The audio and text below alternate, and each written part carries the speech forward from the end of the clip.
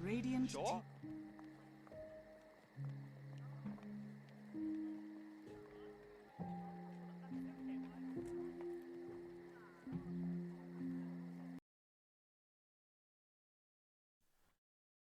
Alright, ladies and gentlemen, welcome back for another night of the Oceanic Esports Dota 2 League. It is MLP Dota, joined by the lovely Gorg. Gorg, how are you, sir?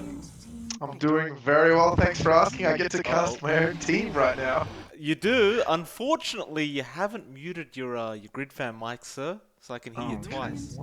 Second. Is that better? Yes, it is. Thank you very much, Gorg. You are casting your own team. How does it feel to be on the sidelines and you get to comment and criticize these guys now? Look, I don't want to criticize them too harsh because I feel like last night and the other night we had some hard games, and I'm sort of I think that the team knows what the problems are. It's just a matter of sort of, it's week 2. They're all fresh. They haven't really played together a ton. This is also, I think, the actual first time we're using the entire actual roster. Every time me or Dyer has subbed in, and we really haven't scrimmed a whole lot. So it's a little iffy. But I'm thinking tonight should be a different team. I mean, it's the main 5 boys, the main heroes, you know. Yeah, I'd agree with you though. Last time I cast you, Gorg, I think you did fantastic, sir. Don't put yourself down like that. I thought you were the MVP last time I saw you guys. Still, the main squad is upon us now. I'm sure you had a quick glance at the odds from Picklebet. They were pretty rough for Sincerely Not Fury. great. $4.30, I think it was at the end, to $1.68 for Bokebi. And the draft has begun. Bokebi, they do go for the Spirit Breaker first pick. The Tusk coming out from Sincerely Fury, which... Is it going to be Fury playing the POS 4 role again? Or It's Fury's favorite hero. He absolutely loves it. So Right. Every game we've talked about it, he just loves playing it. I also think that with those odds there, man, as much as I want to make comments on about what's going on with the odds, I think people really need to put into perspective just how good Bokebi is right now. When we saw them against LY's team, and a lot of people put LY's team as the best, the standard, the best team here, Right. they completely sort of destroyed him. And I'm thinking in this game too, Bokebi know that they're just going to play fast. There's no waiting in their game. They don't play to farm necessarily. They just play to kill heroes, dominate lanes, and take over areas of the map. And they've already got 2 great heroes. Phoenix is one of these heroes I feel like everyone's been running now as a support. And Spirit Breaker is just frustrating. And I'm expecting the Spirit Breaker to be just moving everywhere while Phoenix just shores up the position 1's farm here. I'm curious to see what my team does because I don't know what draft they're running already. They've gone in a different direction. I was going to be like, give everyone the inside scoop, but Snapfire is something that I haven't seen a ton of right now. I know it's still a good hero. Well, I mean, it's the team logo, so I suppose it's kind of necessary to pick it up at some point. I gotta say, I was quite shocked about the Spirit Breaker pick, though. That's not really something you see too often in the pro meta, I guess. So it's a bit new to me. I'm not sure what to expect, but you kind of pointed out he just runs around, makes space on the map to just do Spirit Breaker things, just charge at people, I guess. It's just whatever. He's like a pain. Right. He's really like he's one of these heroes where I don't think people underestimate just how annoying he actually is. So it's not that he has to be annoying in the mid. All he really has to do in this game, just the occasional charge around the map. The best players that play it, so you look at like, I mean, Doglet, one of our casters. I don't know if he's going by Doglet now. He's changed his name again, hasn't he? He's He Cac now or something, has. right? He has, yes. But the way he plays it is just really frustrating style where he'll charge you from weird angles, and then all he'll do is go around destroying your careers, and he won't actually try to kill you with the charge. All his goal is just to take off like half your health, and Right. that's all he really has to do over and over again. Just cost money in the lane, and then just if any mistakes happen, if a couple of lucky bashes come, he takes a kill. I actually like it. I think it's a great hero. I just don't think Oz players, Australian teams, have really been able to find much of a place for it just because they don't really seem to know how to itemize or use the charge very well. Right, right. All right, well, we'll see how Bokebi does with it. I mean, you're kind of instilling confidence in me here with this Spirit Breaker pick, so I'm expecting big things now from Bokebi. Still, Fury are waiting on their last ban before we can see some more picks coming out, and well, neither teams really haven't picked up any cores yet, which makes it a bit tough, but there's the Slark ban and the Underlord Underlord. pickup. What's with that, mate? Underlord is really good. So in the offlane position, a lot of people have been talking about like what's the dominant boys, the big boys. I would actually say that Underlord is a hero that sort of a lot of the teams haven't really played a whole lot of. He's so good. He's so good with the right team comp. He lets your team get away with a lot. I mean, Ursa's obviously going to be one of his natural counters. But even against like Ursa, he still has to step through a lot of fire damage. He still can make mistakes. Underlord still hits him like a truck. Um, Wow, this is going fast. These guys are just Yeah. taking the heroes. I mean, look, Ursa Timber. the Underlord looked good, but now you've got Ursa and Timber up against it. Like, isn't this kind of a free Timber game already? Let alone like now the Underlord's gonna really suffer no matter where he goes. The problem Tim has is two things. So like a lot of people think Timber's like this just GG. Once he's in the lane, he just wins. So my thing with Timber's this: if it gets killed straight away, it's sort of bad. Its whole mission as a hero is to create so much space for your team, or be so tanky that the other team has to, invest just an unreasonable amount of spells and items to counter you. But to me, like the best way to deal with a Timber, and a lot of players have sort of done it in other regions, especially in Europe, where Tusk is actually not bad because what you do is you just walk at him at level 1 and just tag team him straight away and kill him. Right. He's actually not that strong at level 1. You can bring him down before he gets the second point of armor and he starts to get under the waves and then he just becomes unkillable. I'm sort of worried a little bit about Underlord, and now you've got to verse two heroes that sort of bin you, like they sort of just don't really care about you. Right. But I don't think they're going to be playing really to win necessarily the lane super badly. Underlord is sort of like Darkseer. He can get binned in the lane, but he can always just find farm no matter where he goes. Right. Drow is worrying me because there is a Spirit Breaker and a Phoenix. There's a lot of heroes that can close distance quite quickly. But yeah, Zelly, it's one of Zelly's best heroes. He's been playing it a ton. And I'm curious to see who on Bokebi actually, who's the Timbersaw player on Bokebi? Oh, because there aren't that many Timber spammers. No idea. We're gonna find out the hard way, I guess. Well, it's not really hard for us, but it might be for Fury. Still, Bokebi, their final pickup, and this is where the draft slows down, and both teams are probably gonna have a think about this. They are still both lacking a mid laner, right? Like, I guess you could throw the Timber mid if you really wanted, but there's really no point to that yet. It's the mid laner here.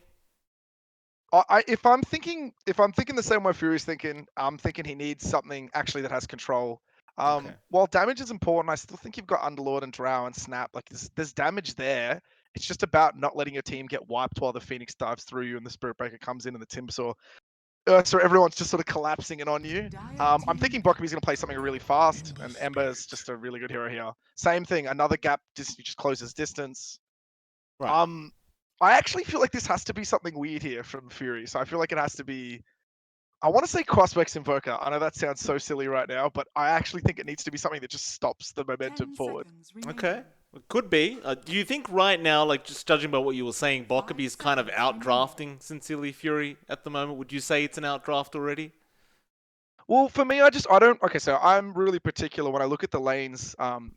The lanes aren't that. The lanes are fine. The lanes are going to be okay. But my problem is, okay, let's say you get out of the laning phase there, Mike, and you're sitting there and you're like, okay, I'm a Drow Ranger with a Yasha and drums.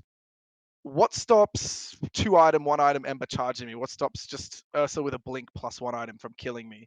Right. The answer is sort of nothing. You can go little items like Hurricane Pike that sort of delay, but there's just so much stepping on you here. So Yeah, I'm just worried about how you're going to itemize on the drow. So if you're sort of already worried about what items are going, I think there's a problem already a little with the draft. Everyone's going to sit there and be like, "Gorg, you have to support your team. You can't be biased against your own boys." But right now, I know the style of Dota that Bokebi's been playing. They're so fast. They just kill people. No one even has the time to think about what's happening. And if you watch back to their replays last week, they gave them no time to think. It was just Ricky diving, heroes diving, kills happening. And this draft looks perfect to do that. So I'm thinking they're looking very good right now. The only other hero I can think of to frontline would be like, I don't know, maybe OD to slow down the game, but even that feels questionable here. And there's Oh, the question. wow. So this is why we have you here, Gore, because you've got the information we need to hear before it is picked up. So the Invoker comes out now. Quaswex Invoker, more than likely, as you mentioned, because you want to slow the game down as much as possible. But is it going to be enough? I don't have much faith in these Invoker picks, if I'm honest. I hate the Invoker pick too. To be honest, I'm being straight up with you. Funny story. I don't actually like the Invoker pick. I don't even know if it plays Quaswex here. Someone might be sitting there in chat saying it might need to actually be Exort. Right. I don't know if you can afford to have a mid laner that's so. I don't say Invoker's necessarily like dodgy or inconsistent, but in a lot of matchups, Invoker just gets binned in this meta. Like, Yeah. there's like at least 6 heroes off the top of my head that I can name straight up, Mike, that just bin the hero in mid. Bin him. I'm not a fan of it. I know Jandals likes it, and I know the way Fury's thinking here. He's thinking it might be time to sort of slow the game down. My only reverse worry would be that if Ursa gets a couple items, Timber gets a couple items, is Quaswex Invoker really going to matter either?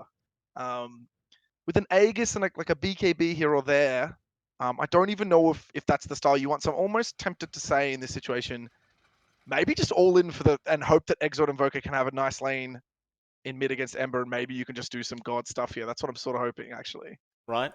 All right. We'll see how it all pans out. It is game one, of course. It is about to begin. Surprisingly enough, Fury's not taking the task himself. By the way, they're giving that over to Bronny. Bonnie. Yeah, I mean, Bronny will the take it. Snapfire is Fury's hero too. They're all Fury heroes. But I think Bronny playing there with the Underlord. I'm wondering if they have the damage to actually bring down an Ursa running straight at him, just sort of punching him with tag team. Um, It's a good question. I mean, I'm they more worried now.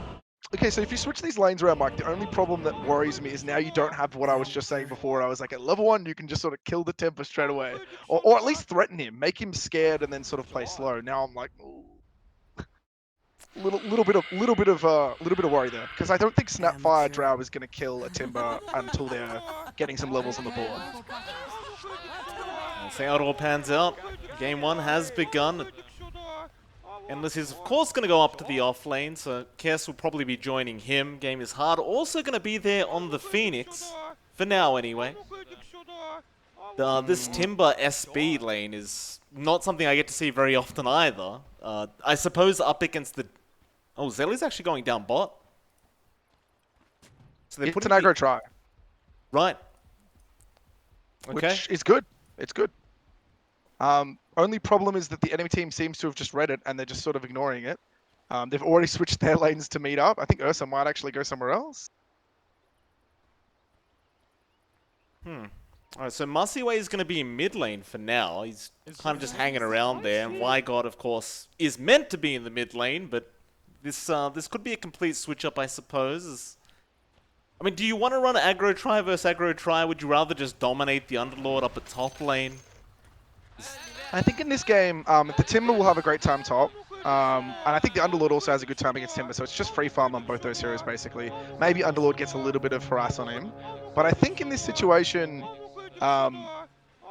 if Spirit Breaker doesn't even need to play try on try, I think he can just play to annoy the Invoker mid, and I think mid loses too, actually. I think Ember Spirit Breaker can kill the Invoker if he makes any mistakes. It does appear to be Quaswex. I'm thinking it's going to be Quaswex. He's gone Quas straight away, which I mean, you pretty much always do, right? I think even playing Exort, you take Quas first, right? I mean, not This is necessarily. something I should know. Is it? I'm not an Invoker player either, so I wouldn't really know the definitive answer. But I mean, I guess you go either way. It's going Quas kind of hides what you're doing, so Wygod won't really have any indication as of yet as to whether it is going to be Quaswex or Quas Exort. Now, speaking of Wygod, Jandals and Wygod up against each other. The Ember really shouldn't have too much difficulty in this lane. I assume. You know what? I actually like this laning a lot by Fury. The reason I like it is just because in this lane now, I think Timber can't really play his lane very well. And Timber, if Timber doesn't do anything, say in the first 10-15 minutes of the game, doesn't itemize well, if he doesn't get things going, he's sort of useless. Like, he doesn't really have a playback, and a lot of Timber players too fall into the trap of, if you don't itemize, really thinking about what your next stage of the game is going to be. So let's say you go Hood, yeah. Pretty quickly, if you're not able to play the game, not able to kill people, and you've just got a Hood, you can't really farm either. So it's sort of like a double down of just like, oh, I can't really do anything, and I'm sort of just hanging around, sort of looking pretty. Yeah, fair enough. And Bronny's really been giving it to Endless this whole time during this laning phase, and well, now Game is Hard's going to cop it. It's allowing a lot of space to Zellyfish on the Drow to just freely farm up. Currently at the top of the last hit spot. In fact, with that tag team, Endless, it's kind of like you said. At level 1, he's just not that tanky, and he will end up going down to the tag team of Bronny. I mean, that's sort of the downside of the whole Timbersaw. I mean, if you can... I don't even think they have to kill him. I said 3 times, I take about, I think 2 times, like around level 1, level 2. I think that's pretty much his game done. Yeah, I know what a lot of people are going to say. They're going to say, Gork, he can just find somewhere later to farm. But his whole point, like I said, as the Timber, is to either be so tanky that people commit crazy stuff on you, or to just be so annoying that you're just down at a tier 2 while no one can stop you. So, Hero's effectiveness sort of goes out the window, while top lane's gone pretty good for Nova, I'd say. He's alright, he's got some lasts on the board, he's pretty comfy. Yeah, the Ursa just doesn't seem to affect him quite yet, though. Kess will go for a bit of a charge now, and with that Earth Shock, Nova is going to be slowed down. They also have the Orb of Venom on Mussy Way. In fact, never mind, it was on the Spirit Breaker Kess. Well, he'll be forced out for now, but you aren't wrong in saying he has been having a much better time than the Timbersaw has so far. In fact, the Timber hasn't even gotten one last hit as of yet. And bot lane, there is going to be another kill. Endless does pick up the kill onto Bronny, and there is another charge going towards Explosive Fury now. Don't think it's going to make it in time, but... Yeah, I just think they're playing like a little overzealous there. They don't actually have to play that quickly. I think as long as Timber's not farming and Drow's farming, you're pretty much winning. So maybe it's a little bit overzealous, seeing some chances to do some damage. Timber is also almost at that level 3. He just needs a couple more creeps and he'll get there. That's suddenly where he becomes a lot more frustrating. Oh, and they're just running forward. Yeah, no cookie available on Fury yet, so he couldn't really close the gap there with Bronny. Top lane, looks like they are just fighting over a pool right now. Mussy Way's actually just been left alone there with Nova, so they're just going to allow them to trade farm evenly. And back to that mid lane, Jandals and Wygod. Well, Wygod is still in the lead by quite a bit. In fact, never mind that, because bot lane, Explosive Fury does go down, and now Bronny could still be in danger, but he'll run away. Looks like he'll be just fine. In fact, shards get thrown out. They do trap in. Game is hard. Zelly's still going for some damage, but Fairy Fire has been eaten. Now he turns back around. Bronny, he will manage to get the kill, but will give his life away in the process. It'll be a 1-for-1 trade down at the bot lane. Yeah, it's just a little over-aggressive stepping there on the side. But Fury has boots, so, I mean, you know, you never really expect to get caught. Spirit Breaker charge is just such a nice spell. Just moving in, getting under some supports and getting some kills. Yeah, does feel good. Now, Game is Hard's back. I mean, they could just go for another charge right now if they so wish, but they're going to hold out. You see, Bronny does make his way back down as well. I think they're just going to be pretty much just laning on laning. I'm not sure if Timber is killable now, actually. I think once he gets that level 3, he's pretty much safe again. So it's going to be up to Zelly to get 6, I think, for that lane to really be killable. And Jandals is walking down. Well, Kess makes the charge happen, but Jandals is coming. Great shards out from Bronny. That's going to hold in the Phoenix, and Zelly is trying to help out, but Game is Hard could not get the dive off in time. So, nice little rotation out from Jandals. I suppose, considering how badly the lane's been going for this Invoker, you may as well start making those rotations. As bot lane, Bronny going to be in trouble now in the task, and he will end up going down to Kess on the Spirit Breaker. And, it's starting to look a bit worrying now for Sincerely Fury down at this bot lane. Yeah, it's one of these things now where I really think that it's going to be up to just waiting for Zelly to be 6. Zelly's almost level 5. I think in this situation, you might actually have to keep sort of making pressure here to stop the Spirit Breaker moving into other lanes. The Spirit Breaker gets a chance to move into mid lane with this Ember. I think there's going to be a lot more issues. Also, I'm surprised. I didn't actually think this matchup went this badly for the Invoker. I thought it was pretty much dead even, so surprising. I mean, it happened. Jandals, he does at least get an Invis rune for himself, and there are rotations coming in mid. Bronny and Fury, Kill. it is definitely going to be a difficult kill. He is already level 6, about to approach level 7. Looks like I mean, I think Wygod... Yeah? sorry, go on. Sorry. Oh, I was just saying Wygod's making his exit. What were you saying, sir? Oh, I'm just like sitting here. I'm like, is this a play to get him to level 6 at bot on the Drow faster, and just like move him away, distract everyone away from this lane. Then suddenly, once Drow 6, go back to killing the Timber. Maybe. Yeah? The way I'm thinking about it, it seems like it could be a strat. It could be a strat. I mean, it's a decent power spike at level 6 for the Drow, I suppose. It could happen. Endless for now, though, will be just fine to reach his own level 6, and top lane is where the action's going to be. They rush onto Nova, but he's a bit too tanky, so they'll snowball in. Can they get the kill? They can. Kess will go down, Nova will be just fine. It's just one of these things too where like Ursa gets to walk away. I think that's pretty value. I mean, the Spirit Breaker knows that fight's bad straight away. He's like, I shouldn't have done this. So as long as Ursa's not dying, it's okay. Ooh, Fury's not in a good spot here. No, Earthshock's going to be out. Fury's been slowed down, and Wygod will have plenty of damage to follow up, and Mussy Way will be the one to take the kill there on the Ursa. And now another charge coming out on Bronny. Earthshock to get started. Wygod sticking around, and Bronny, he overstayed his welcome. He'll throw a snowball out, but it is not going to matter. Wygod should be able to get the kill, and does. That'll be another kill to the Ember. Yeah, just way too overzealous now. I mean, I feel like what their idea is sort of the right thing here, Mark. They're trying to think, oh, our supports are a little low level. Let's see if we can get them some catch up here. But you can't go. In this meta, you literally cannot play that lane without putting in like at least 2 heroes there. And every time you go there, Spirit Breaker's like, yeah, I'll charge it. Whatever. You're just giving us kills. Like it's just little discipline things that are starting to cost here a little bit. And bot lane too, like, this Timber's back. He's doing well. He's getting a bit of recovery farm now. He's finally got 20 CS on the board. All in all, like, it's fine. And there's no one protecting Zelly. So this probably will be a dive. They are going to dive for it, it seems. Chain going to be available in a second, but no, he thinks better of it. Endless does back off. Nova did show himself on the Underlord, and well, top lane, Mussy Way does end up going down. Jandals able to pick up the kill on the Invoker.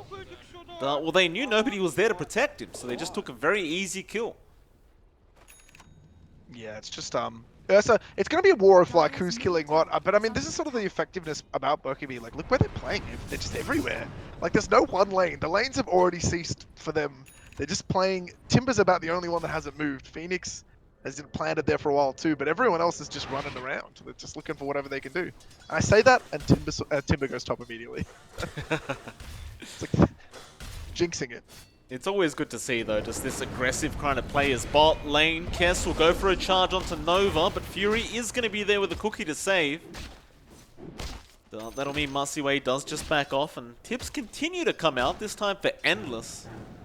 Oh, bot lane again, Fury going to get jumped by that Earthshock, and now the Icarus dive is there, but look at these TPs coming in from Sincerely Fury. They want to try and turn around, but Mussy Way should be just fine to run out of there. He will be. That's 4 heroes down bot from this dire side. I guess they've just got to play for the T1 now. Yeah, I mean, with no cookie up and the Invoker having a long TP, they don't really have a lot of catch. There's no points in Pit of Malice yet. So if Tusk isn't there or Invoker isn't like pre-set up, they're just not getting those kills. They're just going to move away. Sort of one of the downsides. Bronny's just getting chased down at top. Yeah, he went down to Endless. That was just a simple kill, just Chakram Whirling Death. All the usual stuff. But I feel like he's so desperate to get levels, he needs to stop maybe. I mean, the thing is, it's Timber. If you go up there as a strength thrower, you don't have a clean run. I mean, he's only like level 5. He's just gonna get run down every time, and Timber's, starting to get some nice farm going. It's problematic, especially for this dire side. Sincerely Fury, keep their eyes on that guy. He's just gonna go for the Yules next on that Timbersaw, and it's gonna be that much harder to kill him off. I'm having a look back at Wygod right now on the Ember. He's just farming so well. In terms of his net worth, almost at 5k now as they do go for a charge. Up at top lane, Bronny. Gonna cancel that off with the snowball and we'll be alright. But it's not only just the aggressive plays that are happening from Bokebi, they're still finding more farm than Sincerely Fury while this is happening. This running around the map hasn't affected them. Yeah, that's sort of the thing that I like about this team. They don't really seem to be too worried about saying, oh, okay, this person needs to farm for this amount of time. Like, everyone on the team seems to always get active, and even getting active, like Ursa's like, what, 1,400 off Battle Fury, Wygod's 1,100 off his Maelstrom now. Items like this, like, they're not even pressured to play this quickly. Like, Timber could probably play a little bit slower, and they could just get major items, and they'd probably be doing great. Top lane Endless is very surrounded. Yeah, he's getting chased down now. There's those Mortimer's Kisses and the shards to block him in. Endless still trying to chain his way out, but he cannot. He will go down. It's a nice pickup out from Sincerely Fury. I mean, it costs you so many heroes to be there, but you've got to deal with the man sometime. Yeah, I'm not even sure though if that's really. I had a big discussion with a few other people in Dota about the Timbersaw just the other day. And my response is still, I'm not sure if actually doing that is necessarily always worth it as Timber. Now the logic is, okay, you forced what, 4 heroes to do that to kill you, but while that was happening, 2 of your supports tried to run close to you to get sort of in position to do something, and they weren't really doing anything either. You had Ember just sort of hanging around mid, having a look at the fight, so he wasn't really farming a ton. And Ursa was being prodded by Drow at bot, so I'm like, was that really worth you dying? Like, your team sort of, 3 of your 5 heroes were essentially doing nothing for the 20-30 seconds that death went on for. Bot lane. Bit of an aggressive charge, and now the Dark Portal coming in. They're going to rift in through the creeps. Still, Musiway going to join now with Wygod. The Ursa copying a fair bit of damage. Pit of Malice to be dropped. But now the Phoenix just jumps in. Hazeg available. Game is hard, but cannot get it off. Yikes. Now they just need to back out of there. Tornado, not going to connect on anyone. And well, it looks like they do successfully disengage. Maybe not Zelly. Still going after Kess, but he would be just fine.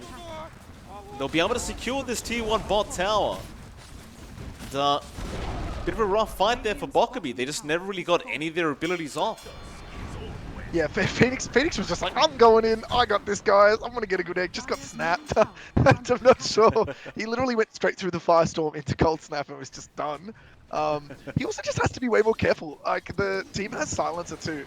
Yes, snowboard up with the Pit of Malice. Now the Walrus Punch, though. Cookie does not land. Ooh, bit of a sidestep there from Bronny. He's just looking the wrong way. It costs him a kill. Yeah, just a little bit of miscommunication. Yeah, there's small little. It's week 2. It's week 2, Mike. That stuff can get sorted out. But yeah, no, I mean, I'm still surprised, to be honest, too. I feel like both these teams are quite even right now. Only worrying issue is you are going to have like a monster Ursa with Battle Fury. He hasn't really got it yet, so his farming hasn't started.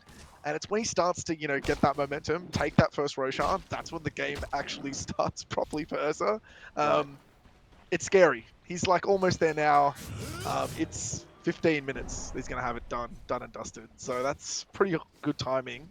And yeah, he's just going to... I expected pretty much just AFK farm 2 items. I don't know why you wouldn't.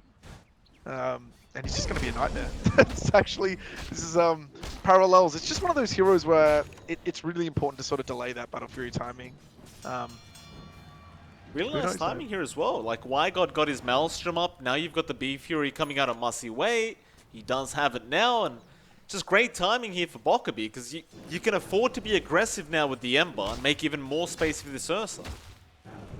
Yeah, exactly. And the thing is too with Ember is like Ember doesn't really have a point in the game where he has to play necessarily. Like Ember's happy to just sit back and be like, yeah, whatever, the game goes 60 minutes, I'm fine. I'm still doing tons of stuff. Man, this bot lane on this Spirit Breaker, I'm not sure if this is a value kill. Mortimer's Kiss is used up. They're just going to guarantee they get the kill. But now the pings are coming. They want to take the fight. Wygod going to run straight into Explosive Fury. And with that Flame Guard, it shouldn't be too hard to burn this Snapfire out. And they do. Now Bronny trying to come in and help out, but it may cost him his own life. They do have plenty of damage out. Snowball going to be there to delay things. Zelly still sticking around himself, but he needs to get out of there. And Bronny just accepts the fact that he is going to die. Bokebi, even with one hero down, they just don't care. They just keep running at them. In fact, they're still going. Zelly in trouble now. Chakram does land. He went back for the bounty, but it's going to cost him his own life. He gets the gust off and now pops the drums. But it is not going to be enough. Zelly, he is gone. Peter Malice out from Nova, trying to hold them down with the Rod of Atos. But what can you do with a Snapfire Underlord? Really not much. Wygod, he'll just rim it out of there, and Tornado is going to be on point, connecting on two, but you just haven't got the lockdown. You'll be just fine to run out. Oh, yeah, I mean, I just think that's, again, one of these things where, like, it's discipline, you know, you just lost your Snapfire. Yeah, Cass, he's going to charge, but the Cold Snap will be enough to cancel that off. So I guess at least you got another support pick off on the same hero, but it's certainly not worth all the deaths that Sincerely Fury had. I'm more thinking with Zelly there though, like, you know, you lose one hero, then Bonnie tries to help Fury to not die, and then Zelly goes back way too greedy. It's just like one of these things where you gotta be like, alright guys, Fury's dead, he's running the wrong direction on purpose. Let's let it go.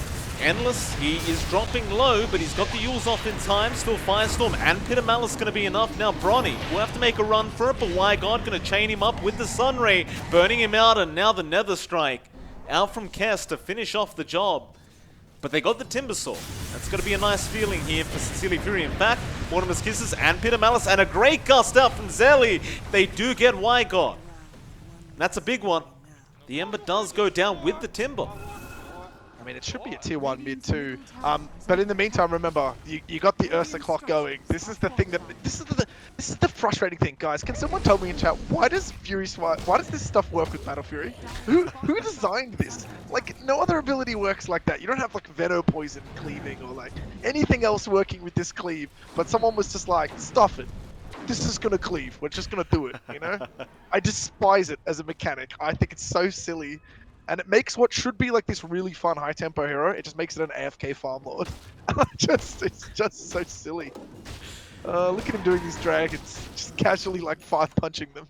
Yeah, it's a thing. It's a weird one from Ice Frog, but that's how things are.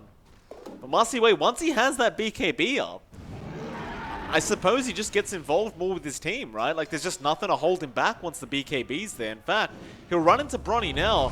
Game is Hard also going to be there, and Snowball is going to come out, but unfortunately for the Tusk, it is going to be on Masiway, and well, Bronny has no way out of that one. He tries for the Shards trick, does not work out. It's just one thing for him to just farm creeps, it's another thing to farm creeps and get hero kills for this Ursa. Things are escalating quite quickly.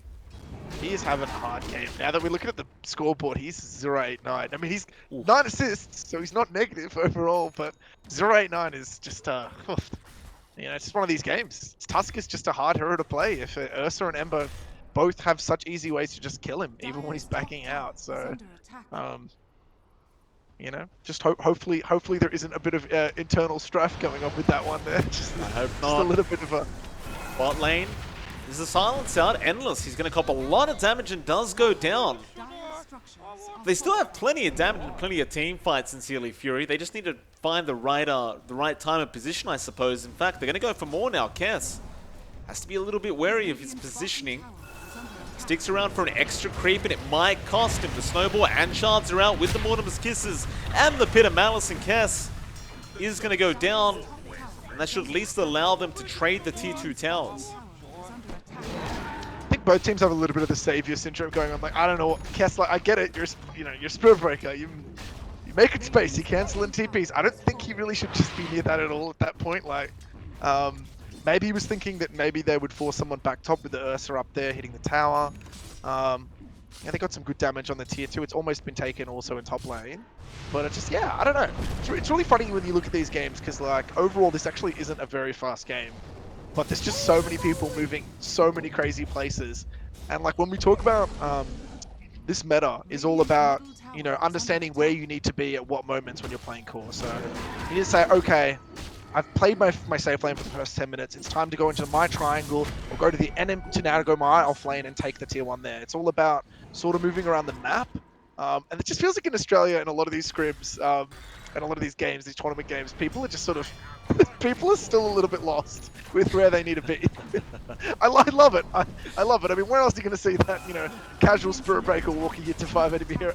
That is true. That is very, very true. And I guess it's the one good thing about leagues like this, right? Is it gives experience to these players to actually start to learn these little things, these little concepts they need to know in these pro games.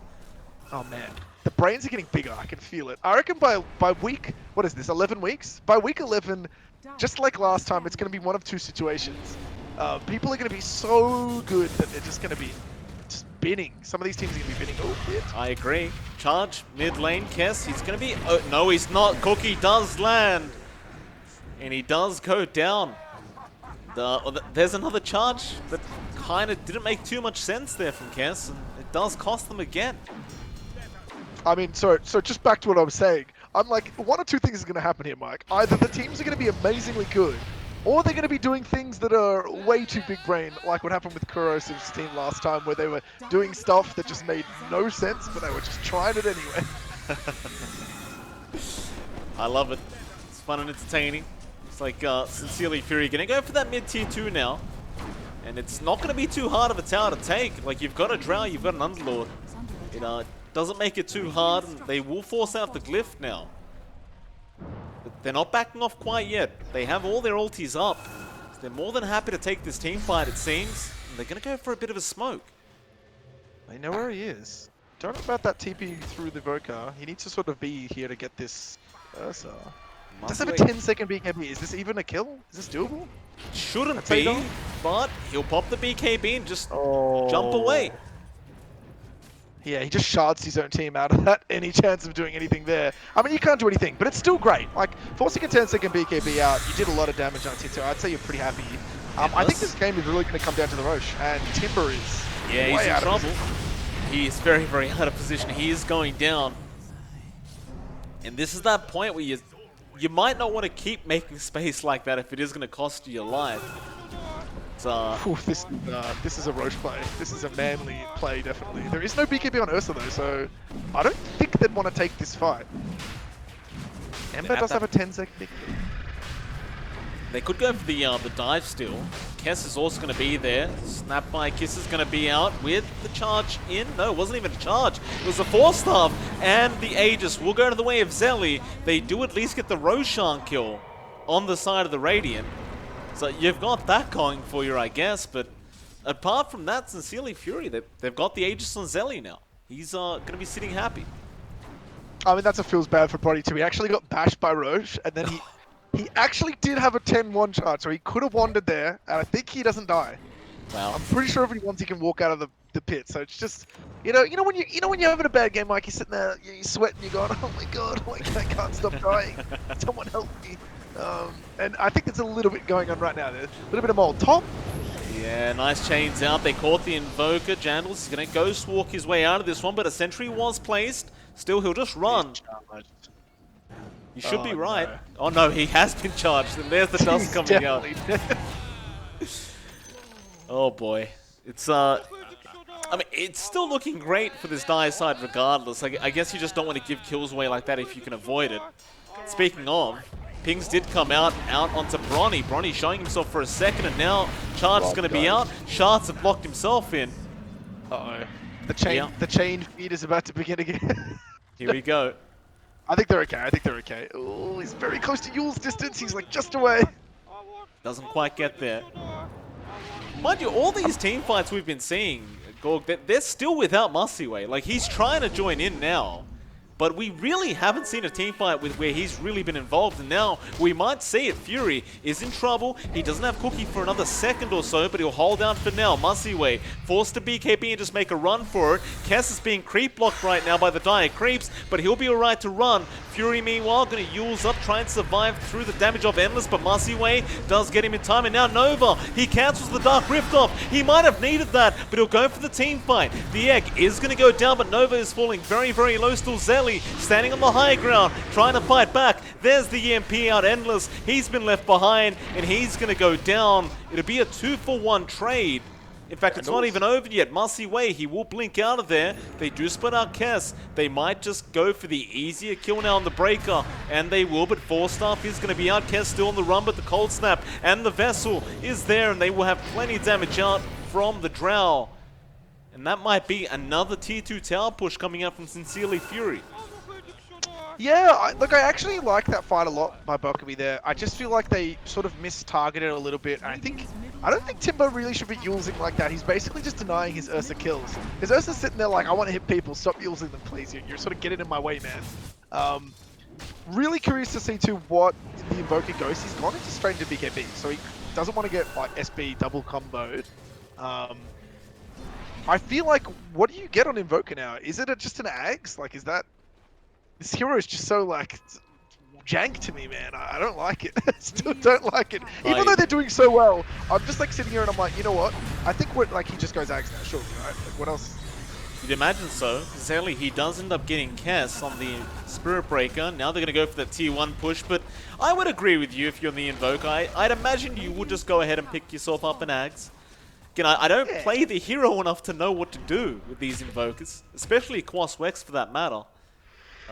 Also, we've got Mike. We've got Kess and Bronny in a war here to see who can die more running into the enemy team. I mean, I don't mind it. You know what? When I thought back to like last year's TI, the whole strategy was, if your support runs into an enemy team, smoked or moving anywhere, you probably save one of your cores from dying. So, you know, maybe this is space.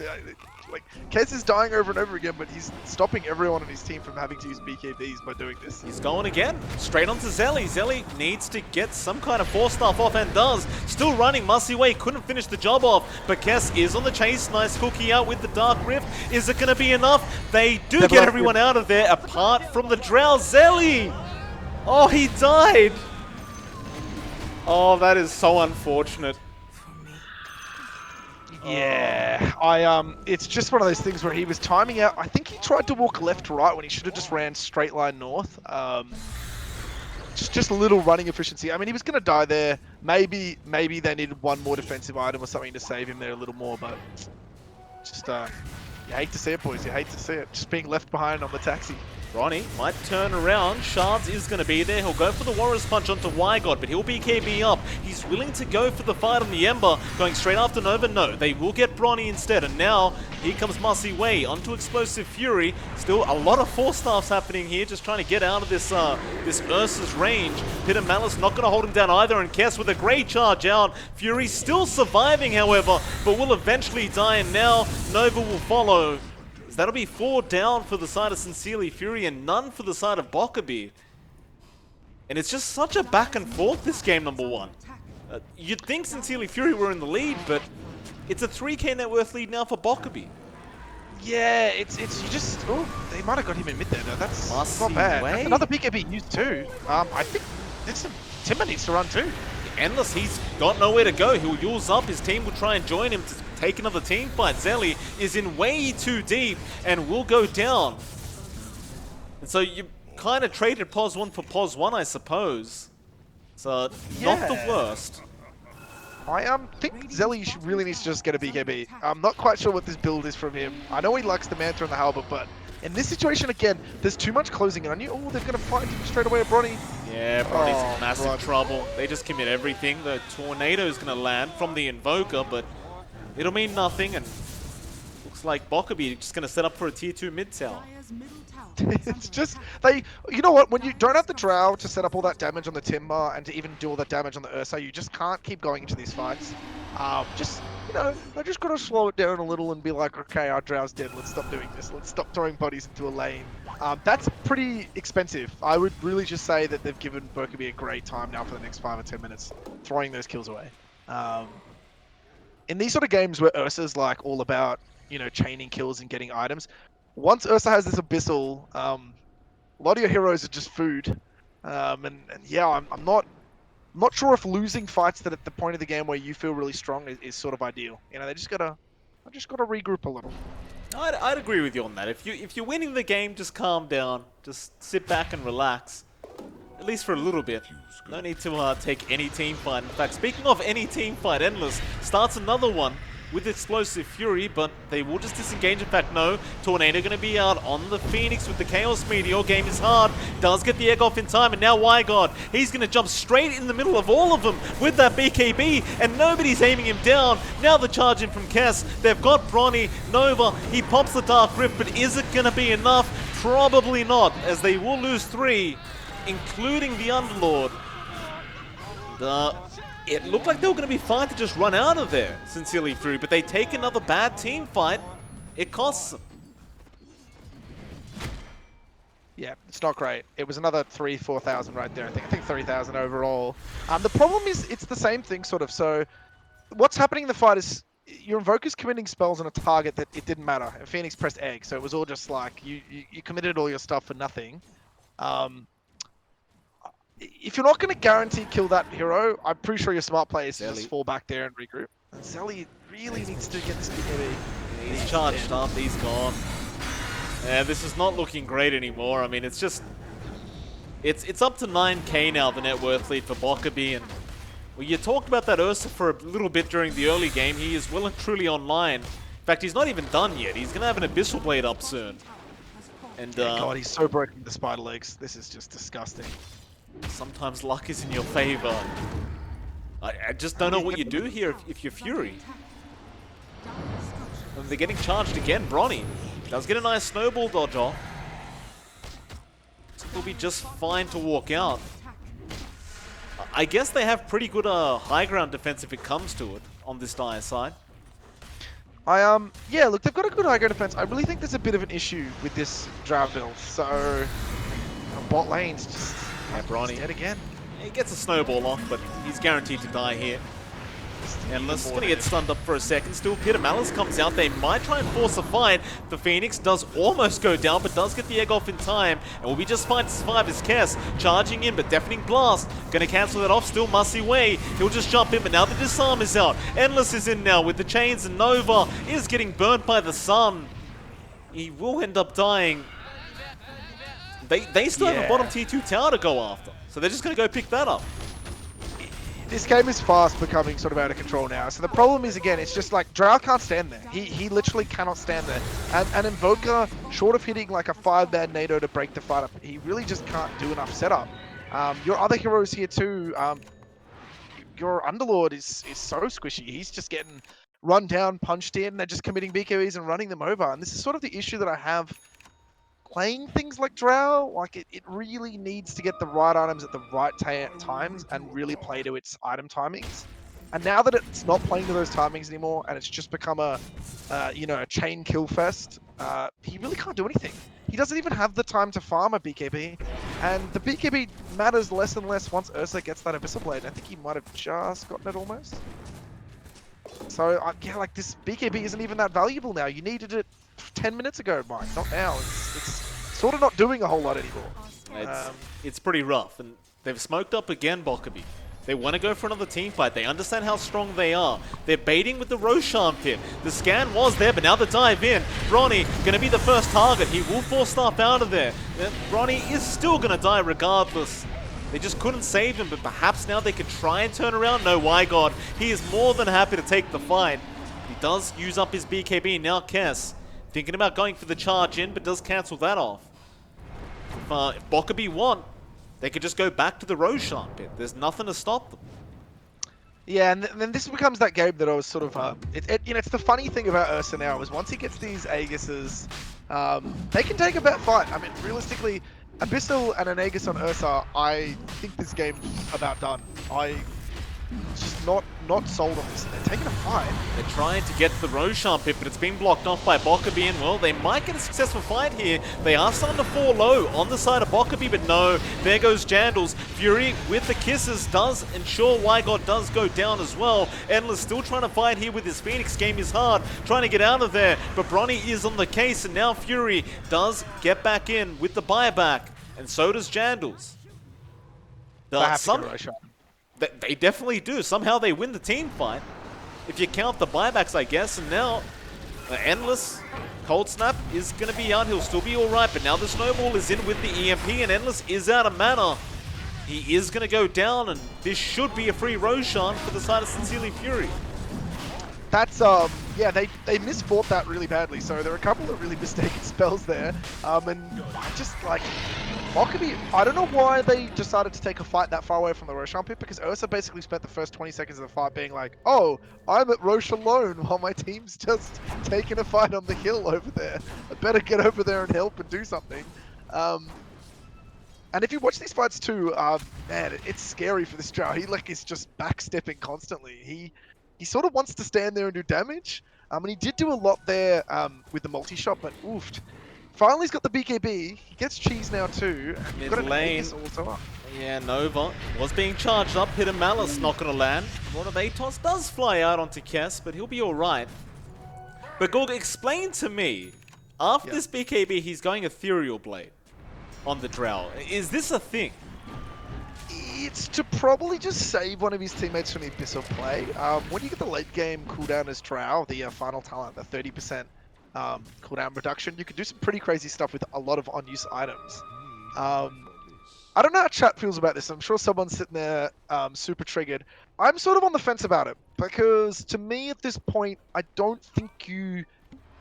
To be straight up honest, I don't think you care about your teammates. I don't even think you play for them. Ignore them. Honestly, as the Drow, I would be treating them as irrelevant at this point, and I would just be playing to do an unbelievably staggering amount of damage in the multi-shot. I think that's really how your hero has to play, especially because you have a 10-second BKB. Someone's going to be getting triggered that I'm saying this, but I think items like a Butterfly, Daedalus, and just doing tons of damage as fast as humanly possible are better. And just doing that while the Ursa commits an Abyssal and has to use Enrage on someone, I just think that's a smarter way to play. E-Blade is a really hard item to use effectively, and you're just as likely, I feel like, in this game to accidentally set up your teammate to be killed. Right. Still. It's good, overall good stats. But I'm sure, yeah, just, you know, I feel like there are better choices. Mid lane, too. Yeah, get the Pit of Malice off. Now they're on a Atos out with the fire, but no. Endless going to be fine. Just didn't have the damage without Zelly being around. Sincerely Furia are going to continue to push out, it seems, even with this net worth disadvantage. Down at bot lane, they're setting up for the lane, and that tier 3 is very low now. Bokebi will glyph it up. Zelly still just gone. Endless does make his presence known, but they're not stopping. They're just continuing to force down this tier 3 tower, and they get it. But now Zelly is going to be charged up. The Yules will be there onto Kess, trying to force him back. In fact, no, they'll go for the find. Kess does go down, but now it's all kinds of chaos as Mussy Way just jumps in there. They found 2 already. Now they're going to find more. A double on both Endless and Mussy Way, and Jandals is the only man left. And perhaps not for long. So he is also going to go down with the Aegis. One more time. And Dust. They do it. BKBs for this. Tornado going to be quite nice. Can they actually catch up? Remnants are there from YGod. He has one more now. He needs to get the chains off, and he does. Great predictor from YGod. And well, Jandals does go down. A full team wipeout for Bokebi. They just continue to look unstoppable. Can I'll be straight up, I don't understand what that push is. Like, you're already in not a great position. You have the Aegis and the cheese. Why not just deter the game and look for picks? Why take a 5v5 in front of the base? And Zelly couldn't get his cheese off. I'm sure you give Zelly the Aegis here too. I'm not sure why Jandals was given the Aegis. He's a Quaswitz Invoker with a Hex and a BKB. I don't think he's the target they're going to bring down. If they do, he was out of position.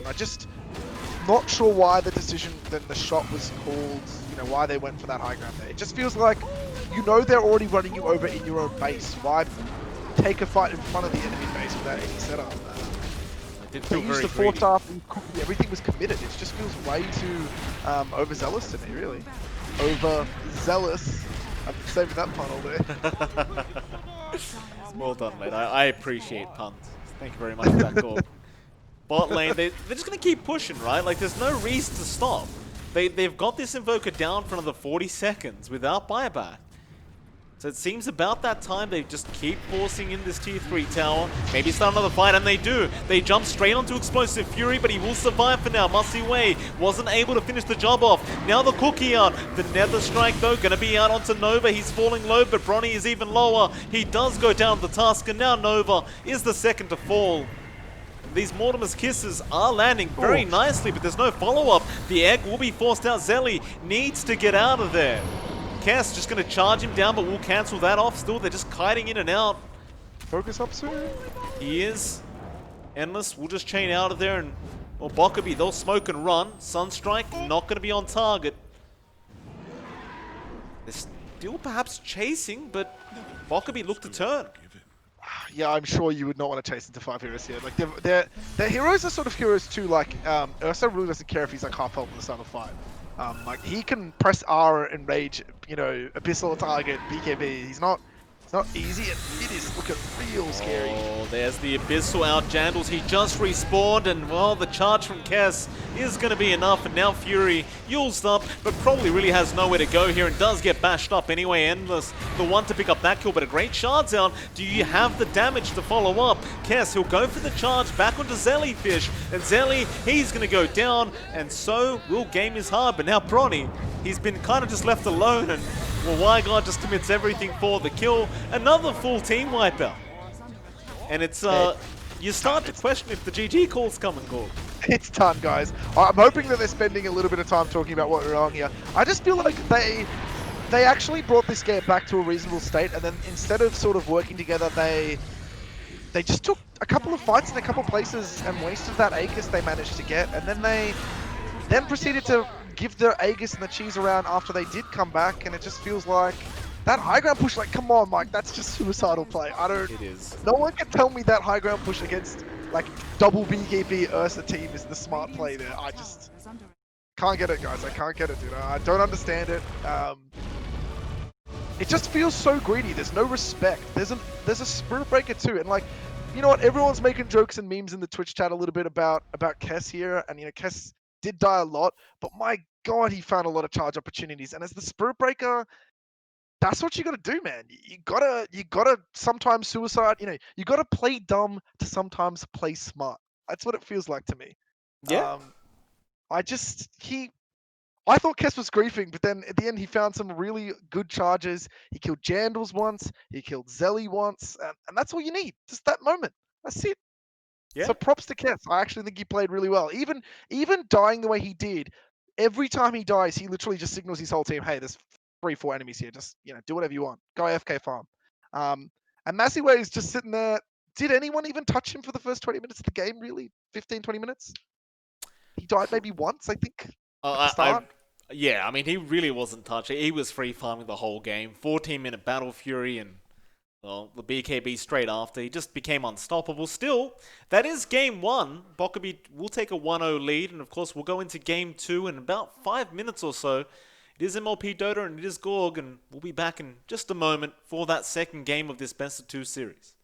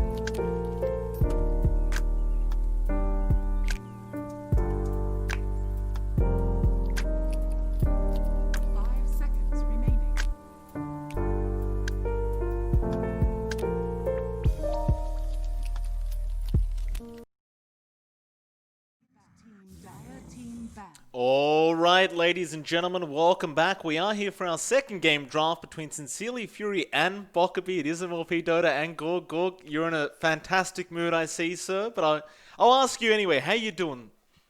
Whew, I'm doing good. You know what? I'm sitting here going, you know what? I think we're in for some good Dota.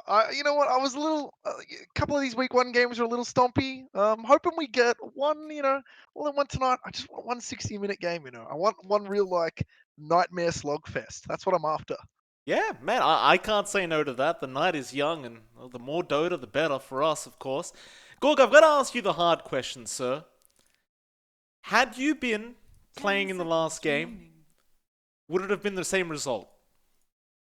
Oh, I mean that. Okay, look, everyone, look. There's some memers in chat having this and baiting this out. Look, I think the first original 5 players here were picked for a reason. I think Fury, has his plan, has his vision. He knows what he wants to do.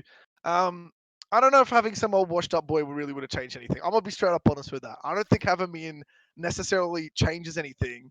But my thinking more is it's really early in the tournament, and I know that last time, people moved around positions, people changed their hairstyle. So I don't think there's. I'm sitting here quietly optimistic. I'm sure the boys can sort of get something cooking. They can get it cooking. You are very, very humble, sir. For the the MVP of the team, you are being very, very humble and modest. I basically AFK'd as Daz. Guys, you want real talk? You want to know what I did in my games? Sort of sat there as Dazzle and Silencer and went, well, my team's winning. I don't have to do anything. Cool. This is easy. This supporting thing. Why can't everyone do it? It's easy when your team is winning. This is the beautiful thing about support in Dota right now. Yeah. When your team is winning, you don't have to do anything really. If they're stomping, it's like, okay, then my safe lane co-op has 20 kills. The game doesn't matter. You can sort of just do whatever. And that's the funny thing about Dota, where it's sometimes you don't matter that much. And that's okay. That's part of the game. Not just in Dota. Sometimes in life, you In just life. don't matter that much, and that's how things are. Now, you were mentioning something when we were casting that game. That last game, you were kind of going back to, I hope they're not upset. I hope they're not kind of tilted and things like that. I've watched quite a few Fury streams. The man looks untiltable. He looks very, very calm. He looks unless I've missed it. Is it? I don't know if I'm gonna say he's untiltable. I think the real interesting thing about a lot of these captains, and Fury would be one of them, is that they know that to win this game, to tilt is just the death of their team. Right. And I'm sure anyone that's played with Fury before, Split in the chat. He likes to sort of dictate pace, and I think when you're playing with fresh teams and you've got all these personalities, whether it's LY, whether it's Fury, whether it's Silvos, Boons, any of the captains, part of your job as the captain is really to step up and say, I've got people that haven't played together a lot. I need to be the adult. I need to be grown up and make sure to change the diapers and put on the talcum powder, and make sure they're all happy and pleased. It's part of the territory of being the captain. Yeah, you're basically a babysitter, right? Part-time babysitter. A little bit. You got to be like, Gorg, stop building Veil. Why are you going Dagon? Stop, man. Just get hood and let's go. This draft too, by the way, Bokebi have just done so well with this Phoenix. It's so annoying to verse. It's not only is it really simple to play in lane, it just sort of stands there and punches you, but the laser in the mid and late game just does so much work. And one mistake play there with the egg, perfect example would have been at the shrine or at the outpost. Sorry, it's an outpost. At the outpost, they tried to kill the Phoenix. He got egg off, and then it was just a disaster. And that's the sort of moments that Phoenix thrives on. That you make that one mistake, you goof. That's it. You're dead. You're gone. Yeah. See you later. And Clock is probably my favorite position for in the whole game right now. He's just so frustrating to verse. He runs around. He's like, haha, you stepped in the side of the jungle. I'm just going to battery assault half your health off now. I love it. It's a great hero. It can do pulling. It can sort of move around. And once it's 6, it's just got so much kill potential on so many heroes. I just love it. I'd agree with you. Now, speaking of that Clockwork, I think it might have been Godot that said it. But he said that Clockwork is a really good position for right now, except Australia doesn't have players that know how to play pos 4 Clock. How relevant do you think that statement was? I think I think it's very nail on the head, but my sort of counter is, well, like Australia really doesn't know how to play a lot of things. So I think I mean, I feel like that's more of a general statement. But yeah, like the problem with clock plays is I still feel like they misunderstand just what they can get away with just something like boots. Right. A lot of people just play it by standing in the side of the lane and hitting and sort of waiting for a support to make a mistake in rotation. But in a lot of other regions, it's played almost similar to the position 4 Doom, where it just gets an item and it sort of suicide run through a tower to get a trade, or it will run deep somewhere, pull group up 2-3 waves. It'll run deep somewhere and take a courier out. Like it's similar to me with the Spirit Breaker, where it seems like really easy on paper to play, but you need to be really actively thinking and going, all right, whatever hero mid, he's half health. He's probably going to get a salve right now. If I run there and stop that, I've won the lane. If I go bot at 4 minutes and help my mid kill the other mid and take a rune, that lane's won. If I cut lane and I can win my off lane the lane. It little things. I can block pulls as the clockwork. It's just such a well-rounded hero. There's no weak point really to it. Aside from the fact that it sometimes can just die a few times and sort of fall a little bit off. But even then, it's like, you give him a tome, he's back, he's fine, do his stuff. He needs 0 items really to play. It's That beautiful. is. Bokebi, they ended up going for the LC, Sincerely Fury going to the Void Spirit, so it looks like a very aggressive draft already from Sincerely Fury, just with the tiny Void Spirit, and even the Oracle, right, is quite an aggressive support if you really think about it during that laning stage, but Bokebi kind of going the other way. They go for the Anti-Mage now, and it sort of looks like a 4 Protect 1 sort of lineup so far Yeah. from Bokebi. Yeah, Legion Commander is a weird hero too in this game, though I think he has the right heroes to really back him up. Phoenix Legion Commander, you just drop the laser dead on the target, and it's always just really effective. The Void Spirit, I'm pretty sure, will be mid too. Jandals has been playing it. I've seen Jandals play it here and there. I think a lot of mid players love it. It's sort of an I don't want to go out here and be like it's a little imbalanced, but it's a little imbalanced. It presses one button and it essentially wins every auto attack trade. There are only like a handful of heroes that really give him any problems. And yeah, anti-mages, if anti-mage gets the time, it's a free win. Give him the 20 minutes of farm. Um, he's not really that scared of Tiny, honestly, as long as he doesn't get binned too hard in the first few minutes of the game.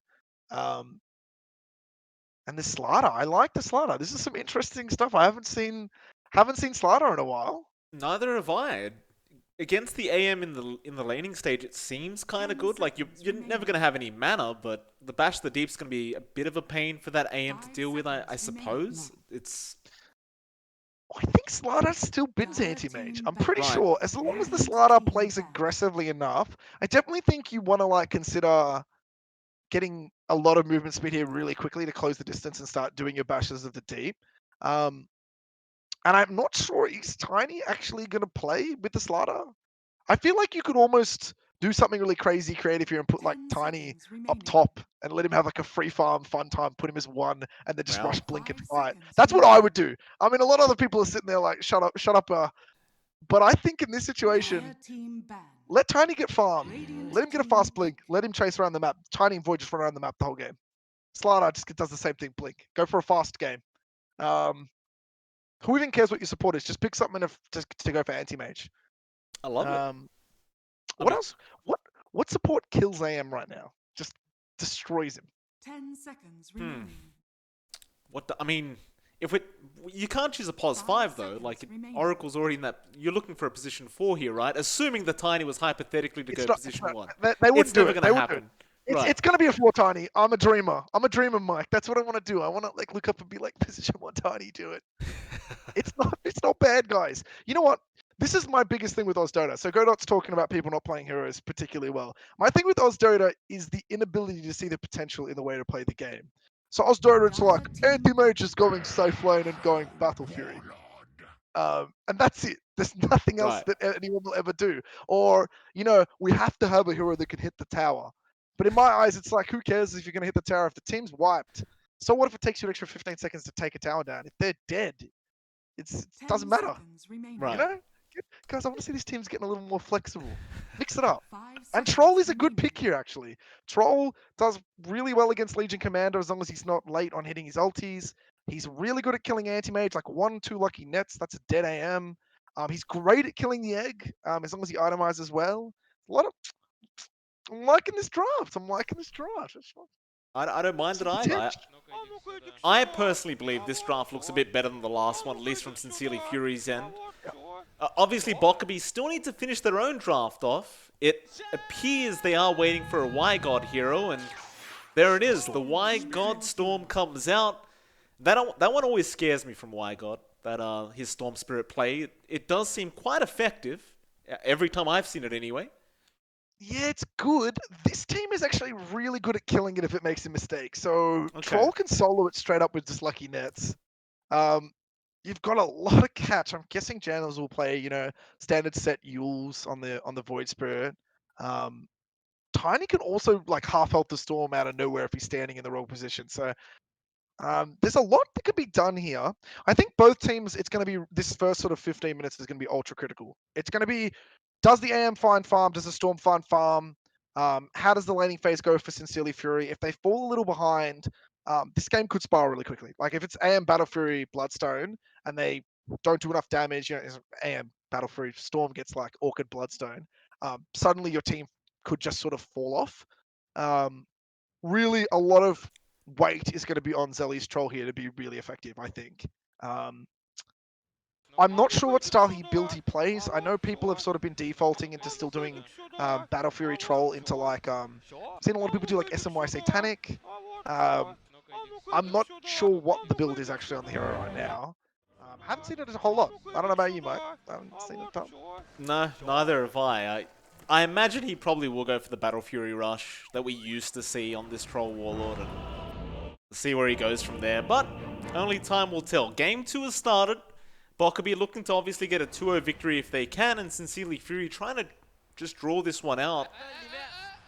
I never asked you, since the drafts are completed now, who does have the better draft in your opinion? Okay, so if I'm like looking at this game straight up, I think the easier draft, and I would slightly give it an advantage, and this isn't me being biased, let's not do that. I would give him a slight edge on to Fury. I think that just Troll is such a good hero here at killing Storm and Anti-Mage. I just really don't want to see Zelly fall into similar traps that it felt like he fell into last game. I think he misitemized his draw really badly. A lot of other people would disagree. I don't think Halberd was at all... Halberd's not a bad item, but I just think in the situation he just died too much to spells coming out and was just too ineffective not being able to just sort of stand there. And I feel like if you have BKB, you have a lot of heroes like Tuscan, the Snapfire that are already sort of covering you. I'm not sure if going Manta, Hurricane Pike was sort of the way I would have built it. But yeah, I am just a greedy boy too. And I think in these sort of tournaments where, everyone's a little bit, everyone's a little sort of sloppy, I think playing greedy is better, actually. I think you can get away with greedier things and you can be a lot more effective as a player. Okay. So yeah, slight Fury edge. I like it. I was sort of leaning towards Bokebi's end myself, but I can see where you're coming from. So it really could go either way, and it should be an explosive match, regardless of who does win.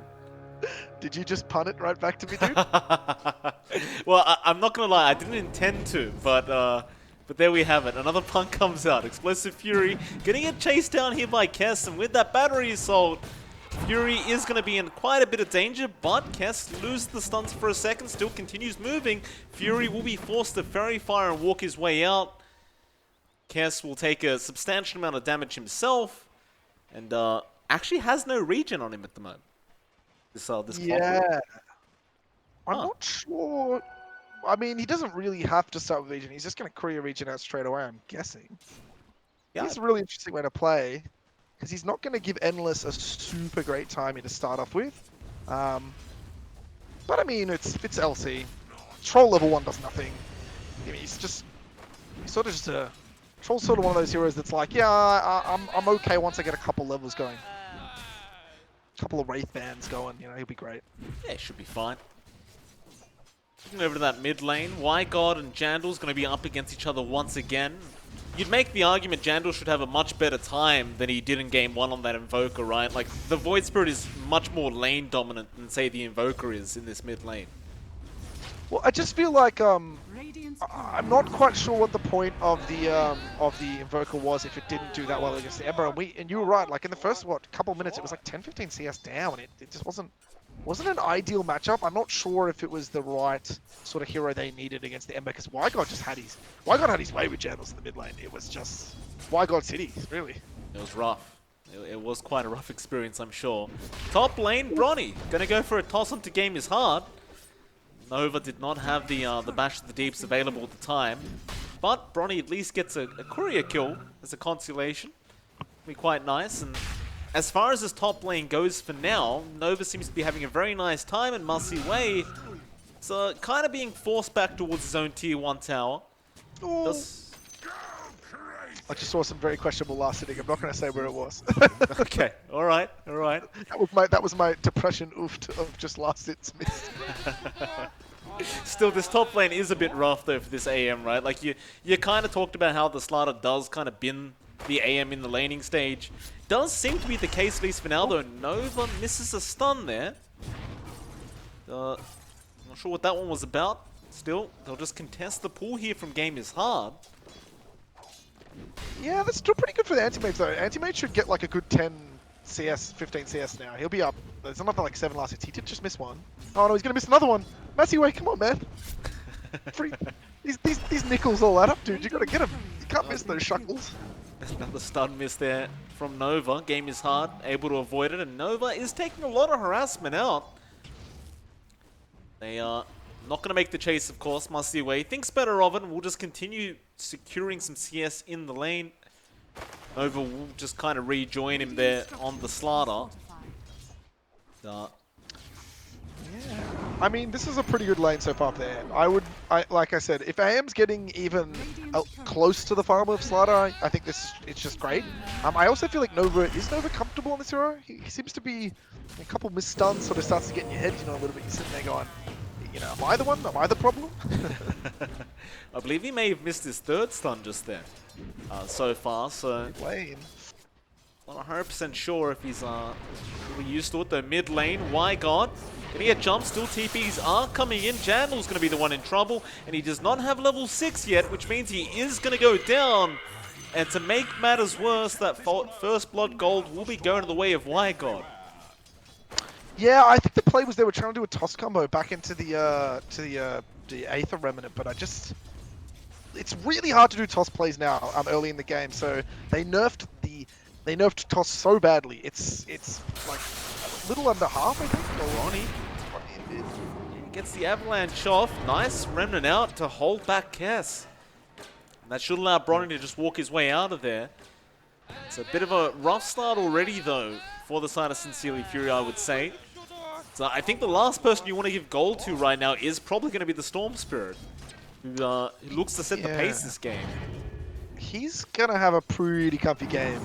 This matchup is not easy for Channels. He is getting pressured, and it's also props to Wygod. Every time I seem to watch Wygod in mid, he never seems to have a matchup that he loses to. He seems to, stand up and do really well against almost every mid player. I'm quite impressed every time I see him. He just got the first bounty that was sitting there the whole time? What? That's efficiency. Just 10 seconds before the 5-minute mark. He gets 9 bottle charges then. That's 9. He just got like 900 mana or something. I can't even do maths, dude. I don't want to think about it. That's a lot of mana. That's what the mid lane's all about, though, right? These little kind of calculated plays. Wygod's going to be feeling very, very happy about himself there with that Storm. Still, top lane, Bronny. Avalanche going to be there. Musty Y going to take a fair bit of damage, but blinks away the other way. And he's going to make a run for it now. Musty Way. Is this the wrong blink to make? He's got another one up in a few seconds. Nova going to rush his way in with the Bash of the Deeps. Fairy Fire will be enough. Musty Way just going to keep running, but Nova, he's not giving up. He needs some mana for that damn stun, but Musty Way will just continue to juke around the tree line and eventually will make it out of there. I mean, he didn't die. He wasted some time. No one was farming really. He's got 12.9 health regen, ring of health, ring of regen. Is this the thing you can still do? I mean, Bronny, he's going to be in trouble. Why God? Just takes it, doesn't even use the ulti any further. Jandal's going to jump in after game is hard, and there will be a direct trade. So not too bad there for the side of Sincerely Fury. But back to your point, that is a hell of a lot of regen on that AM. That is kind of insane. Is that even a play? Do you really want this? I mean, you know what? He's probably an AM player. He knows what to do. I'm just sitting here like, it just seems like a lot of gold investment. And are you just going to have massive slot issues like immediately? I mean, it's like, what? Like, the ring of health is far more valuable than the 2 rings of regen. They're 1.5 apiece. And you're dropping, what, 250 gold on them. Bot lane, Endless going to make a run for it, but Bronny is on the chase. Battery Assault is going to come out from Kess though. He'll try to turn it back around and get some nice cogs off, but it's going to mean that the Battery Assault does get split up and they could not secure the kill. Still Bronny sticking around there. He does have the toss and Avalanche back up and available, but he'll go for the toss back into Zellyfish. And this should mean Kess is going to die, and Avalanche does eventually come out Endless. He'll have to make a run for it now and should be just fine. Bronny's sticking around to see if he can go for another toss play, but I believe he should be out of range now for that toss. Endless should run out anyway. Yeah, actually, you know what? I take it back. Those Ring of Regens are 175 gold now. That is actually not a bad play. I mean, you're losing, what, like 2 last hits for that? He's just sit in the jungle. He's just jungling already with this build. I'm liking it. I take it back. Sense.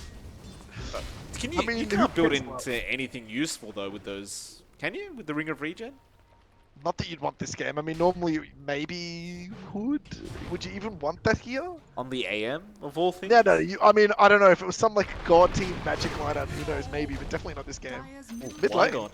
Yeah, he goes down. It was a rotation out from Bronny, getting the Avalanche toss off there, and Jandals. He just had the follow-up damage. And speaking of Jandals, has a double damage room bottled up now, so we could probably expect some more plays to come out from this Void Spirit now that he does have that DD. Yeah, I mean, sort of the funny thing for me this game is looking at the lanes. Like, it's, again, reasonably even. I would say Bokebi's done really well just for the fact that AM actually is farming. Not amazingly fast, but okay. The thing about this game is Nova is going Vlad, so he's not playing too fast either, so I feel like he's getting a lot of items. Bot tried to duel. Didn't really work out. Rotations are in. Wygod goes down on the Storm. I didn't realize it was the Storm that was there, and now Chandles will continue. Fury, the one to pick up 2 kills now on the Oracle, and all the tips come out from Wygod. Oh, the tips. I love that. You know, in all fairness, Wygod has been tipping and all chatting quite a lot, so you know, you reap what you sow. Yeah, I mean, he has been the sort of leader of the tips on Bokebi, and I think the Fury guys are just wanting to get a little bit of that back. I don't know if LC is going to have a great time, just because, okay, you're dueling a troll first off, so he's already like 15-something armor, right? And then he's got an Oracle standing behind him. Oracle just popped Fate's Edicts and disarmed, and then he also put it on, and then that was it. There's just nothing going on. Top lane is dead. Yeah, game is hard. Cannot sustain that much damage. Nova just hitting like a truck right now. You know, apart from this... Yeah. Sorry, Zelly is... Oh, he's going so great. This is going to be a pretty good battle for your timing, I'd say. Like, similar to the Ursa last game. Probably a little bit better, actually, if he finds the right farm. I'd agree. That B-Fury going to be up quite fast, and there's no signs of slowing him down yet, apart from that one duel we saw down at the bot lane, but it just was nowhere near enough. You kind of wonder now, like, what you do as Bokebi, because you still need to make the space for this AM. It's not like Musiway is just going to have a free game this entire time unless they're protecting and just creating more space for this anti-mage. But it seems like they've just got to catch up a bit more on this farm now to really contest them. Well, the play would have been that, like, Storm would be moving around the map and making, you know, sort of kills. Both times he's moved around. So he tried to move on the bot rune and died, and then he tried to go bot and kill the troll and died. So he's sort of just falling back and farming now. I'm worried that they're stepping on each other's toes. So rather than going into the triangle, Wygod moved in to take stacks and camps in their own jungle. And now AM's sort of forced to have to go to the top lane, which, yeah, he's okay being up there for now. He does need to be careful. There's a lot of things sort of around. Slider's close, Troll's close. It's not invincible here by any means, and I don't like them stepping on each other's toes. I really feel like Wygod should really just be playing the triangle, or the AM should be in the triangle. Someone needs to move away from that area. Right. It's the classic conundrum when you have two cores that just want to farm. You just, how do you split the farm? A lot of pressure is going to be out on Wygod to just catch up in that farm ASAP and get back to fighting. The bot lane, it's a bit of a group up going on. Bronny is trying to cut them off here. Kess making a run, the press the attack. Gonna help him out. Bronny should be able to get a toss off though. No, there's the cogs now, but the Fortune's End is gonna fly out from Fury. Bronny tries to toss, but a great hook shot in from the clock is gonna be enough. Kess is still alive. Bronny, he's running the other way now, and they got the duel off onto Explosive Fury, and Kess does eventually kill off the Tiny as they go for more now. Nova, he's been caught out by Wygod. He does get a double stun off, but is it gonna be enough to run out of there? Wygod, he is very low on mana. Jandals will jump in, but Nova, he does go down. Jandals missed the Aether Remnant too there. He missed it at the start. That was not... not sure what's going on there. It seems like Bronny wanted to run away and just suicide, and then Fury tried to step close to help him, and then he just got jeweled, and that's it. Like, that's just not a good fight. Giving up an LC win straight away, and just a really whole unnecessary sequence of events. You've just lost 3 heroes in a duel for absolutely nothing.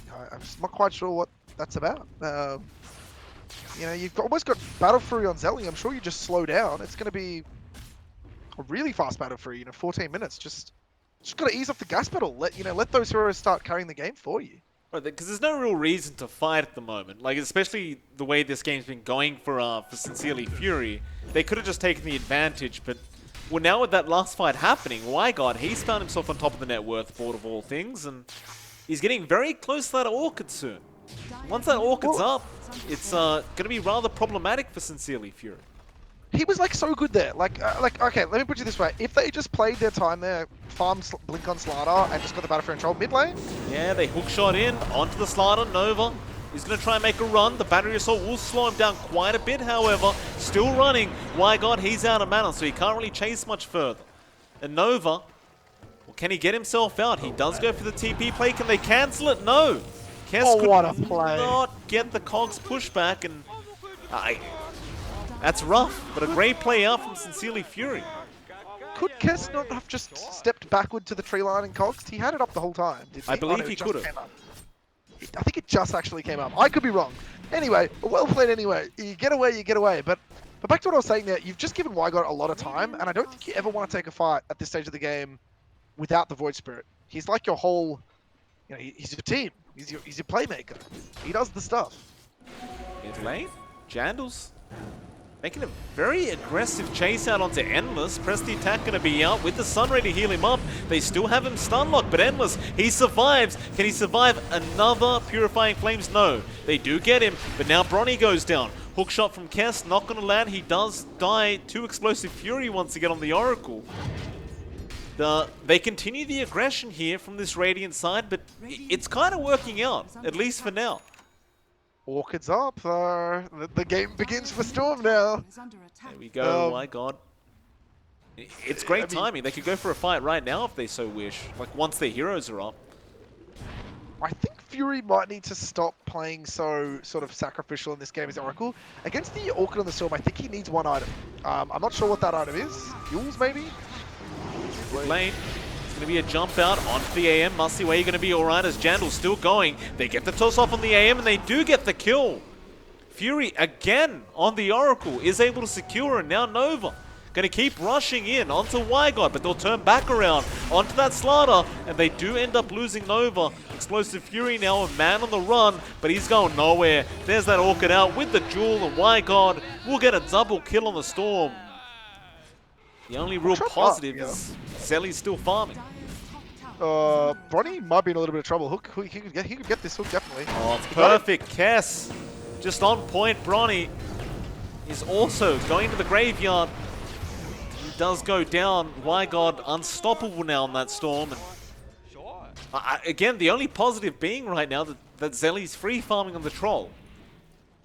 Yeah, I'm just starting to feel like Nova is just way too overzealous. You've already committed your ult, you got a really good start, and you negated the whole Orchid open there by the Oracle sitting back. I think at that point you don't have to fight. Like, don't fight. You know, you've sort of already won. The Orchid was useless then. The start, you got a free kill. I think you just fall back and go back to farming again. It's just, you know, a little bit of over-aggression. They're just too keen. And top lane, Zelly just got soloed. That's, I didn't even catch that. Why got he? I'm assuming he just zipped in from...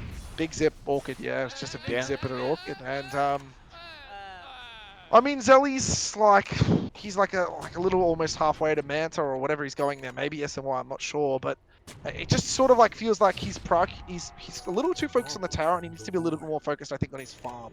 I don't think that tier 2 is as important as he's making it out to be there. He could have just been farming, and I also really would like to see Sincerely Fury go for Roshan, a sneaky Rosh really early on because they have Troll Slider. I feel like they could just pick 2 heroes and then go Rosh as like a really easy play at any time. So, and AM has almost sort of caught now. He's got his Matter Fury, so the hardest part's done. Start tunnel farming now. It's gonna be beautiful. Look at this smoke from Bokebi though. They've got that blink up on Endless. They're looking for a dual target.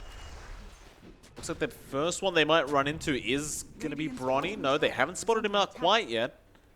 Oh, they're going to find Nova, I think. Radiant's bottom tower has fallen.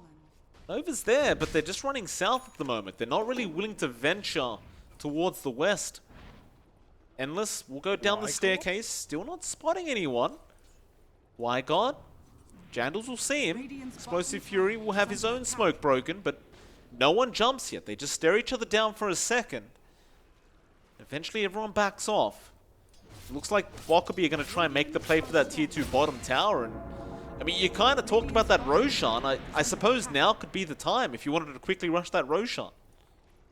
I mean, they kill it so quickly. The only thing is, though, I feel like you haven't given yourself enough time. I'm not sure if this is the moment. I still feel like to do this Roche play safely. And man, Bokebi is converging quickly. But to do this Roche play safely, you definitely really should have killed 1 or 2 heroes. This is just super risky. They've taken it pretty quick, but Bokebi still have time. Storm can zip in at any time. The Roshan about to fall and does. Hookshot will be blocked off by Bronny on the Tiny. There are no Aegis stills happening here, and Kess will be the unfortunate victim. And that'll be the first Aegis of the game, going to Sincerely Fury.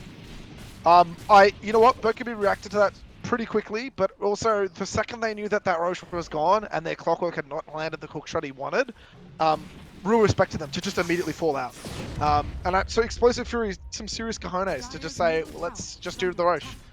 In my sort of thinking, I'm always like, you probably want to kill 1 or 2 heroes first. Maybe don't go for a really risky Roche, but it pays off, and things are looking a little comfier. I'd say so. They have a 1k net worth lead now on Sincerely Fury, along with that Aegis, and they'll get a tier 2 mid tower now. Speaking of mid towers, Bokebi haven't got a 1 yet. So, it's a lot of map control that's being taken here by this Radiant side. Now, Mike, I want to point something out. I don't know if you've noticed this. Yes? Just as a sidetrack, Anti-Mage has Ghost Scepter. What? Oh. Anti-Mage has Ghost Scepter. You know what? On paper, this looks like such a bad item. But you know what? The only really way you die this game, aside from Void Spirit chasing you forever, is just getting netted by the troll. So if the troll runs at you and you just pop Ghost Scepter and then blink, I'd say that's pretty value. I mean, that works. It is kind of genius in some way. It also kind of blocks out that the Bash of the Deeps in some way as well. Masiway could just Ghost Form through it. Like, it's...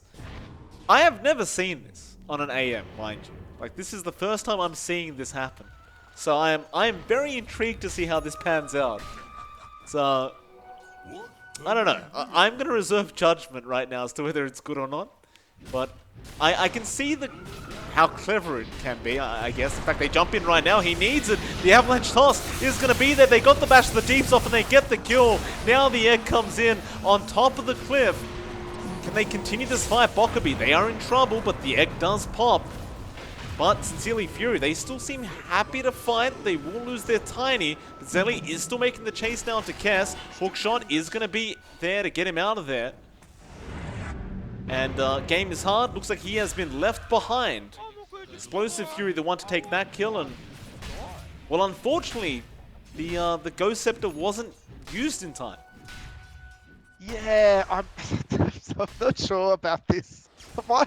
You know what? On paper, I like the big brain thinking. It's like, Yeah. I'll get the Ghost Scepter, I'll pop it. But it's sort of like in a lot of these situations, if you're like immediately blink stunned by the Slider, is it really worth it? You're not going to get time to hit that. You're not going to get time to get that Ghost Scepter on top lane.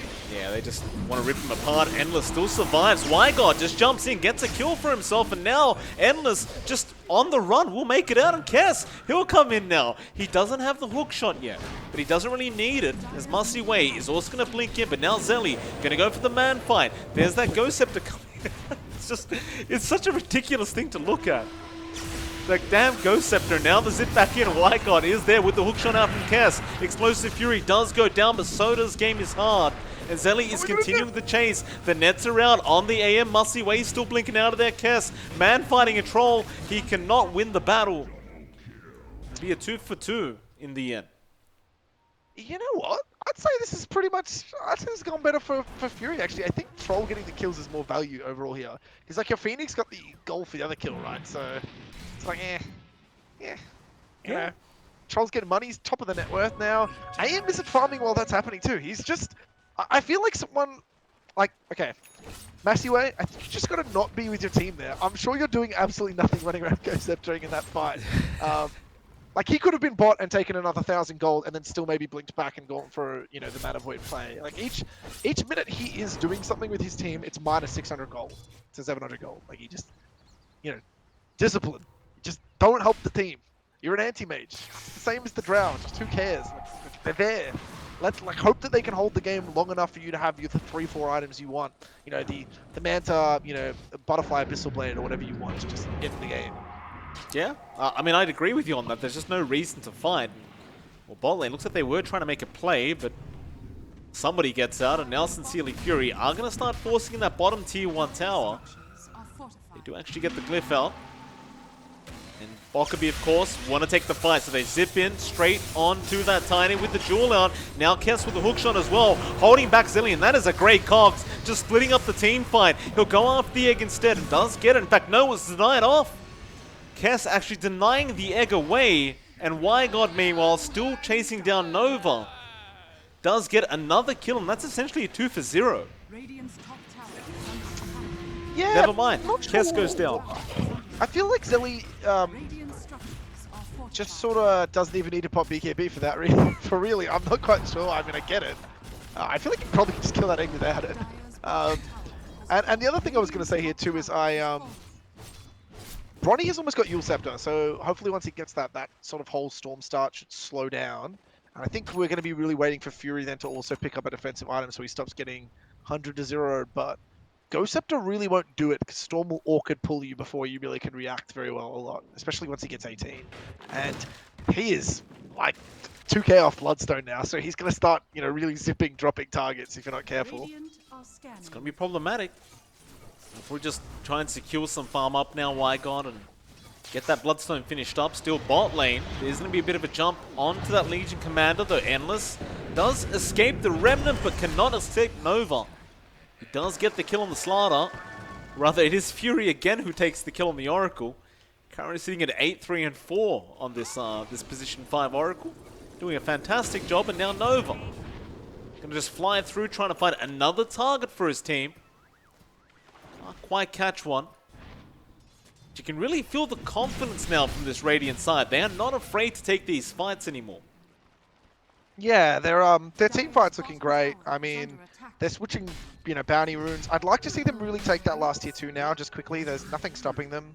I also feel like the next Aegis is going to be a real moment for them to start to sort of make really big decisions this game. It's not super easy running up high ground against this Storm. Like, if you run up there, he's going to half health you straight away.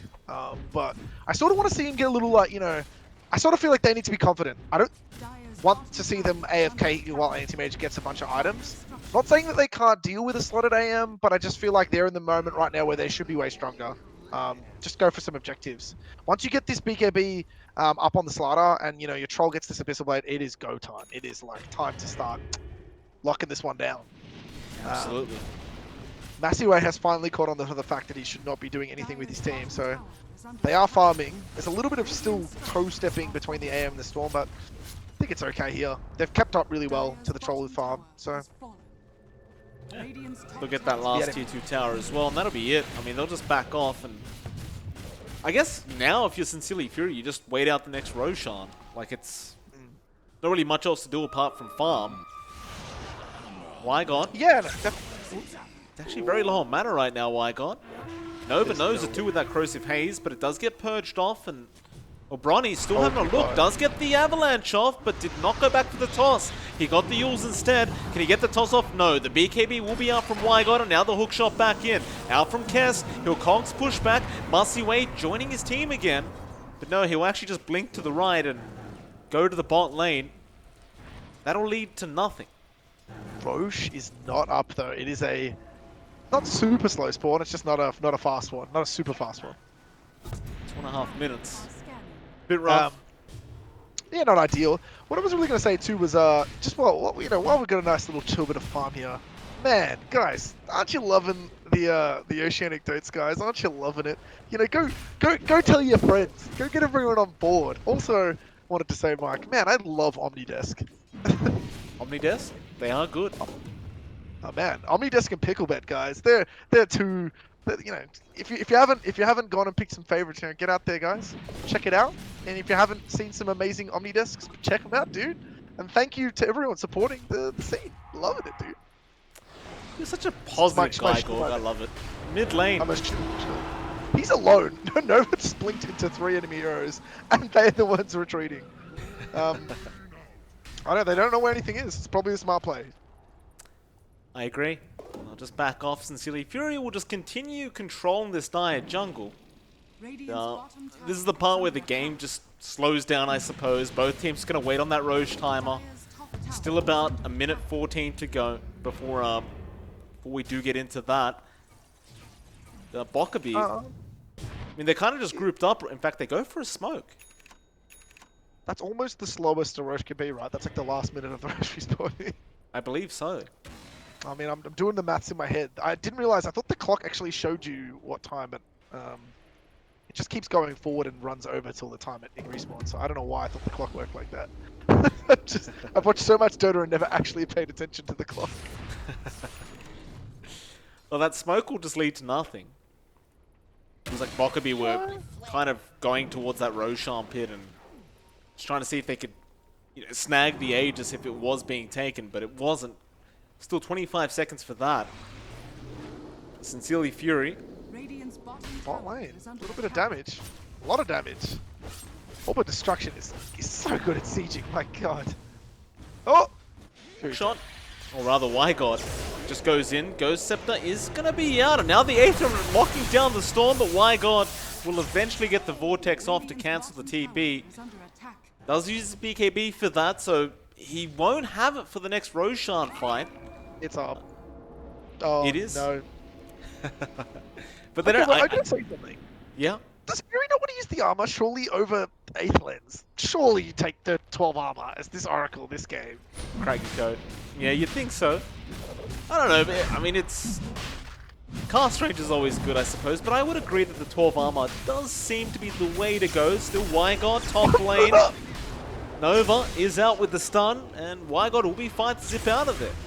In fact, they go back in. The jewel was there onto Jellyfish Roshan. Killed off the troll. I mean, he was just surrounded the whole time, and now the Aegis will go to Wygod. They tried to jump in with Nova. Still, no. Aegis will be denied, but now the hook shot out from Kess with the Cogs pushback. Jandals needs a way out of this, but he has none. No astral steps left for him. Oh no, Mike, that's a lot of mistakes. That's a lot of mistakes. That's like... So, we missed the Slider stun on top that led to the Storm definitely not dying, which led to you leaving the Troll all alone, and Troll was just in motion and he got bashed in Jules. What? It was a lot of mistakes. It was a lot, and there's always a positive side, right? Like, at least the Troll died to Roshan. It's not the worst possible situation, but it's pretty bad. And argue now, Bokebi have found a way back to the game. In fact, they jump in Wygod. He spots out Bronny. Ronnie, that maybe getting a little bit overly confident with that positioning, does end up paying for it. Yeah, look, I'm gonna say this game's probably done right there. Actually, like I look at on, you know, you were commenting how positive I was, and I'm sitting there right now going, that Roshan was super pivotally important for the Radiant team to make their plays for the next 5-10 minutes. Giving it to the Storm and him losing straight away isn't the worst part of that fight. The bad part of that fight is you lose 4 heroes and you've done nothing. And AM's just more fun. My God, zipping straight in onto that Oracle again, and Explosive Fury does go, but now Jandal's just jump in with the silence and the secondary silence. Can they fight back? Kess, he'll go for the Kongs on Zelly, who does get pushed back, but they don't really want to take this team fight, do they? Well, it looks like they have no choice now. Endless pops his BKB, but does go down, and now WiGod needs to make a run, but Nova is on the chase, does get one. They can't find any more surely, or maybe they can. Kess, he's been Yuled up. Looks like he does also go down. It's frustrating because as nice as that is, it's like you guys could have just taken the Roshan. This game would. I actually think they go high ground with that Roshan. There's probably an end right there. Actually, so, well, or at least it's lethal. It's a good comeback. It's a good little swing. But the 2 people that need to stay alive are still alive, and they're going on bot. Yeah, WiGod just zips in. Musty away with the Abyssal Blade will lock him down. God, WiGod is crispy. WiGod is just so crispy right now. He is 21 Bloodstones. He's gonna have a Shiva. Oh, just like this is gonna start getting gross when the 25 kicks in with the talents and everything else. He's not too far off. I mean, he's level 23 already. Like it's rough now. Like you've got this troll that's farmed up nicely enough, but it's just maybe not enough anymore. Like when you compare the AM farm along with WiGod's farm, it's just gotten a bit insane. In fact, WiGod again goes in by himself onto Bronny, but Bronny wants to go for the Avalanche toss, does get it off, and now the Abyssal WiGod gonna survive. In fact, he does manage to get away. In fact, there's a Jewel now coming out from the LC. Onto that troll, the Sunray is gonna be out. Zelly's still trying to man fight. We'll be able to get the LC down, and WiGod, he's stuck around and he does die. Well, they got the troll at least. Bronny will also probably go down here. Okay, so that was a really good fight until Zelly didn't pop ulti. Oh. Can't you... Okay, wait. Correct me if I'm wrong. Can you not just press R there and you don't die to Oracle? That's a good question, Gorg. You definitely can. Right. 100% you can. I'm not sure why... At least when the Oracle was going, you don't press R. Okay, so when you... Okay, that moment when you move forward there, Mike and Abyssal, I'm 100% you just commit the R then to take Storm out. I don't even think you drag that fight on. The second Storm dies, that the enemy team Bokebi's in running. I just feel like Zelly's saving his ult for the next series, maybe? like, you have to use it. And even if you're not sure, like, why not just take the risk, press the R, you come out on 1 health and you're troll ulted.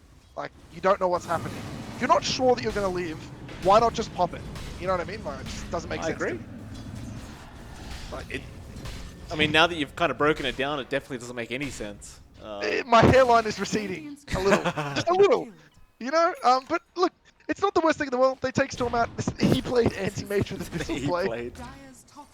Why? What's with the E-Blades today? Like at first game we saw Zelly trying to get one, and now Musiway. What is it? I mean, I think E-Blade is just because he was like, I got a Ghost Scepter, let's upgrade it. Maybe he accidentally built it. But he's building Battlefury. I mean, he doesn't care. E-Blade's actually really good stats for what it is, but it's just, I don't get it. Maybe he's trying to save someone from the Slardar Death Ball, or maybe even himself. Perhaps. Bronny almost found game is hard. Doesn't quite connect with the Avalanche.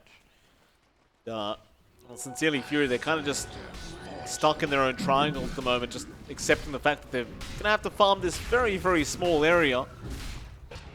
This point with a 7k net worth lead, it's looking really dominant from Bokebi. Like even Dota Plus is saying 80% chance they win this game. I kind of feel like that should be a higher number, but just based off the last team fight, if Zelly can fight back on the troll, they do have the turn potential there.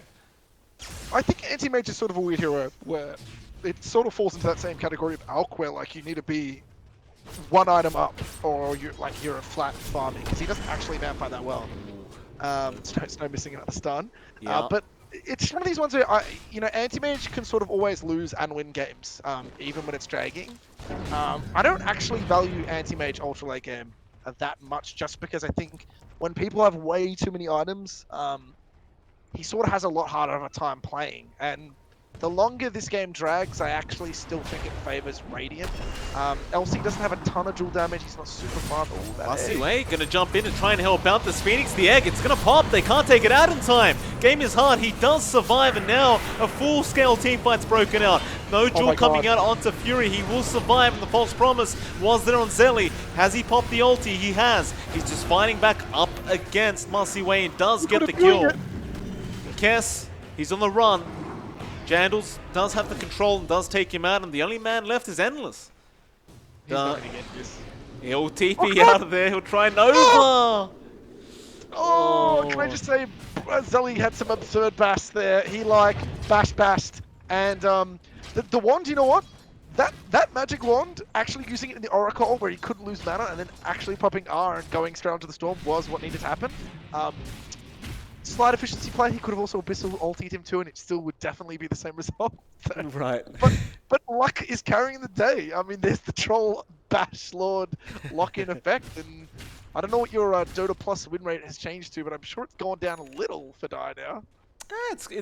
We're up to 68% for Bokebi, so they went down 12%. It's definitely 12%. Yeah, definitely good news for Sincerely Fury, but I imagine that is just the AM/Storm effect, right? Like, it's hard to go into the late game up against Anti-Mage Storm. It's just, I don't know. Two of those heroes, I guess. There's a lot of items coming out. Jandals actually had his career with the Lincolns on that snipe, I think. And he's got it now. Nova, I would like to see Nova start transitioning here into a core. Just because LC eventually will kick in and start doing stuff later on, so I feel like you might as well play 3 cores to 3 cores. I don't want to see him go too utility focused, just because if the slot is itemized, he can kill Storm and Anti-Mage too. So, go big or go home, Mike. You gotta get them big items out. Don't play this game like a scared boy. You don't have to. I like the way you think, Gorg. Yeah, I sit there and I think, why, okay, you can get another utility item, you can get whatever, halberd, whatever you need, but I like something like the AC a lot more. It helps your team do damage, it helps you do damage, it's both best of both worlds, and then he can still go one other item after that. Man, I don't know, there's a part of me that almost wants him to go into his own Abyssal Blade. I know it doesn't work with the bash, but just something else just to lock people in for the target kill. He could go even like Moonshard, and he could start really being the bash king too. So there's a lot of items he could go. Mid lane, Zelly. Let's break the smoke. They won't go for the jewel on the troll. They want someone in the backlines, and I'm assuming that's going to be Explosive Fury. Now he is out of vision, however. Nova trying to jump in, but won't quite catch anyone out. But Hookshot is going to be there. Kess, he'll get the fight started. It is just going to be a Cogs pushback, and now Endless, he's by himself. He will go down. The egg is out, but doesn't matter. They're going to focus it immediately. Fury still being chased down, gets the false promise off. The egg does explode meanwhile, getting 4 in the stun. Masiway jumping in onto Zelly, trying to fight back, but it's not looking great for the side of Bokebi. In fact, there's the battle trance now. Masiway, egg would actually blink out of there. Now Wygon zipping back in, goes after Bronny, and Bronny does die in the tiny. Still, Jandal's not done yet. Wants to go after the AM, the flicker, not going to do too much, but does at least dispel the silence. And now the Aether Remnant going to lock down Wygod. He does go down, but Masiway gets in there for Explosive Fury. A 2 for 2, but 2 cores going down on the side of Bokebi in comparison to the 2 supports. Going down on Sincerely Fury. You'd call that a Radiant win. That's a big Radiant win. Roche is up now. You need to give Kess props too, really. Again, I want to highlight him because, man, he did a lot of team saving. I didn't think that looked very good at all, but Kess managed to save a couple people there. Endless just got chunked. He was, they cannot let AM steal this though. They won't. Zelly does take the agent. Ellie Axe? What? Give it to Slardar. Oh, thank God he gave it to Slardar. Okay, so the Troll Eggs, for anyone that doesn't know, is you ulti someone for half the duration on your team. Not the worst thing in the world, because I guess you could ulti Fury, but it puts your ulti on cooldown, so I'm sure you don't want to do that, right? I've never Right. seen it, so it's It's not good. It's not no. good. I imagine it's not. It's like a quasi-trash Weaver ulti is how I'd put it. Except for all you do is you make your support run at the enemy heroes and attack, so it's like even worse. Oh, well, it's not going to be the case. I actually would have liked to see it, just because it sounds kind of funny, but Nova's going to take it, and we'll have puddles coming out now from Nova. So, I mean, he's a lot tankier. Also, man, that flicker did a lot of work. It actually removed the end silence when he had nothing to purge it off. And Yeah, the corrosive haze. endless. Just can't survive that much damage in Nova. Really starting to hit like a truck here, but Wygon gonna zip in, clears out the creep wave, or most of it. Radiant's bottom tower. He isn't at the level 25 mark, but he hasn't gone for the talent yet. Eventually does go into the remnants, of course. Kess pushing back Zelly. Meanwhile, bot lane, Mussy Way gets the tier 3 tower. Just going for the melee barracks now, but Jandals does jump in. They got the stun off with the silences, but is it going to be enough? Another stun. It should be, and it will be. No. That is not good news. Oh, I am very greedy. I don't like this team played at all. I don't like it. Get rid of it, please, my butterfly. They had nothing to true strike you there. You could have just maybe gotten like a miss or two and lived. Oh my god, hook shot Kess, he'll save the day. It's going to cost him his own life. In fact, maybe he hasn't saved the day. Nova is still chasing. Eventually will let it go. Instead, they will secure the clockwork kill. Kess will die. Suddenly, 3 heroes down for Bokebi. Yeah, I'm really not liking this AME. Like it makes no sense. Mike, don't do it. We were all sort of like big brain commenting on it earlier. It's so bad. It's just, like you can disassemble it. Just cut your losses. Sell the Ghost Scepter. You know, and disassemble it. You make your butterfly. I'm sure that's a better thing. Like get butterfly and then like an AC, and I think you're fine. It's just. It's quite hard to disagree with you on that, Gorga. It's one of those hiding fields you just don't see. And I'm sure his intention was to disassemble it later on, maybe, but looks like he's not doing it quite yet. In fact, Wygon just going to keep zipping through, clearing out the creep wave, and Zelly, he's had enough. He's going onto the high ground. Force out the cliff. Not a lot of time here. I think they might actually have to back now. I think there's too many heroes coming up. Aegis doesn't have that long either, right? It's reclaimed in any minute now, right? Should be. It's like a minute, I think. It's a fast respawn this time, I think. Yeah, fast respawn.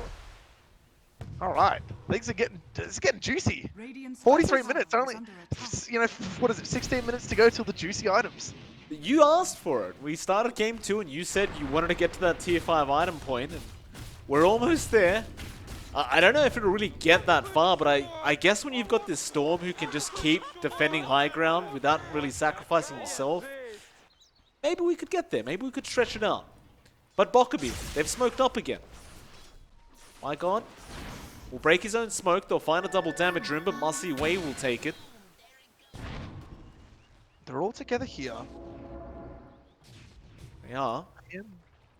AM's just sort of chilling, taking outposts. I think they have a pretty good idea of where everyone is, though. I like this play. It's sort of when it comes into the discipline games, and this is the difference between, you know, playing a pub game and you know, a ranked game and playing a tournament game. Look how everyone's playing together here. Zelly is just charging right now. This is insanity. Smoke's broken, Mussy Way will just blink out. They do go for the jump onto the LC, but she'll be alright for now.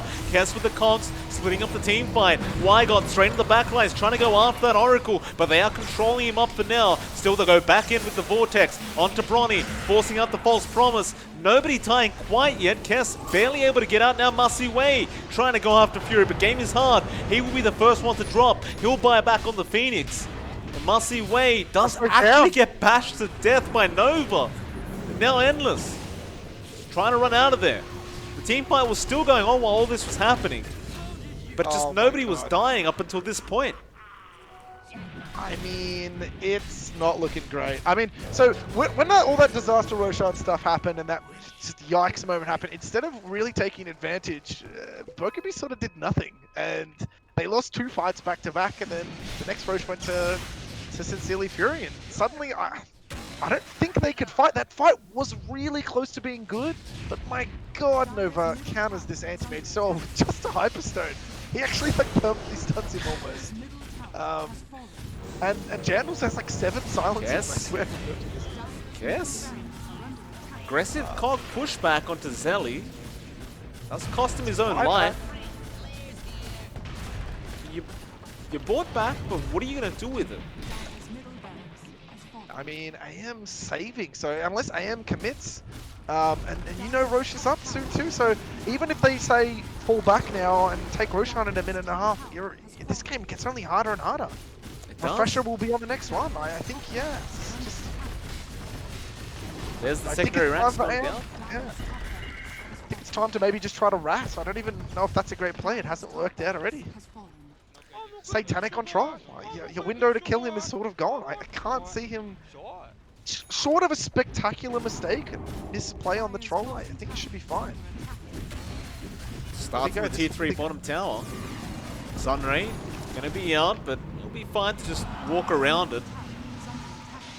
They do zip in Y-God, but he's just threatening. Yeah, that's it. I mean, look, they're just gonna leave that bottom racks, and like you said, they'll probably just wait out that next Roshan play. But if they are going to wait out the next Roshan fight, in fact, never mind that, because mid lane, they have made the jump in onto Masiway again, but can they control him long enough? They can. He does go down with buyback, and he will commit straight away. Still, Kess will die back on the clock. I think they just go now. I don't think there's anything to wait for. I don't even think you want to wait for Roche. He's gone. And that magic lamp, by the way, on Fury is so absurdly good. It actually hardens those. Oh! They drain the mana of Zelly. He pops his BKB. Nova trying to go after the Phoenix. Masiway blinking straight into the Slaughter. Nova will just create a puddle. That'll be final lane of Rax going down soon though. Y-God, he has been Yuled up. Can they control him? They do get the silence. Now the jewel is going to be there on the Oracle, but they are both just doing nothing. They're just standing there in the corner thinking about what they've done. And Y-God, he's trying to fight back, but he's being controlled up by Fury, trying to make a run, but Jandals is able to take the kill. He'll buy back in onto Fury. They just can't kill the Oracle. They finally get him down, but can they get anyone else? They're zipping back in and out. Jandals silencing up Masiway. It's a disaster, man. They just change beat.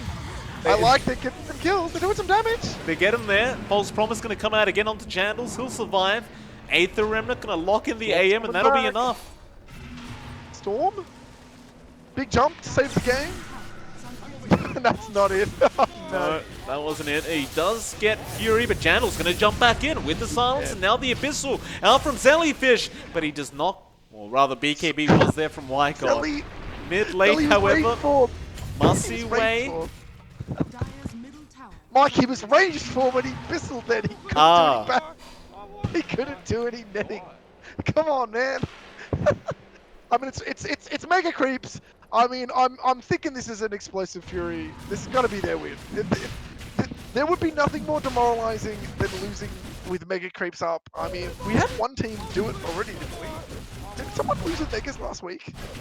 It was some sort of throne racing or something that someone lost really badly to. Jeez.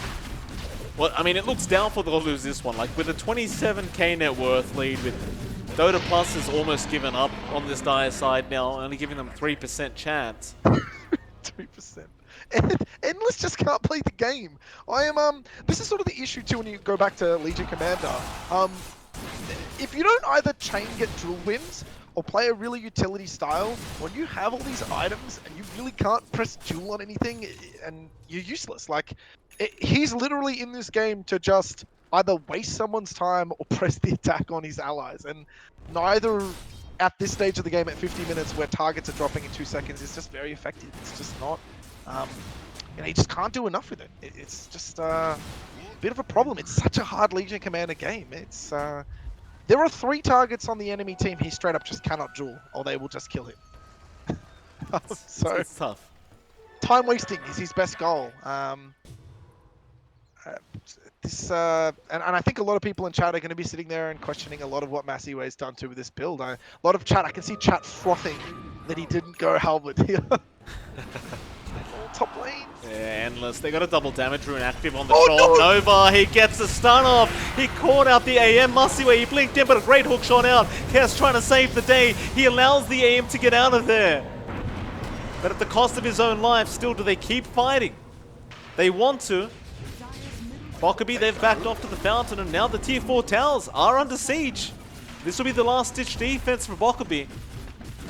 Can they get it done? Zelly will go on to the Ancient. Jandal's going on to Mussy Way. The BKB will be there, but is it going to be enough? He is getting bashed right now. He will blink away, but it's not going to be enough. Nova, he gets in there with the stuns. Jandal's with the silences and the Aether Remnant. He does go down. And now Endless also to die. And so will the Phoenix, and that'll be it. GG, well played has been called. And hey, a 1-for-1 in the end. Sincerely Fury kind of just getting it back together in game 2. Dude, Zelly haters where, dude? Zelly doubters where, guys? He did what he needed to do. I mean, there were a couple little things here and there that definitely could have been better. But I think with how badly that sort of second Roshan was for them, where they lost 4 heroes for nothing and gave an Aegis away, I think that just shows you how well they stuck together. Fury was being really frustrating on the sides of those fights. Nova and Jandals were comboing together so well to drop targets. And Zelly's just doing what he needs to do, just running and punching people. Props to everyone. I even like the way that Bronny just said, I'm not a hero here. I'm going to go all the delay items. I've gone Yules. He wouldn't E-Blade himself and also went 4-star. So he's literally just playing to waste time. And honestly, in this game, it's what's needed. Yeah, I give it to him. And a 1-for-1, a great series out from these two. Of course, Gorg, we've got a second series on for tonight. Your Soul is Mine versus Sees Better. So I don't think I've seen Sees Better quite yet, personally. So I'm looking forward to this one. I believe the odds are kind of stacked against Your Soul is Mine at the moment. But I'll update the odds once we get over back to the standby screen. Still, it is MLP Dota and Gorg, and we'll be right back in about 5 to 10 minutes for the next series of the night.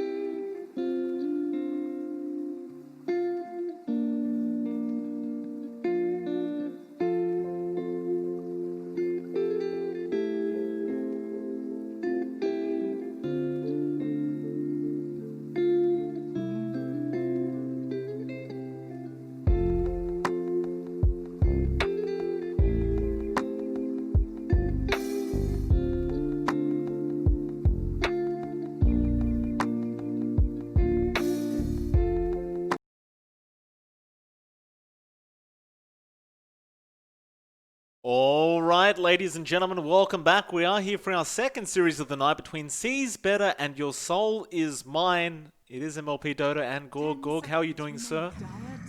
I mean, the boys won a game. I'm happy, right? It's Absolutely. winning. I mean, you won a game, essentially, right? Like it's not just the boys, but you are part of the team, Gorg. You pulled it off, mate. You got that game 2 victory. Still, Seas Better versus Your Soul Is Mine. Uh, I, I think I was casting Your Soul Is Mine last week. I can't exactly remember. Seas Better I have not seen too much of, but I'm aware of the players. They are I'd argue some of the top picks in the draft that you were running at the start of the league in Season 2. hmm Odds are against the side of Your Soul Is Mine. What do you think their chances are? Like if I put, okay, I don't want to get ahead of myself and predict the way the laddering of this tournament is going to run. Right. But I definitely think overall, Your Soul Is Mine is 10 probably seconds weaker. I don't know whether the odds are so skewed right now. I don't think it's that behind. Okay. And CS Better does have, in my opinion, the best offlaner in Tech Core. Right. It's got really good players there in Reverie. Lon's been grinding ranked a lot. I think he got yelled at Baller just last night. I think the team's really good. And the interesting thing too is I also have to give props to Silvos already, just because the way he's leading them. I just think he's doing what he needs to do. He's playing sort of puppy style where he just doesn't. What he's playing just doesn't matter whether he has farm, whether he has space. He's playing things like Winter where he's pressing an alt, things like Silence where he's pressing R. Like I like his style a lot more when he recognizes too that maybe mechanically he isn't as high skilled. So what is he going to do? Play for ultis, play for shot calling, and set his sort of team tempo a little bit better. And I like that. I think it's what a good captain does. 10 seconds. That's fair. Gotta say, by the way, Gorg, I do like the new microphone you switched to. seconds It does sound remaining. very smooth. The production quality. I listened to myself for man, every time I say the word pee on this mic, it seems to pop. So it's driving me insane. I mean, you have that thing, Mike, where you listen back to your own voice and you're like, Jesus, is that what I sound like? Why does All the anyone time. listen? But yeah, weird bands, by the way, by Your Soul Is Mine. Is Earth Spirit really that lethal? I know Lon really likes playing. He has been grinding it. Bit of respect going there, I think. Yeah, I'd say so. I mean, it has had a high pick rate in the pro meta, but we haven't seen it too much 10 within this seconds this Oceanic League for Season 2, I would say. Not too many picks, and 5 it is gone seconds now. remaining. Still, there is a second pick to be made by Your Soul Is Mine, and we'll see is better. Their opening combination is quite potent, right? The Phoenix Mars. Oh, so Disgusting. dirty. It's like you press R, you press R. I personally still greatly dislike the way Mars ulti works. I would have thought that the ulti would have been much more interesting if it went more the style of like ice shards, where it was like a cone or something. I get it. It's that's what the hero is, but it's just as simple as just Phoenix doesn't actually have to directly egg on the Mars ult. He just to put it anywhere around where Right. he's safe. Attacks can never hit him because the Mars ult soaks attacks going in or out. It's just a free ult every time as long as you don't put it badly. And I think with the team too, side note, Dire team ban. Silvos loves playing it. Techcool loves playing it. So it could be anything really. I like that it's also Team sort of ban. flexible. Because I've actually seen Techcool play it a bunch in offlane, and he's done some really hot builds. So yeah. All right. Well, I look forward to it, I suppose. Still, Your Soul Is Mine. They went for the Jug second pick. Bit early for a position 1, don't you think? Or is it that important of a pick here for this Dire side? If they didn't pick it, then I think it would have been banned. It's really good for 2 reasons. So the first one being, you run at the Phoenix Egg and you just press spin and hit it, and it dies. So it just negates any sort of Fire Spirit counterplay. I think it does fine in lane against Mars. I mean, it's a little bit finicky trying to get 5 close to seconds spin and then not, remaining. getting speared away. But it's one of very few heroes that can sort of similar to like Lifestealer, where it can just be like, you popped ulti, I'm just running away. So I like it a lot. Really good healing ward micro can sort of also make Mars and Phoenix a lot less effective. So if he has, moving that healing ward all around, he can really save his team 10 quite a bit. I like this pick a seconds lot. And I love the clockwork. I've already, you know me, 5 Mike. I spent the seconds last game remaining. just talking about how much I love clockwork as a hero. It's so good. so good. It didn't win last game, Dire but team my back. God, Kess was being so frustrating. He was. He was doing a fantastic job. Shout out to Kess, by the way. I thought he was playing a fantastic Clockwork. I agree with you. You know, we're very similar in that sense. I do also love Clockwork. Most played hero. I've been spamming it quite a lot. Does feel very, very nice right now. I'm very afraid that Clock's going to get nerfed whenever the next patch does come out. But I don't think it deserves a nerf per se. It just feels like it might take one. I think they might rescale and rejig the battery assault to be slightly less effective rank 1 and 2 and try to sort of, make it a little more like about the same strength at max rank, but maybe just fraction it down a little. Clock is just a hero that, my God, how many times has Clock been changed? Is there a meta where he hasn't been like slightly rejigged or rebuffed? He goes from being like extremely relevant to just sort of useless to being really relevant. He's like Batrider. It's just Yeah. Ice Frog's like, he's good, he's bad, he's good, he's bad. What are we doing with this hero? Dire team pick. I think his battery assault needs to be just jigged down a little. Maybe slightly nerf his stats or something, but anything more than that, you kill him. He just is useless then. Let's just hope it never happens. Yeah, all the bans here too are very interesting. Like, there's a lot more targeted banning going on than in a lot of the previous series. I really like the winter ban. You don't really want to run Phoenix and Winter, but if you have 3 cores with all stuns, like if you went like, Mars, something else with a stun like a Sven and another mid laner like a Void or something, having 2 non-stunning supports doesn't matter as much. So I just like the idea here of just getting rid of a lot of that other stuff. And Batrider too, I feel like all the Chinese teams, so, Wasabi stack and Wygod stack, both are scared of this Batrider ever going mid. And it's very good. Right. I mean, Batrider mid's very good. Like, I realize it kind of dominates the lane, but it completely GGs out a bunch of mid heroes. Like, when I say completely GGs out, I mean he's level 12, you're level like 8. Right. And there's nothing you can do to stop him, and he does so much damage. So, I think just getting rid of it's good. And they got the old school Grimmy Jug. Grimmy Jug. You just put on the debuff and run forward. That's about all you have to do. It's the still sees better. Their third pickup now. They are going to go into their reserve time for this, and I gotta say, compared to the last 2 drafts we saw, this draft is taking a lot longer. These 2 teams being very serious with their drafts. Of course, sees better to make their third pickup, and you'd assume it should just be another support now, right? Like, it really shouldn't be anything else. I'd say probably are looking for that position 4 Earthshaker pickup. banned? Are they Earthshaker? crazy and greedy enough to play ES? Why do I feel like they are? Oh, No. Ogre, okay. This has to be something with a set stun, but yeah, Ogre. I mean, Bloodlust is great. God, it's such a tanky hero. It's sort of one of the only heroes that can sort of stand there and be like, lol, Clockwork's running around me around with a battery, so I'll just stand there with an Orb of Venom and just beat him down back. I'm not annoying. crazy about Ogre. It sort of feels like in a lot of situations it can either be really good at just bloodlusting, or other situations it just sort of is walking around like it's 200 gold of food on the map. It again can also have a really rough time at the start of the game. So as long as you find the right lane for it, the right spot, yeah, it's fine. What's your idea of Ogre Midas? Is it a good thing to do? Even if you are a support Ogre, is it really that bad to go like Midas Ogre? I hate it. Okay. I feel like if you're not playing it as a 3-8, why would you build Midas? It's just like, it's not that it's necessarily like to keep your farm propping up. It's not necessarily always a bad item, but it's like, if you're playing support in these games where it's all about like lane pressure, you as the support need to make space, Midas is not doing anything for your team. And even worse than that, the amount of time it takes you to get that Midas, you're probably losing fights by not having like one item to play with. Sure. I guess so. Yeah. It's a bit trolly, right? It's just kind of like, yeah. Anyway, Spectre is here. The Void Spirit was picked up by Your Soul Is Mine, so it seems as though Your Soul Is Mine do want to play kind of fast with that Void Spirit, I'd say. You wouldn't really want to drag the game out too long, and now you're up against a Spectre with a Jug. I mean, Jug doesn't necessarily enjoy going into the Spectre, right? Like, it's not the most fun of matchups. Yeah, it's not great. It just really depends how well the Spectre player finds his timing in his farm.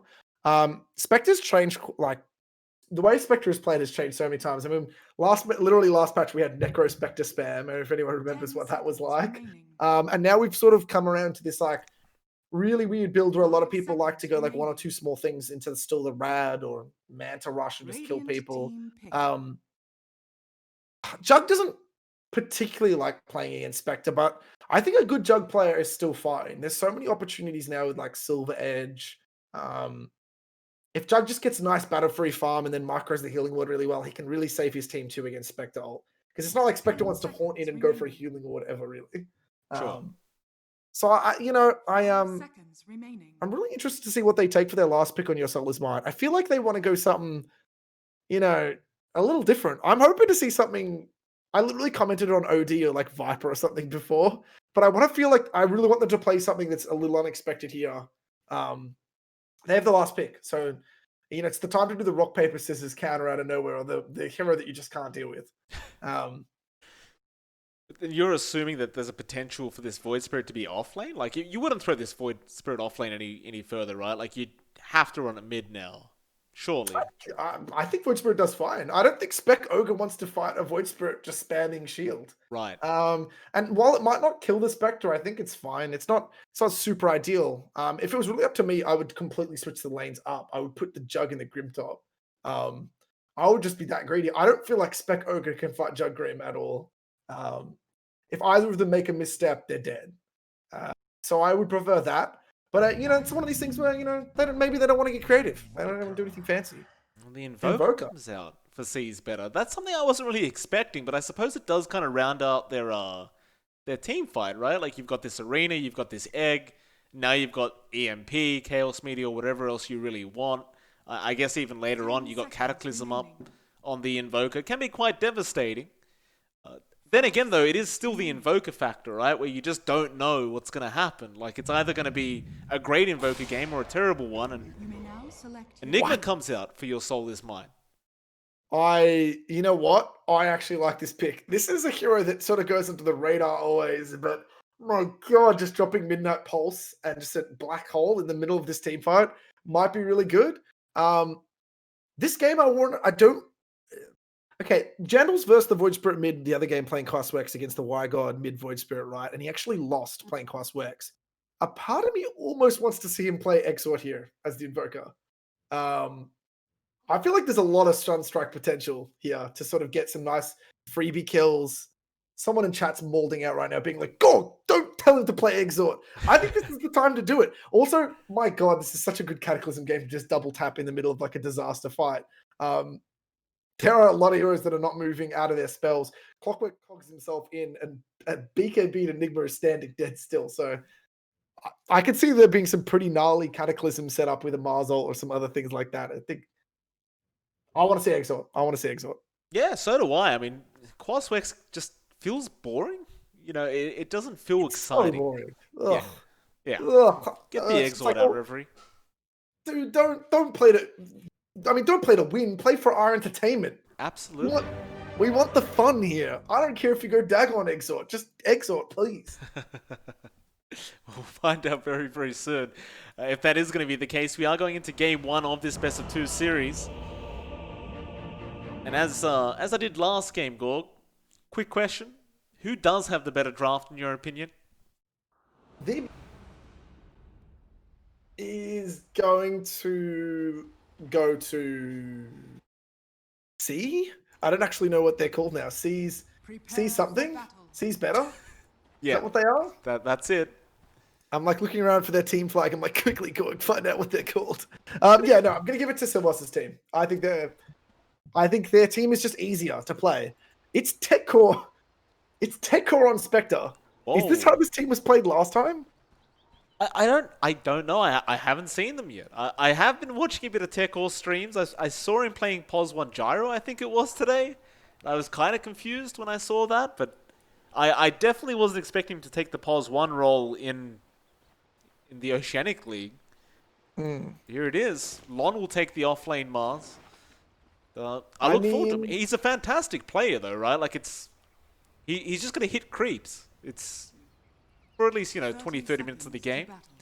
Should be right. I'd say he's the best POS 3. I still give him that title. I don't think anyone comes close to as consistent or as effective he is in that lane.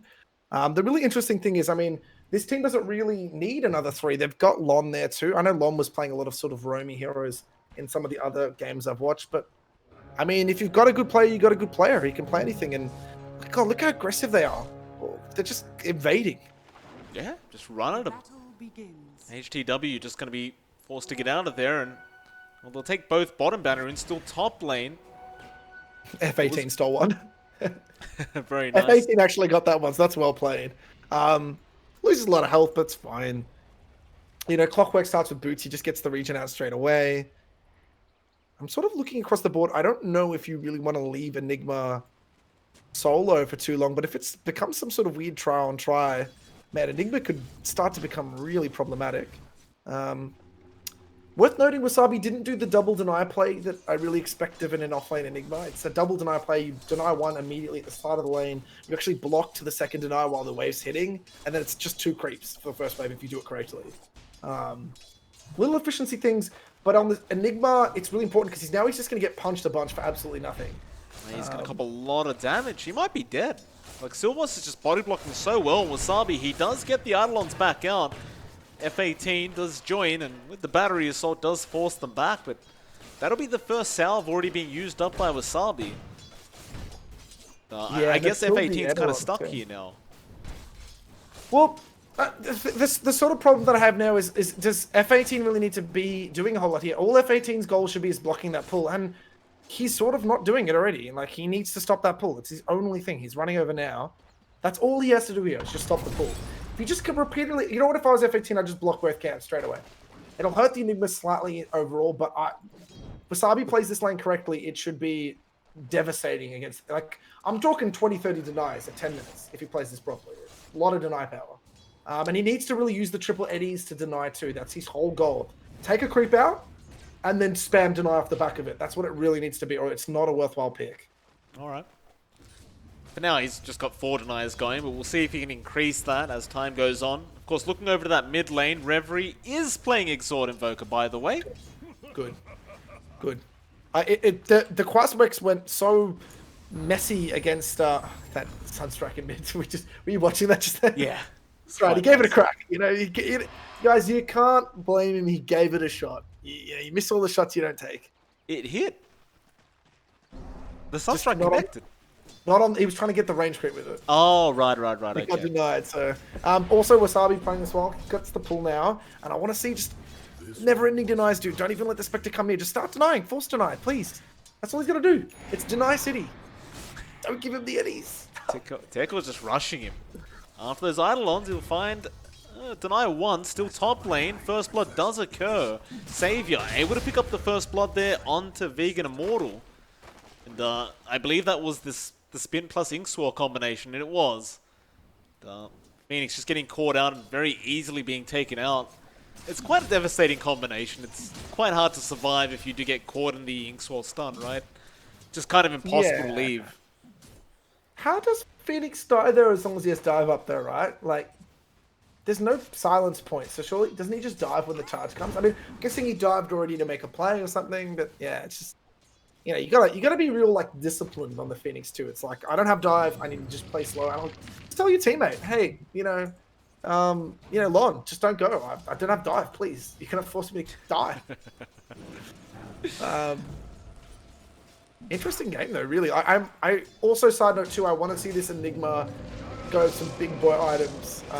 Just like, I want to see like Big MB. Yeah, he just found another kill. It was the spinning swell. He just ran at the Mars, and Lon, he didn't really even try to do. Just ended up going down, and it'll be the second kill going over to Savior. That's one thing you don't really want to do, right? This position 1 Jug.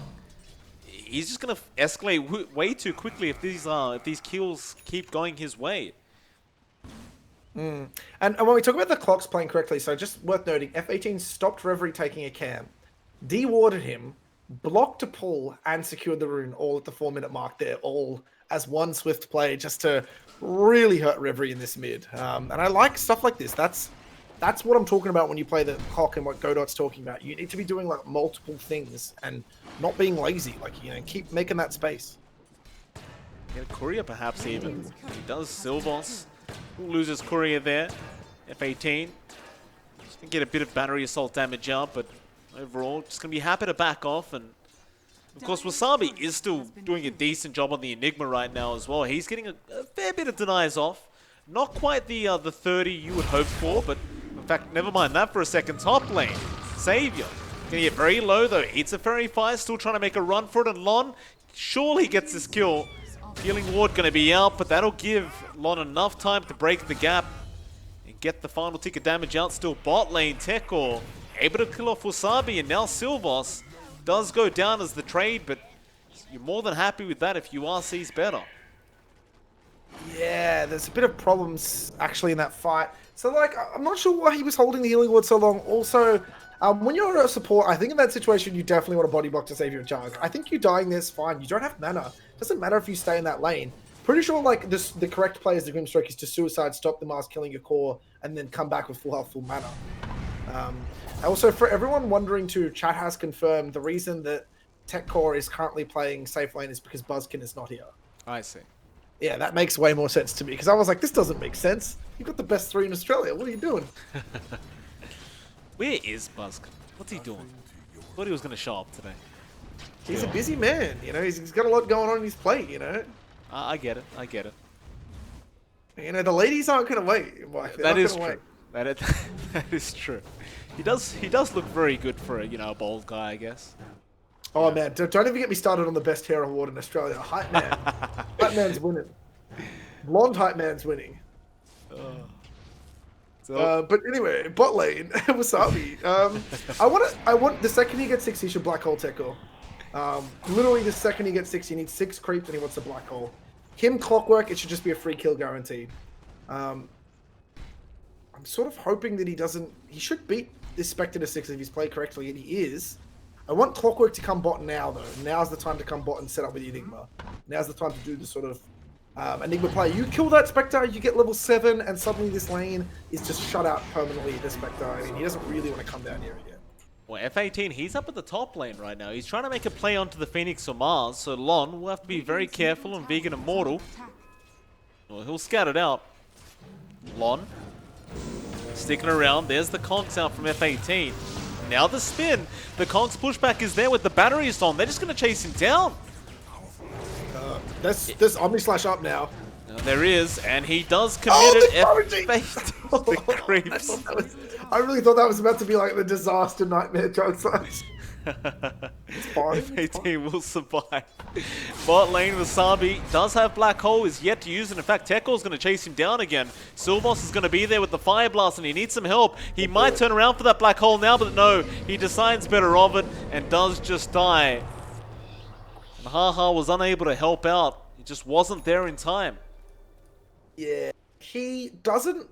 Okay, 2 things there. He needs to not micro his creeps away from himself, because, like, Tekor doesn't have Desolate, but it's still, he really should be, like, body blocking with the eddies while he's falling back. Yeah, Dagger lets them run over, but you can still sort of create some sort of distance. They timed out. Also, I feel like Wasabi just really should be not playing that deep until Clock's back here. You can just spam deny and you're winning. You take 1 deny every wave, you're winning. That's a win. Maybe deny 1 more with the eddies stepping forward, but you yourself on your hero need to respect the lane and sit back. Little things. This isn't a Merchant Clock Enigma performance, you know what I'm saying? Yeah. Where it's just shutting out a lane. It's tough.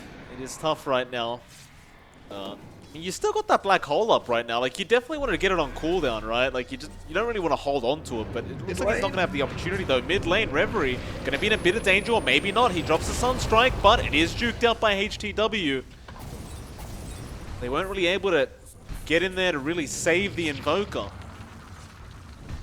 There are still 3 heroes on the Dire's side, so you can't really try and fight back up against HTW right now either. Got to kind of let him go. I sort of want to see the Enigma, go just ultra greedy here now. Like, he's just in free farm, and Reverie can't get covered because his team's trying to look like they were trying to wrap, and then they were so far away. Void Spirit just ran through. Bot lane. God, that Spectral Dagger really kills those Edelords. Yeah, it does. Wasabi, he's just trying to run. He will, but more Eidolons going the way of the Spectre. Still yet to see a black hole out of Wasabi. He could turn around now that F18 has joined him. F18 yet to pick up his own level 6, but they may not need it. Still, Silvos will show himself once again, and they just run at him again. Wasabi will go for the black hole now with the Midnight Pulse, and that is a lot of damage coming out. But is it enough? Sunstrike flying through. Tekor still trying to fight, but no. They will have HTW there to secure the final kill, and Wasabi will be able to get out of there with his life intact. That's a huge win. That is like, you know what? You use the black hole. Yeah, okay. Spectre died. You got 2. I would have liked to see the Sunstrike just a smidge earlier from Reverie. He was trying to get the last hit, which is probably the way to play it, just to get a little bit of extra goal. But overall, that's 2. You expended your black hole, and now Wasabi should just be able to chill. Realistically, this whole bot side of the map is just free to farm as the Enigma. And if you can't do much in the lane with it because the dagger's killing it, then send it to the neutrals, man. Start farming the camps. Don't feed the Eidolons for nothing. And I'm liking it now. It's looking good. This is sort of what I want to see more from their team. And HTW was there at the exact moment he needed to be to stop that kill happening with Spectre. Was nice. That's That'll beautiful. give him a 2k net worth lead. They are going to spot out HTW. Lon will get some vision on, but can't really break the gap, I don't think, up against this Void Spirit right now. I mean, I don't think that's the hero you want to ulti with the mask. I'm pretty sure he'll just step out of it unless he makes like a really bad mistake. Right. It's a pretty hard hero to time that. He's got 2 spells to dodge it. Oh, Silvos. Bot lane. It's in trouble. F18 still moving forward onto the Spectre. Tekor, he's falling very, very low, but here comes Vegan Immortal. He will actually survive on the Spectre. F18, the one to drop. They'll have enough. The egg just proving too much for them to keep chasing underneath that tier 1 tower. It's not the biggest deal in the world, I suppose. Like, it's just a clockwork, but you would have loved that Spectre kill. Now, it's also worth noting, you would love that Spectre kill, but my god, Spectre's tanky. Also, they're playing with a Midas, Invoker, and a Spectre, so, like, while stuff isn't looking super nice, there's a 2,000 gold lead. That 2,000 gold lead isn't super valuable because they're playing a way harder, a way weaker early game draft. So if they're doing even remotely close, they're looking really good right now. And it's only going to get better for Radiant. As the Spectre finishes these sort of items, she's getting drums now. And then Reverie's just going to AFK farm mid, I reckon, for like another 10 minutes. Just Sunstrike.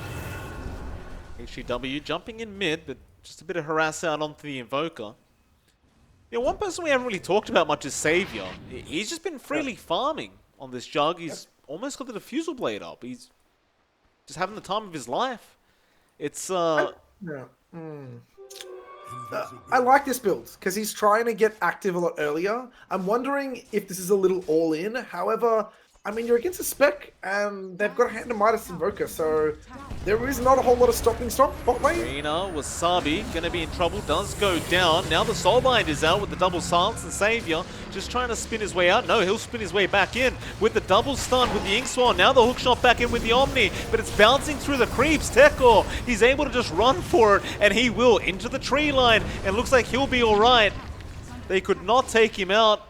Lon will even get out of there with his life intact. He'll TP out back to the fountain, and oh, Wasabi, the only man to drop. Silvos could still be in danger. He does jump in for the Inkswell, though. Savior goes down to Reverie. He gets a Sunstrike perfectly on the jug. And that is not a worthwhile trade for the side of Your Soul Is Mine. Like, Lon and Tekor both got away on one hit, practically. And then your carry gets killed by a Sunstrike that, I mean, it's like perfect vision. And that's still a really good Sunstrike from Reverie. Like, he was moving around, he was trying to fake it out and make it sort of hard to hit. You know, he's ducking and dodging, but he got him, he nicked him. And that's really bad for Dire.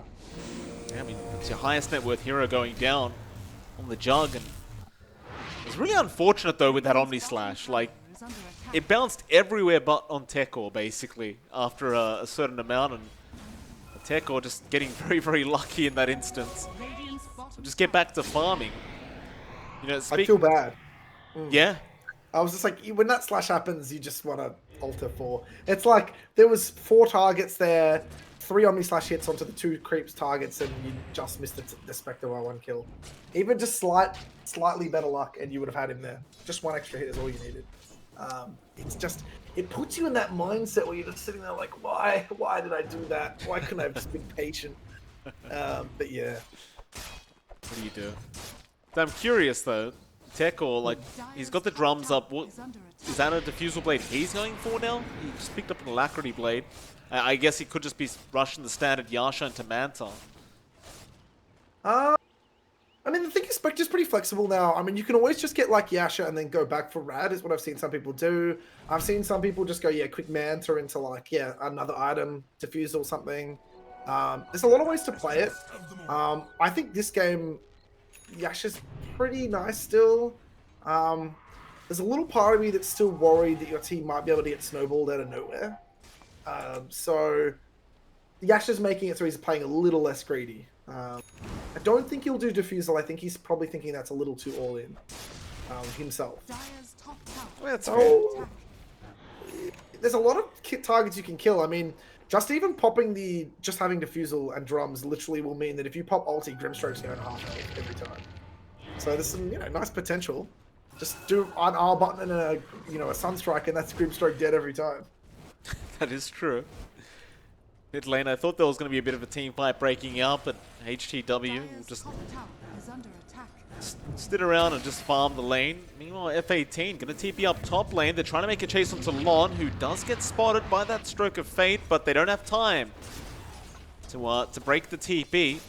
F18 not having the hookshot available, so instead now mid lane, Sylvos does get a Fire Blast off onto HTW, but that'll be the end of that. In fact, Lon is going to drop the arena, does get the spear off into the Sunstrike, and Wasabi, he used the Black Hole to try and save his teammate, but it doesn't work out that way, and that's really unfortunate. I thought he would have just been able to ult out of there, the Void Spirit, but perhaps he was on cooldown? He had everything up.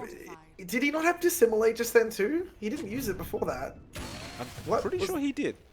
Did he? Okay, well I was not watching that closely, clearly, but my god, that shouldn't happen. Really, realistically, the Mars should never be able to clean combo the Void unless he has Blink Dagger. He didn't even do that with Blink, he walked into that. So I feel like he's just got to be paying a little more respect, and the ulti power from Radiant is just so much stronger. It's going to be an Ink Swell and the stun out. Reverie does actually get Haha, but now F18 trying to secure a kill, does get one, but gives his own life away. Now HTW used all his actual steps. Tekor has joined in, and with the spear there, they will have enough damage to just take out HTW. That's more problematic fights happening now for Your Soul Is Mine. And this Spectre. I'm going to go ahead and give them like a 90% chance to win this game at this point. This Invoker combo that Lon and Reverie are running, it's literally just spear into Sunstrike, and one target is definitely dropping. This is looking like an easy C win here to me. Sylvos' team just looks like they've got a plan. This Enigma's trailing off now. He's going to be like 10 minutes, I reckon, off BKB at this pace. A long time. Your Jug has gone all in with Diffusal, and he's going back now into Shadow Blade. Not sure how I feel about this build, but he's all in to win the game in the next like 10-15. If it doesn't end that way, my god, he's going to start to struggle against the Spectre. They've smoked up behind Savior. They're kind of trying to use Savior as bait, it seems, to get something done. But there's going to be a counter smoke now from the side of C's better. Reverie. Oofed. It's going to be alright. Lon does have the blink up. Get that blink initiation off. He just needs some vision. Run straight into Haha, but he does juke out the spear. Still F18 jumping onto Reverie now with the hook shot. They do spin with the cogs. Reverie needs some help. Trying to run out of there. He does get the tornado off in time, and he's making a run for it. Deafening Blast won't be enough, however. They do get the Omni. And, well, only the Grimstroke was lost for the side of Your Soul Is Mine for now. Immortal gonna be in trouble. They jump in with the silence. He does get used up, but the Aetherim are going to lock him in, and he'll be the third to die now. So a great little team fight out from the side of Your Soul Is Mine, and well, that was without the black hole. They still have it on cooldown for another 20 seconds. There's two big problems there. So C's, okay, like Mars committing an ulti. Okay, he committed 2 ultis to kill a Grimstroke. He didn't die that quickly, and then F18 really well. Reverie timed the NATO there to NATO the Juggernaut perfectly and stop that kill. And F18 dusted and forced up the Jug forward to get that kill still. So, like, I actually thought Reverie was going to get away, but somehow F18's salvaging that fight so well. And Spectre ult wasn't up yet, so like, why not just wait 20 seconds? Wait for the Spectre ult to give you vision when you smoke, and then fight a lot easier. Let's get jumped by FTW. Hookshot is there from F18 if he wants to try for it. He will. He won't go for the bounty yet. He'll just go straight into the hookshot cogs, and now that'll force out the Spectral Dagger. HTW is looping around. But it looks like he just wants to get the bounty and just back out of there. Rest of C's better. I mean, they grouped up. Looks like they're going to go for a team fight, but Reverie's been jumped. Arena is going to be out in time with the Spirit and HTW. He does get caught. Now the Horn into the backline's Tekor. He gets Black Hold with the Midnight Pulse, but do they have enough damage? The Tornado from downtown does come out, but F18 still trying Tekor. He will get himself out of there. Now it looks to be a full team wipe, it seems, as Savior's the only man left on the Jug. Lon, Spear, doesn't land. I think he can just keep chasing him, surely. Savior's pretty fast. It's up in 5. Does get the blink off, and now the cold snap. Still spin. Doesn't have a TP to just TP away. Does get the diffusal blade off. Lon is blocking the staircase. That'll be it, Savior. Well, maybe not it. They're still chasing. Savior looks to have juked them out. Lon has to be careful. This slash up, it's not invincible. Well, he's going. HTW just jumps in on the Void Spirit, back onto that Mars, and they don't even need the Omni Slash. They just take a free kill. That is a far, far chase if I've ever seen one. I feel like they could have just gone into Roshan then, and that would have been like a free Roche. Like, you've got Invoker. I think you just take Roche, right? Makes sense. Yeah, that was just not a good fight though. Anyway, like. HTW committed everything to kill Reverie, and he didn't get it. He got lasered a little bit, and he just ran away, and they covered him out. I feel like that's a really good fight if Reverie dies there at the start. But just because Reverie didn't die, and then Reverie got to manage to come back and then save Tekor later, it's just like a bit of a disaster. And you hate to see it too, because it was just so close. He was like only like 100 damage off dropping him there. Like a little bit more on that to kill. Real shame. Tekor's just going to get so farmed here too. This is like not the Spectre you want to verse, really. No, he's got the Manta up, and I wonder what he goes for next. I mean, it just doesn't really matter. He's already got 1.6k sitting in the bank account ready to go. You still start to question now whether they can keep up with the Spectre.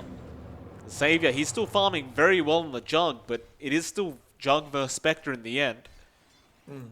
Looks like Savior's just trying to finish off that Aghanim Scepter. In fact, they're not even going to wait for it. They'll just go for a smoke straight up. They have to be active. If Dart wait here, I just can't. I don't think this game becomes necessarily easier. They have to keep momentum. They have to keep killing. Sabi. Sabi top.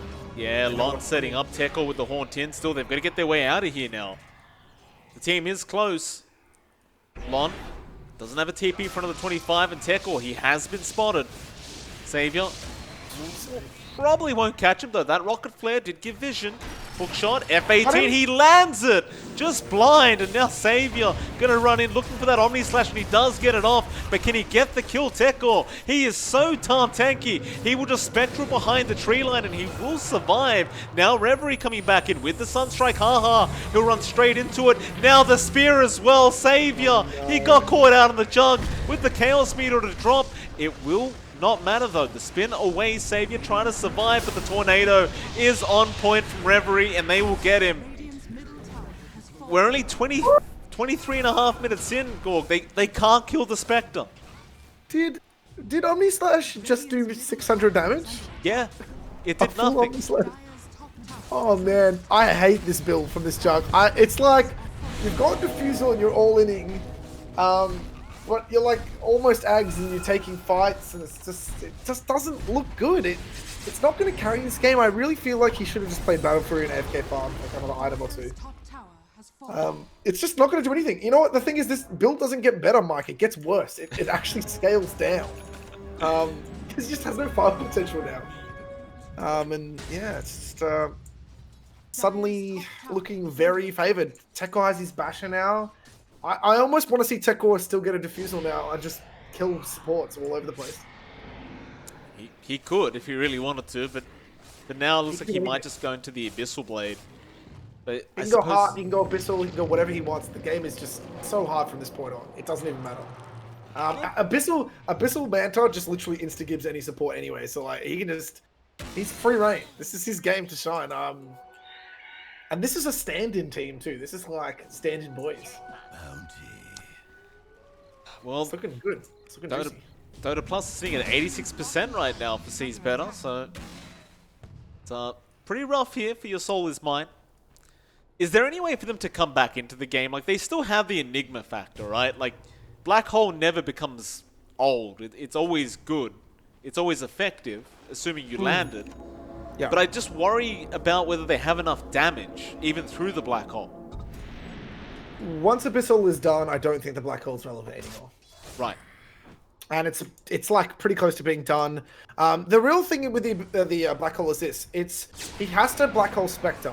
I don't think Spectre's going to give him an easy Black Hole. And if he doesn't Black Hole Spectre, I guarantee you Spectre Tekor Suicide Abyssals him every time. Just Abyssals to stop the Black Hole. Or just kills him instantly. If he missteps his Wasabi here, even if he has his BKB, if he gets ultied and doesn't commit something, say immediately when the Spectre haunts and just Abyssal Mantis him, I reckon he kills him probably in the Abyssal window, almost, with Bloodlust. I'd say he can do it. It's just a frightening game. I don't think Black Hole's the answer. Lon, he's been silenced. There's the Swift Slash coming out, so he does have the axe up now, and Lon will go down. F18 goes for the hook shot with the Black Hole out on the Phoenix, but that is only on the Phoenix, so they'll go for the fight now. The Haunt in. And I think they need war for this. They want out. Silvos, he's just going to die for the team.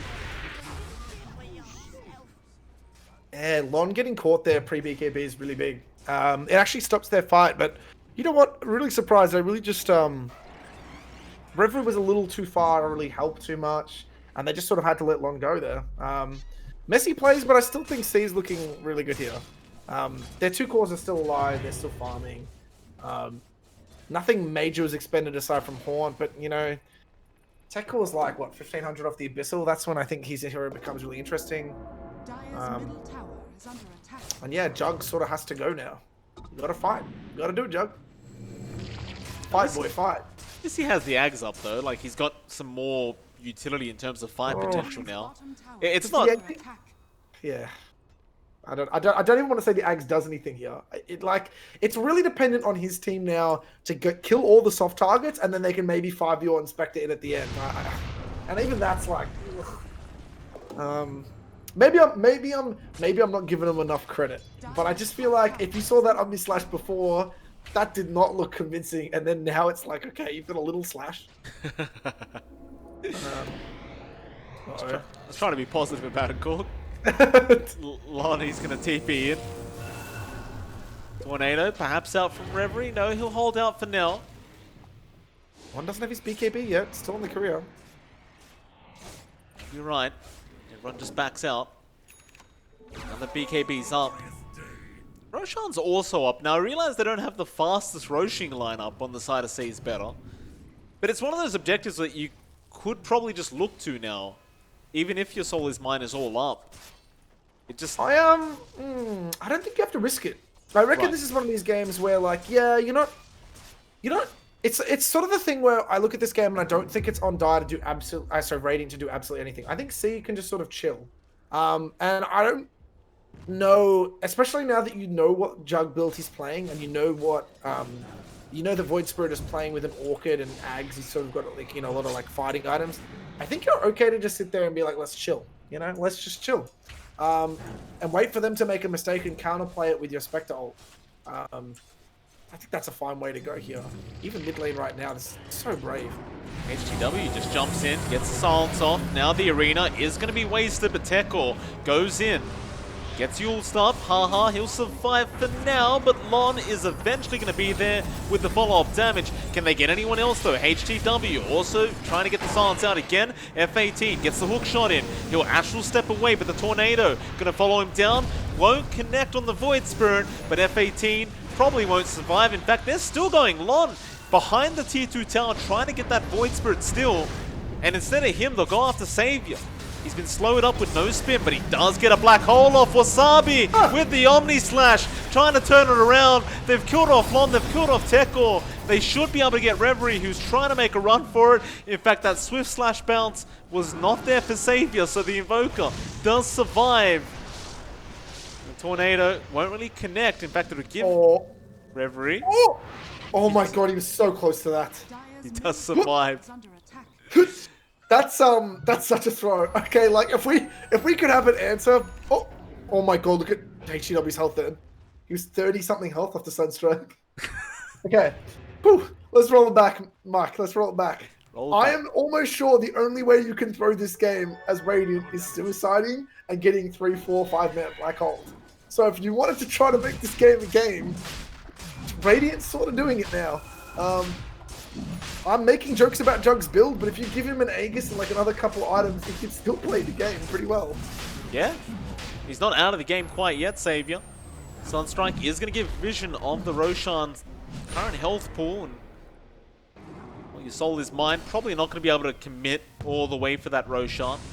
Now still just kind of hustling around the Roshan pit for now, but you're going to have to back out of there.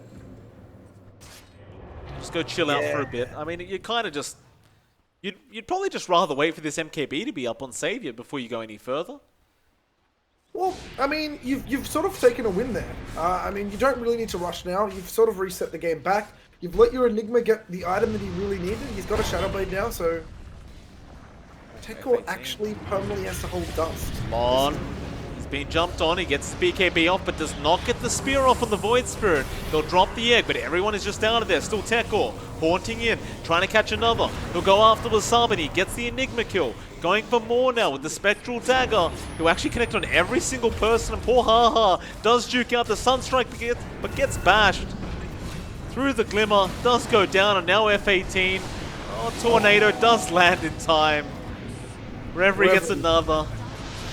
And now, well, they're buying back the best they can, but this Void Spirit is low. HTW going to turn around now, back onto Lon. They'll get the kill, but the Fire Blast out from Silvos will ensure HTW does die. Still Savior, going for at least an Ogre kill.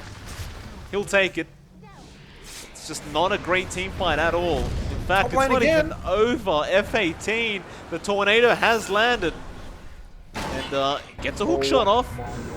Sunstrike, Swift Slash, Reverie. That was a full Omni Slash coming out. He's still alive, however. Savior gonna chase him down. He has the Swift Slash and the Ink Swirl out from the Grimstroke, so Haha does take the kill there with Savior. Now, well, Vegan Immortal will survive.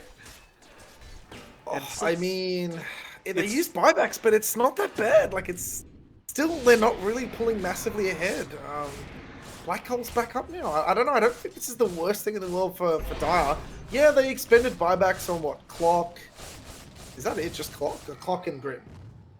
And they get a Roche for it now, I'd say. You'd hope so. He's going to try and take down the Roche. It does take a bit of time, unfortunately, for Savior. It does also get scanned down, and it looks like the side of C is better. Want to take this fight if it does come to it. You are fighting into a black hole, mind you, so it's not going to be an easy one. Unless Wasabi gets spotted. There you go, they're going to jump in. Black hole is there, but it's only caught the Ogre. That is not what you wanted, and now the Arena Spear is out on the Jug with the egg being dropped. Savior, he goes down before he could do anything, and now Wasabi will also die. HTW, the one man left, and he's been abyssal. He's gone. That was not the play there. That might be the game right back over now. You've given up all your spells. You used your BKB, you used your black hole, and they're gonna get an Aegis. And I don't know what's stopping this team from just walking down a lane. F18 also set to go down, and Tekor will take the Aegis for himself. 29 to 23, 8k net worth lead out for C's better. And they're still, it's a Spectre lineup. I mean, they're still just looking pretty. There's not really much else to say about it, right? Like, you're still just lacking so much. And it seems like they're so dependent on that black hole that if it only catches out an Ogre like that, the fight's just over. It's not bad in theory killing 2 heroes still, but it's not the 2 heroes he can be affording to use on. He actually has to get Spectre in it at this point. It's just, nothing else will cut it. I don't even care if he gets Invoker in it, he just has to get Spectre.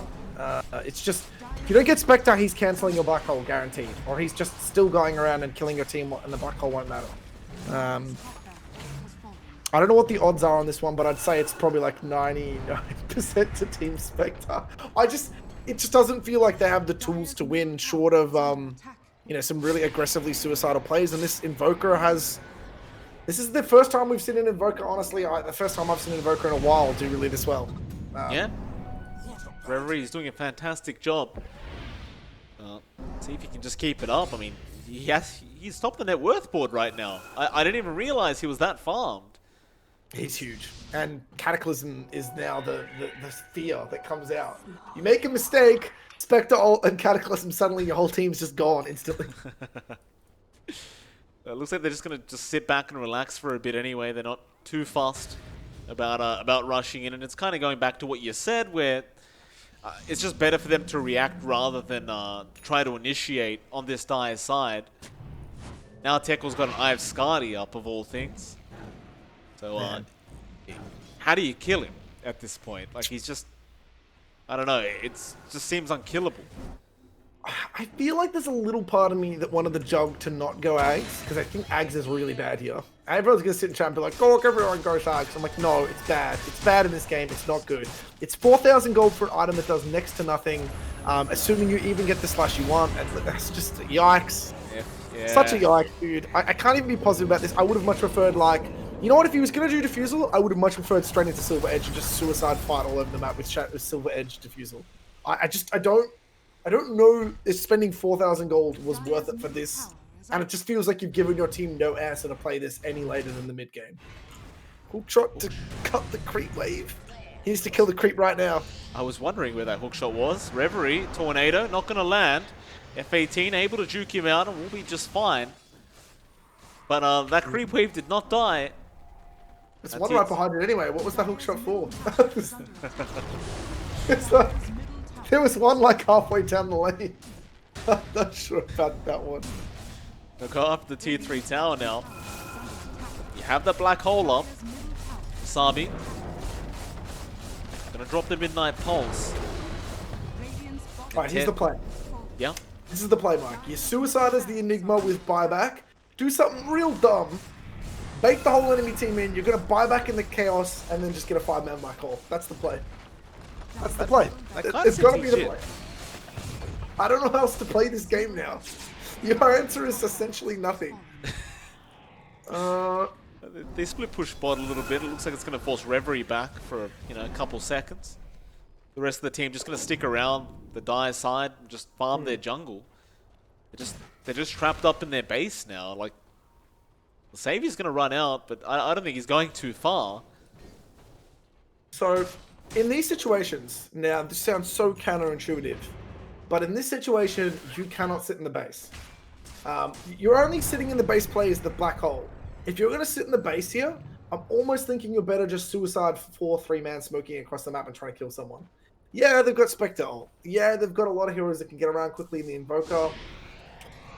I still think you're better moving out of the base and not AFKing in the base in this situation. It's just... Silvos does jump in with Lon, who also goes in. No arena being dropped yet, but the Cataclysm is out. It's a lot of damage. Savior did really nothing with the Omni Slash.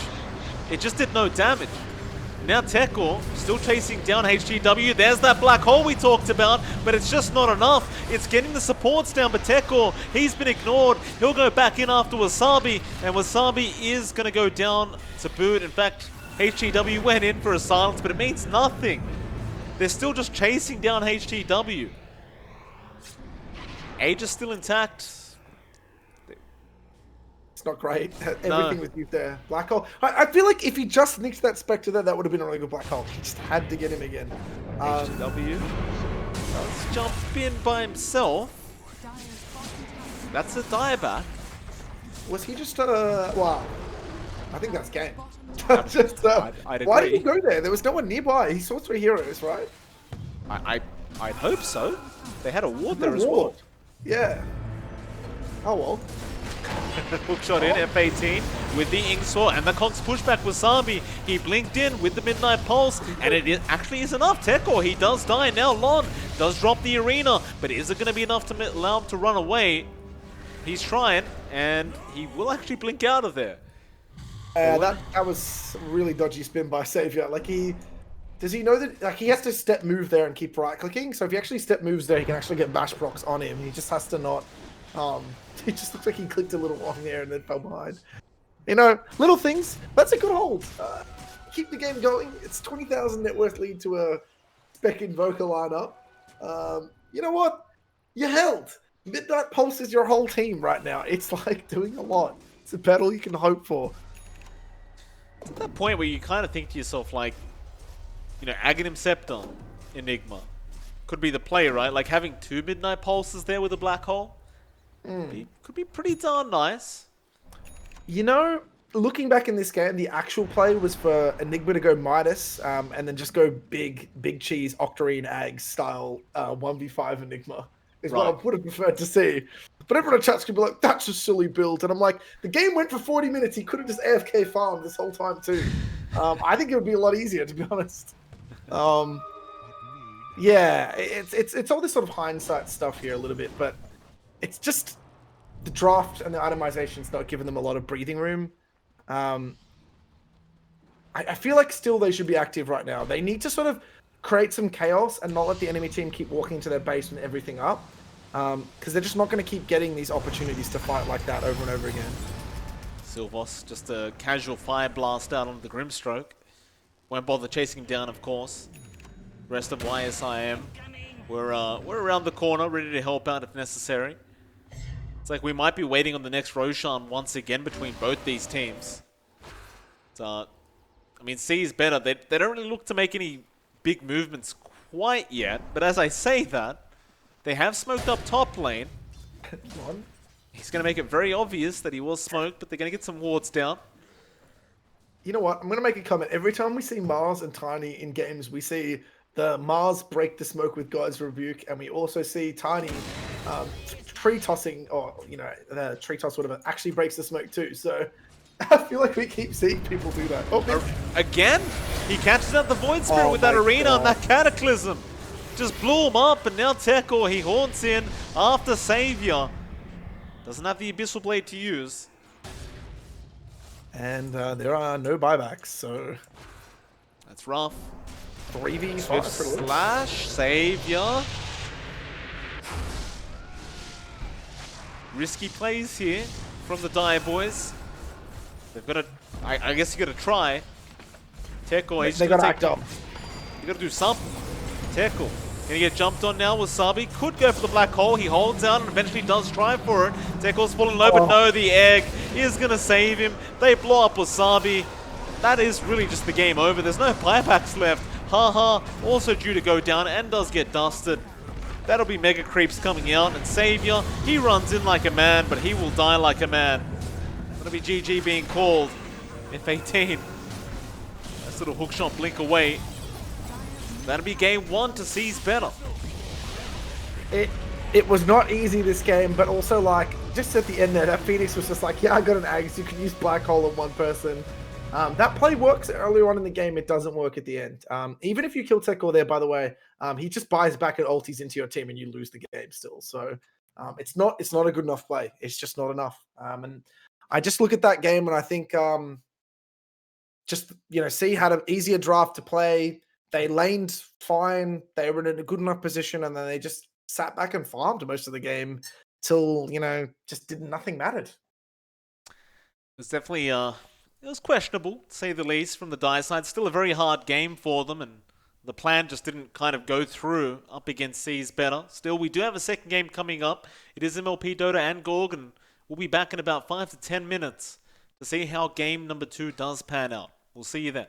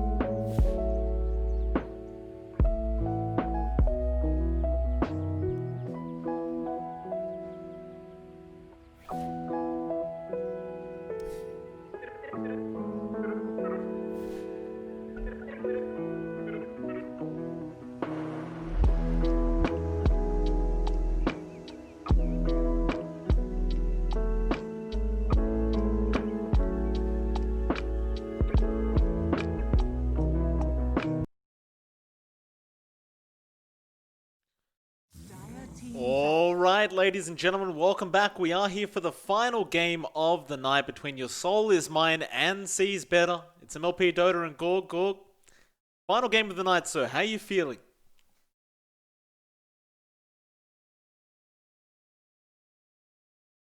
Oh, does he not hear me? Do I not hear him? Oh, that was me. Sorry, Gorg. I made a full introduction and apparently my mic was muted the whole time. How you doing, sir? Oh, so we've just been sitting here awkwardly? No. I'm doing good. I'm doing good. Interesting game. I look back on this and I'm like, I just feel like, yeah, Spectre, man. Can we just nerf Spectre? I'm already sick of the hero. I don't want to see it anymore. It just makes the games boring, man. It's one of those. It's one of those carries that just, it never really disappears from, like, it kind of does drift away from the meta, but there's always that time where the Spectre can always be useful, and 10 seconds. well, now it's just always useful, Gorg, and it's painful. It's kind of like the Ursa pos one you were talking about earlier on today, right? It just came along, and it was always just the one pick you always made. That's what we've got now. We've got Spectre. It sucks. I just like he's not okay. When I think about heroes that are well designed, he's not like particularly high skill to play. Really, all he requires is just a bit of map awareness and just I feel like his dagger needs to be like rejigged or something. I feel like the hero, if he can't just spam run over tree lines, he's a lot less silly. Yeah. Yeah, he has hard games and he's lost games too, but it just feels a little too comfy to me. Like the playstyle of being passive and winning, to me, is not the way Dota should be. It should be you play with a bit of risk to get a reward. And I feel like Spectre's not really that risky and he's just sort of easy. And a little boring, to be honest, actually, to watch. Yeah. People try to disagree and be like, oh man, it's great watching Spectre press R and the fight just turns into mush. I don't know, man. I just look at it, I'm like, this is just stupid. How many people are out there disagreeing with you, Gorg? I mean, Oh man, it's always in my own head. I know you're out there, you guys. Don't worry. I'll get you. We'll get the Omnidisk stuff going. We'll get the hookup going soon. We'll see what we can do. Your boy Gorg's got. He'll help you guys. But yeah, no. Look, I always think it's fun to read the chat while you're casting things. I don't know if you do that. I actually read the chat once in a while. yeah, I also have a cheeky peek, once in a while, not too often. It's important not to just, there's some people out there, believe it or not, Gorg, that just constantly stare at the chat. It's kind of stupid to do that. Is that a veiled dig at me? No. What I was going to say was, you know what? If you spent the whole night reading a chat as a caster in like a high-profile tournament, or even in one of these tournaments, which is pretty high-profile, if I don't say so myself, you sort of get to the end of the night, and you sort of finish up the stream and you read all the mean comments, and then you go into the share and you cry and you sit there and you go, why doesn't Mum ever want to hug me? And it all sort of comes full circle. The emotions. It's tough. It's the same draft. It is. It really is. The AA is different, of course. We've got AA in the game now. Not that that's any more exciting, but it really is just basically the same draft. And I'm kind of, I don't know. I guess if you're the Radiant side, you didn't think the Spectre would be picked up as the second pick this time, right? Like you would have imagined maybe it would have gone a bit later on, but Sees Better. They just take it, and it's. Just why? It's good. I mean, if anything showed last game, Your Soul Is Mine couldn't work out how to beat it. And, if it ain't broke, don't fix it. Just pick the same thing again. I really want them to ban Invoker. Please don't let Invoker Sunstrike combo happen again. It was just wreaking havoc, and it just felt like Reverie was really comfortable. I know it's not always the best hero, but this team proved that they had no answer for it very well, and you want to make people uncomfortable. You've already got 2 players now on comfort heroes they're feeling strong on. The whole point of the draft is to make people feel uncomfortable, to make them be like, what do we pick? What can we pick? And if you're not doing that, what are you doing in the draft? Don't let them default the same thing. I feel like this is going to be Invoker again. I feel like they don't even care. I mean, 10 seconds Invoker, you haven't got the Mars anymore, so there's no option for that. But if Reverie wants it, why the hell not? For now, they do go back to the Ogre, so they are keeping it fairly standard. Now, we can guarantee that there's going to be an alternative position 3 pick. I can guarantee you that because the Mars was banned. So, I don't know. What's Lon going to take this game? Do you want to take a Send wild ban. guess? Remaining. Mars is banned. Doom is banned. They want something to set up here. Tide, Underlord. Is there anything else I'm thinking of here? You just need something with a setup stun. That's about it. I'd say probably Tide or Underlord. Right. I know also Lon likes Earthshaker, but I don't know if they've got the cojones to play that as a weird 3 this game. Even though I do like it as a 3 actually still. Really? Yeah, I think it's fine. I mean, if anything was shown last game is that, they can sort of do whatever they want and they're probably going to be okay. I'm not sure if they'll pick their. I have a weird feeling they might still save their mid for the last pick. So, yeah, I'm just expecting something with a stun. Okay. All That's right. about it. Well, your Soul is Mine is yet to make their 3rd pickup. 43 seconds reserve time left for this one. I like the fact that they've at least got the AA now. I guess it kind of helps against the Spectre, not allowing it to get some regen up. If it really matters at all, kind of denies the Phoenix Sunray in some weird way, like the heal you get from the Sunray. I don't know. I'm still just looking for Spectre counters here from your Soul is Mine, and it looks like they were doing the same, but they go for the clockwork. So, literally 5 out of 6 heroes right now are the same from the first game.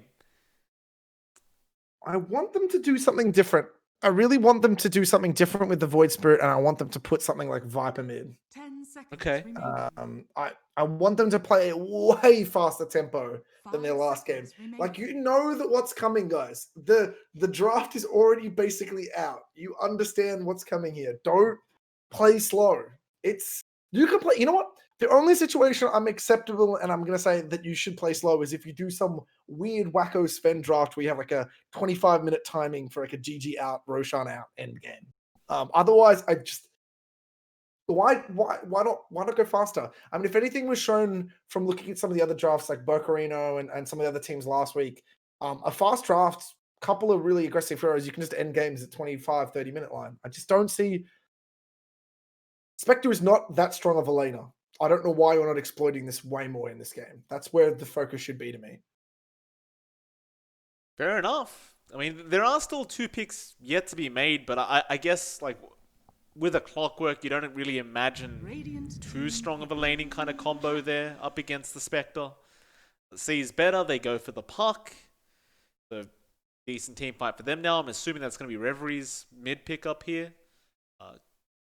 Could potentially be the off-lane puck if you wanted to bring that out, but it seems somewhat unnecessary. 10 seconds. Yeah, remaining. just puck mid. This is comfy. You can do anything with your 3 now. I feel like we're going to see a weird Lon hero. That's why I was guessing Earthshaker. I feel like this is going to be a real weird Lon hero. I don't know why. I've just got that in my head. Is there any offlaner with a heavy stun that we're missing? Like Mars is out, sent out. That is just good right now. There's got to be something I'm forgetting here. I'm trying to think of it, but I can't, unfortunately. Radiant team Your back. Soul is Mine. They Take do the go for Tide. the Tide. Okay. So now the Tide's essentially been denied off Seas better if that's what they were wanting to go for. So, I don't know. Yeah. Night Stalker, were you about to say? I feel like that's a decent pick. 10 seconds. I remaining. don't know if Dire Your Soul is team Mine back. want to play with a Tide because it's a very long cooldown and it doesn't really do that well. It does beat Spectre if it's played correctly. It's just making me go, you're sort of putting a cooldown on a cooldown where I feel like you didn't even need to do that. You could have just gone down a lane at 20 minutes still. It's not 10 what I'm talking about when I'm seconds talking about remaining. exploiting the lane, but still good. I still think it's like a solid 5 pick. seconds Also, I remaining. do feel like C is better was actually going to take it. I don't Radiant know why. team back. Even the Lon, I don't think Lon plays that much of that hero. Pango banned. Okay, that's another hero we didn't mention. Pango would have been really good. Puck and Pango is just an annoying as combo. It's similar to just Mars and Phoenix. Right. That's gone now. One more left for Your Soul is Mine to get rid of here. And, of course, it should be another 10 off-lane ban seconds out. remaining. Dire They team get rid of the back. Darkseer, which has had a pretty high win rate as of late. I'm not 100% sure why, but apparently it's really good all of a sudden. I don't know what they changed. They changed something on him. I'm zoning out. It's such a boring. Oh, man, talking about It's Spectre, Darkseer. it's Darkseer. Like he's Yeah. fun at like one play the whole 10 game where you back seconds combo remaining. someone or he just does nothing. You know what I mean? C-Sped on their final ban out now, and they're looking for a position 1 to remove. We saw the AM Ursa being removed already. I mean, you could ban out Jug, but that didn't really seem to be a problem for them to deal with that last game, so they might just leave it. Radiant team. They'll get rid of the Lifestealer. So final pickup now. You're still making the argument they should be playing fast, and I would agree with you on that. But what do you go to? Like, it just feels like you're slow again. It's like you've got a Ravage this time, so at least you've got like a more flexible early game spell. You're not 10 waiting on some seconds Enigma to get remaining. BKB. Whatever this pick is, it has to go. 5 I'm still seconds favoring remaining. picking something a little bit unusual here that just goes quickly. The longer you wait, I just feel like you're gonna default into the same game. Terrorblade, okay. I want you to end the game at 25 minutes off the back of Terrorblade with like 2 items. That's what I Okay. want to see. Or create so much momentum and pressure that Spectre ulti becomes irrelevant and he feels choked in on his side of the map. That's what I want to see here. Control the enemy triangle. 10 That's what seconds this game should remaining. be. all right. It's all about triangle wars. You think this draft is a bit better than the last game for your Soul Is Mine? Would you? I mean, it doesn't feel that much different, if I'm perfectly honest myself. I'd say it's better. It's better. It solves a lot of the problems because Enigma does not actually fight that super well early on until he has a few items. I think Tidehunter fixes that problem. God, that is such a good pick here. Oh man, this is like real rough. You we kind didn't of mention that. you talked about it in game 1. In the game 1 draft, you did say that they don't want to play up against Batrider, and there it is, Lon Batrider. I think this is such a good Batrider game. It's an offlane bat too, so I feel like Terrorblade has a nightmare time here. Yeah, he can meta and sort of stand and fight a little bit okay, but I feel like Bat gets off to the right start. There's so much kill potential on killing this Terrorblade before he gets levels up, and I love that pick. I like that pick. It answers any sort of early play by just destroying a lane. It's a good one. And so C's better. I'm already kind of guessing that you're favoring the die draft a bit more here, maybe even a lot more. Personally, I'm kind of leading to that way as well with the die side. Like, I agree. Like that offlane bat gonna make Xavier's life a living hell. The mid matchup probably just gonna be an even trade between Reverie and HTW, right? Like you can't really imagine too much happening in that mid lane up until those level 6 marks coming up. I think either of them can kill. Like, I think it can go both ways that lane. Okay. I think Puck can kill Void. I think Void can kill Puck. It just really depends how they play the lanes, who gets more hits in. I'm not. Is your lane AA Terrorblade? It just feels so weak. And then what is it? Clock Terrorblade. I'm not even sure what you put here to go well against this like disaster bat lane that feels like it's coming. It just feels like you're gonna get wrecked. I'm not sold. I was still almost favoring. Prepare for I battle. sort of wish they didn't pick Terrorblade and they picked just a different mid and put Void Spirit bot or something, because I think he does fine here, or at least can't be killed. But I don't know, or just put Void mid and pick a completely different core. I feel like this was the time to maybe go some really weird cheese core we haven't seen in ages. Like, I don't know if Brood, Huskar, or Meatball or any of those heroes are still a thing. Something like that is what I would have preferred. We didn't get any of that. I'm gonna give this like Radiant team like 25% on this game. I don't like it again. It just feels like now you're playing around waiting for meta and Ravage. And while Terrorblade sort of addresses the issue of early pushing and sort of like trying to close the map and take towers, I'm worried he's just gonna have a real nightmare tier game. And I like that they've already moved his position. I don't want them to reveal where the Terrorblade is though. They aren't. They're hiding right now. There is just the potential of just tri-lane versus tri-lane here, like in the opposing lanes. Lon. I think Spectre should play musical chairs here, guaranteed. I think every time he sees them move, he should move. And just keep them running around the whole time. I think that's fine. The battle begins. Top lane Tekor, he's not going to risk it. He'll just back off. He knows something's wrong here, and F18 will take the top bounty rune, and both bottom bounty runes will go to the way of Sees Better. So Savior gonna show himself up towards that top lane on the Terrorblade with Haha. They are gonna be up against Silvos and of course Teko on the Spectre. But you would make the argument they're probably gonna switch it up here. Like the Spectre not really gonna enjoy himself too much up against the TB AA. Yeah. Maybe Silvos can make some space, but they're already TPing in the Phoenix. Tide is sort of a weird one against Bat Rider. Like, Bat really shouldn't be able to kill the Tide, but I feel like Tide still sort of gets punched a lot, and if he gets too many tires, he can sort of take a lot of damage out of nowhere. Is Haha just dead? Haha's dead? Fire Spirits, Oh. last right click. No, it's not enough. The Tango gonna regen him up just enough to survive. Silvos, I believe he had the Ignite on cooldown. Could not get the final one off. I mean, he's AFK now on the AA though, so suddenly your tri-lane now is like, it's one hero. It's Terrorblade standing forward against two supports that are like just zoning him. They're completely zoned. And bot lane is where the first kill happens. Lon, he ends up going down. F18 able to pick that one up in the clockwork. Of course, the Batrider only level 1, doesn't really have the Firefly up yet, so he couldn't really get out away from F18. I suppose it's a nice way to start things off with this clockwork. I mean, like, if F18 is going to leave the Terrorblade alone, he has to do something, but I don't think this is the play at all. I mean, look what's happening top. Look, Terrorblade's at the tower. TechCore's actually keeping the lane. Look where TechCore's keeping the lane. Like, you can't do this. This isn't a game. Oh, no. Like, I don't understand what this play is. You're completely sacking a Terrorblade. Like, Terrorblade's not the worst from behind. He can sort of jungle with images, but you don't want to sack him this early. Like, he needs like level 5 and 2 Wraith Bands to do that. He can't go now. Still has his Metamorphosis up. There goes his Courier. Killed. So that regen he just got is his last bit of regen that's coming out for a bit. Silvos gets the Ignite out, and they are really just holding them back. At least they get a Courier trade, but Haha's going to be forced to TP back to the Fountain. And Savior is really just left stranded now. He just can't do anything. And this is just... They've completely shut him out.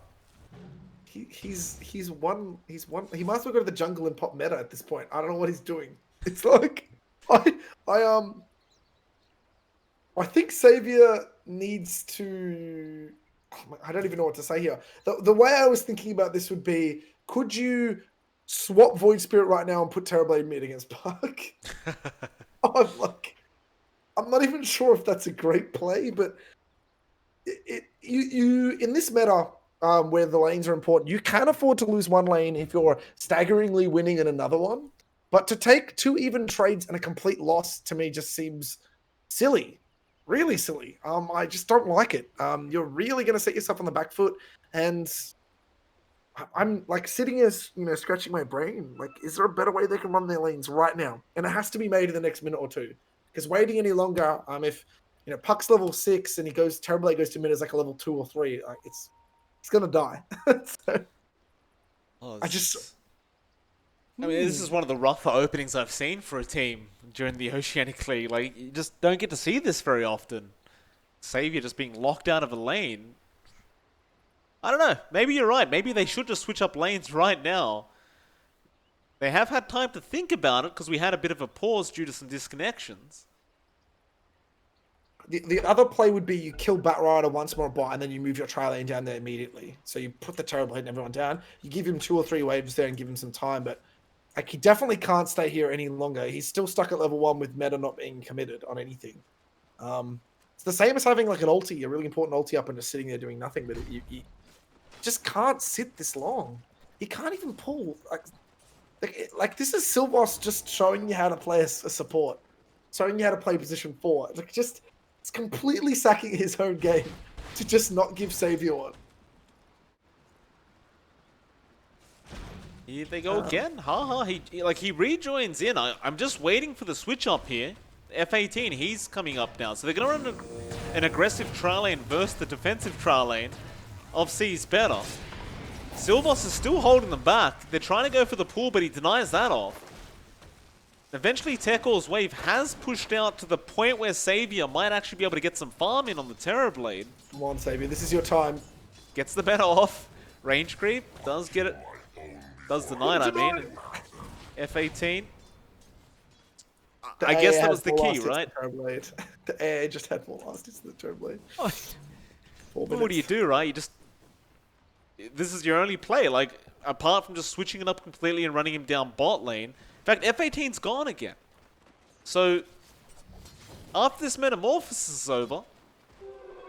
They got the pull. They got the pull. That's what they needed to do. And Silvos wasn't man enough to go stop that. So, I mean, this is the only way that they can play the lane. He almost stops it. F18 actually rotates his way back in. Does have the battery sold and cogs up. Does decide he'll go on to Silvos with the cold beat out from Haha. And that should mean Silvos dead. No, the Phoenix is here now. So being an Immortal, just going to Icarus dive through. F18 might actually kill off the Ogre, or maybe not. He can't get the final attack off in time. Now Tekor as well, killing off Haha. And F18 just going to have to walk his way out. Savior just going to have to accept that he just can't farm. I mean, he's got 7 last hits in comparison to the 26 of Tekor. I mean, they need to pull this again right now. I feel like he should be just there pulling it. He could have just pulled it right then. What are you standing here for? I mean, yeah, I think, yeah, you might get like 1 or 2 last hits now under the tower, but you could have just pulled it and then had 2 waves for yourself, or at least 1 wave. Oh, there might be some kills here. Oh. Icarus, the battery cell does not connect in time. I mean, you can time it perfectly, they were saying, as long as you sort of do it at the right second, you shouldn't get ever stunned, but... Which is sort of a weird interaction, because it's like a little slow, that little interval there. Yeah. Just wait for the ping noise and then basically press it, and you should be good every time. Mid lane, it's been rather quiet in the mid lane. Like, they've been kind of giving it back and forth, but overall, Reverie is slightly ahead on the puck. They are at that point where they're both level 6 now, so you start to expect those plays to be made from these two. In this game, HGW has to rotate. He cannot sit mid. Like, he has to go somewhere Mike and kill people. If he... Oh, what is this? They're fighting over the power rune that's not even there. They're going to go up towards that top lane. The arcane rune will eventually go to Reverie. Meanwhile, bot lane, Lon does go down solo to Wasabi. He commits the Ravage. So he does get a nice solo pick off for himself. I mean, the 1-point Kraken makes you unkillable, but like, I'm sure Lon should just out-farm him here, right? I think so. Silvos. 5 points of Q. Silvos will go down on the Ogre. Yeah, it's not looking that bad. They're slowly catching up. Tekor going to be a little bit cautious about his own positioning. Meta is up on Savior. Dire's bottom tower is under attack. I believe Savior might have another Wraith Band coming out. No, it's not even a Wraith Band. He just got the brown boots, the mask up. I was about to say, it's about that time where he might just rotate to the jungle now on the Terrorblade, rather than sticking around here any further. Yeah, I think moving to the jungle isn't always necessarily a bad play as the Terrorblade. If you're not having a good time, I mean, he's managed to catch up quite quickly, so it's not the worst thing in the world, but I'm wondering how effective he is standing here when he really, like, yeah, he could be getting slow farm in the jungle, but is slow farm better than, like, 1 or 2 last hits every, wave or 2? Like, I don't know, it just feels like maybe Wasabi needs to try to open up bot for him a little more, but it's not going to be easy against Bat. F18. Sort of. He'll be alright. Surprised HGW hasn't made it the rotation up towards that top lane yet. It's just been kind of relaxing. Level 7 now on the Void Spirit. And not really looking to make any plays anytime soon, but now Tekor's got that Midas up. So that's a pre-8 minute Midas on the Spectre. He's basically just free farmed for the past 8 minutes. This is such a scary spec, and Lon's actually playing his lane correctly now. So if you saw what he just did then, he took 2 waves in a cam, and that's really how he should be playing. Like, he should really be able to outpace Wasabi. Like, Tide is a monster at farming too, but I really feel like if Bat plays this correctly, it's just crazy, and top just... Yeah, F18, he was chasing a courier all the way to the tier 3 tower. He got it. It just cost him his own life in the process. Now Lon And you get jumped by HTW, and that should be a kill, and it will be. Does get it on the Batrider, and will make his way back towards that mid lane. It's a nice little pickup there for the side of the Radiant. Silver's just chasing Saviour around in the jungle when he has meta up. I think he's dead. Yeah. He's gone. That's dagger and he's dead. He's done. Awkward pause My time. God, it's excruciating to watch. It's a little bit of a puppy pause, but he's dead. That was meta. He's meta. Oh, no.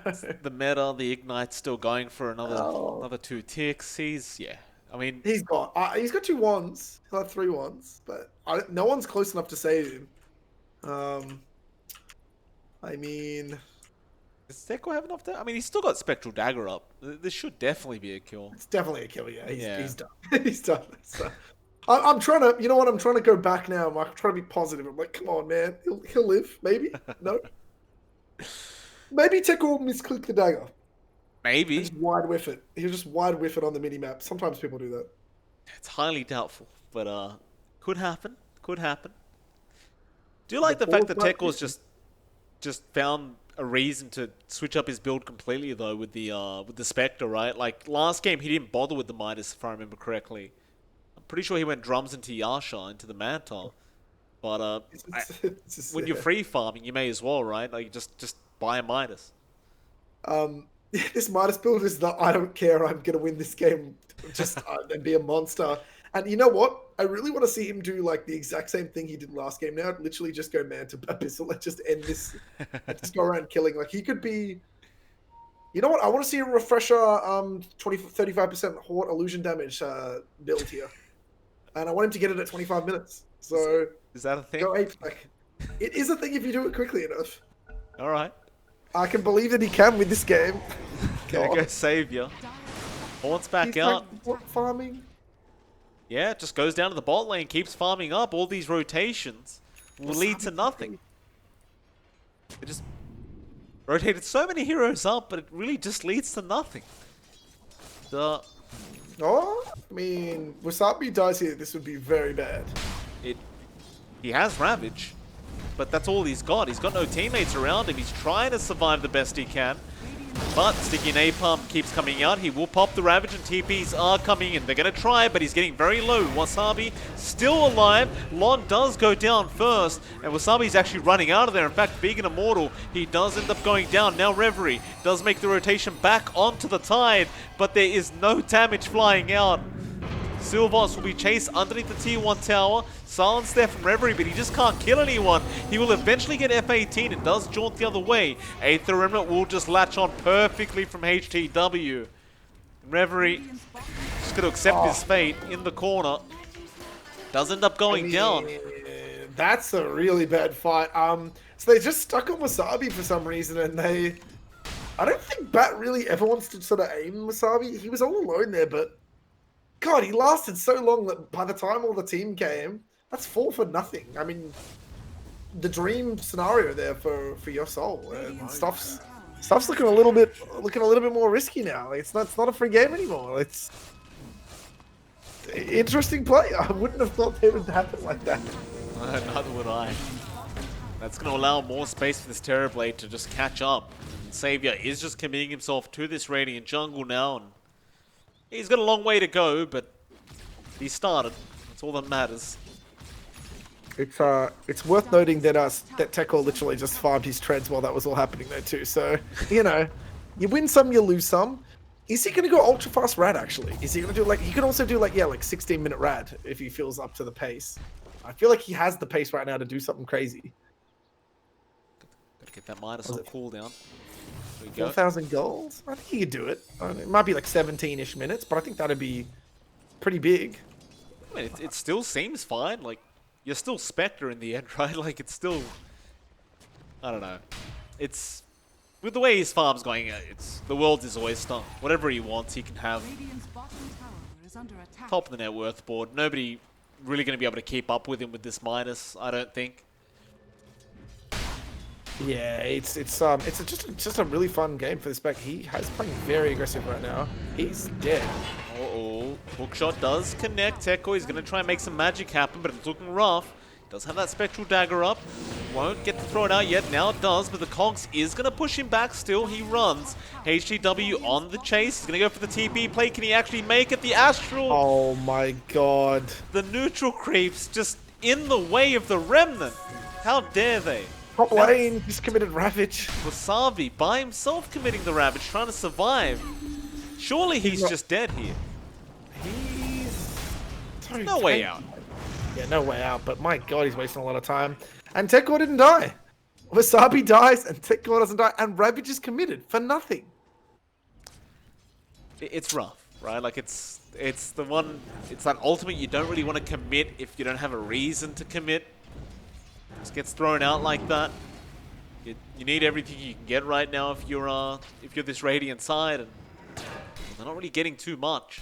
That slight net worth lead they had is starting to drop back the way of C's better.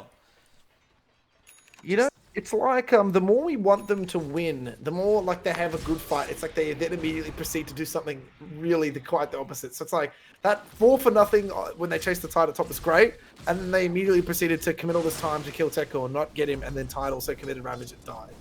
Like it's like one amazing thing and then just a bunch of terrible plays right off the back of it. Yeah, it's the Caster's Curse. Caster's Curse just kicks in, and always the jinx that happens to teams. Oh, So man. what do they do now? Like, do they relax? You'd think with their kind of lineup, you'd want to just keep making plays from this Radiant side, but your Soul's Mind has been somewhat quiet as of late. They've been chasing around C's better, but not really being the ones to initiate big team fights. In fact, they try now, but Vegan Immortal does juke out the hook shot from the Clockwork. The 3 heroes mid, not really going to lead to anything. Yeah, they're having a hard time finding a target. I'm not even sure if you really want to commit that much onto Phoenix. He's sort of like, he's just here wasting time in mid, isn't he? He's just trying to keep the tower up and use spirits to delay the whole thing. I'd say so. He also has buyback here, so why do I feel like he's baiting and going to buy back if this starts to a fight? Dire's middle tower They'll continue on to that tier 3. They'll jump in now. Remnant will latch on. Still, Vegan Immortal alive. Will Icarus dive out of there? And Icarus dives back in with the egg. And the Dream Coil connecting. And the Flame Break knocking him out. But it's going to allow HTW to just get out of there. Ice Blast onto Lon. Meanwhile, Tekor just fighting by himself up against F18 and does take him out. That Void Spirit still trying to get himself out of there, but does go down on Wasabi. Has been left alone. He has Ravage in a few seconds, but there's no way you want to commit it like this. He's just going to try and run. He won't even have the option. The silence came in from the park, and well, Saviour's still farming on the Terrorblade the best he can, but middle tower is under attack. it's back to looking like a really rough game for your Soul is Mine. You know, it's just like little discipline things that are really costing them so much in the long run. Like you can't, like if you're this rating team and you don't have Ravage, I don't know what you're doing there as 5. I don't know why you're chasing a Phoenix too. They're going to go after Tekor. Hookshot didn't connect, but with the battery assault, they do have enough. They blow him up. And Tekor may be overstaying his welcome into the mid lane. I mean, he's just hitting a tier 1 by himself. Whole team's respawned. I like the Kones. He's just got no respect. He's like, yeah, I got a Midas. I'm doing whatever I want to do. Oh, Vegan Immortal. You're right, Icarus dive out. They still have the Ravage, so they might want to just go for this mid push, get it started. Silboss killed Clockwork? What? Huh? Apparently, Vegan Immortal How? still on the run. Jukes out the Ice Blast. They are really wanting this Phoenix dead. He's still just running away though. Dissimilate comes in now. Silvos, he'll join in. Here comes the puck with the silence. Ravage committed just on the Phoenix alone. It connected on Silvos, but it won't really matter if you lose the Void Spirit in the process. Wasabi goes down. Now a Dream Call out onto 2 heroes. So Tekor, he'll come in on the Spectre and just clean them up. They just can't survive. No bueni, Mike, no bueni. Stop going near us. Wasabi still on the run. Dagger will connect. Tekor, does he want to bother? No, he won't. He'll just leave him be. My God, I think F18 is actually... Oh, okay, thank God Lon doesn't have Firefly. I think F18's dead there if he has Firefly. I don't know what it is about this team, why they want to keep going mid right after they've expended stuff and don't have cooldowns up, and they just... They're like moths to the flame on this mid tower and just throwing their bodies. Radiant's middle I tower don't is get under it. attack. Even if you kill the Phoenix there, you're all still dead. Lon playing around with HTW.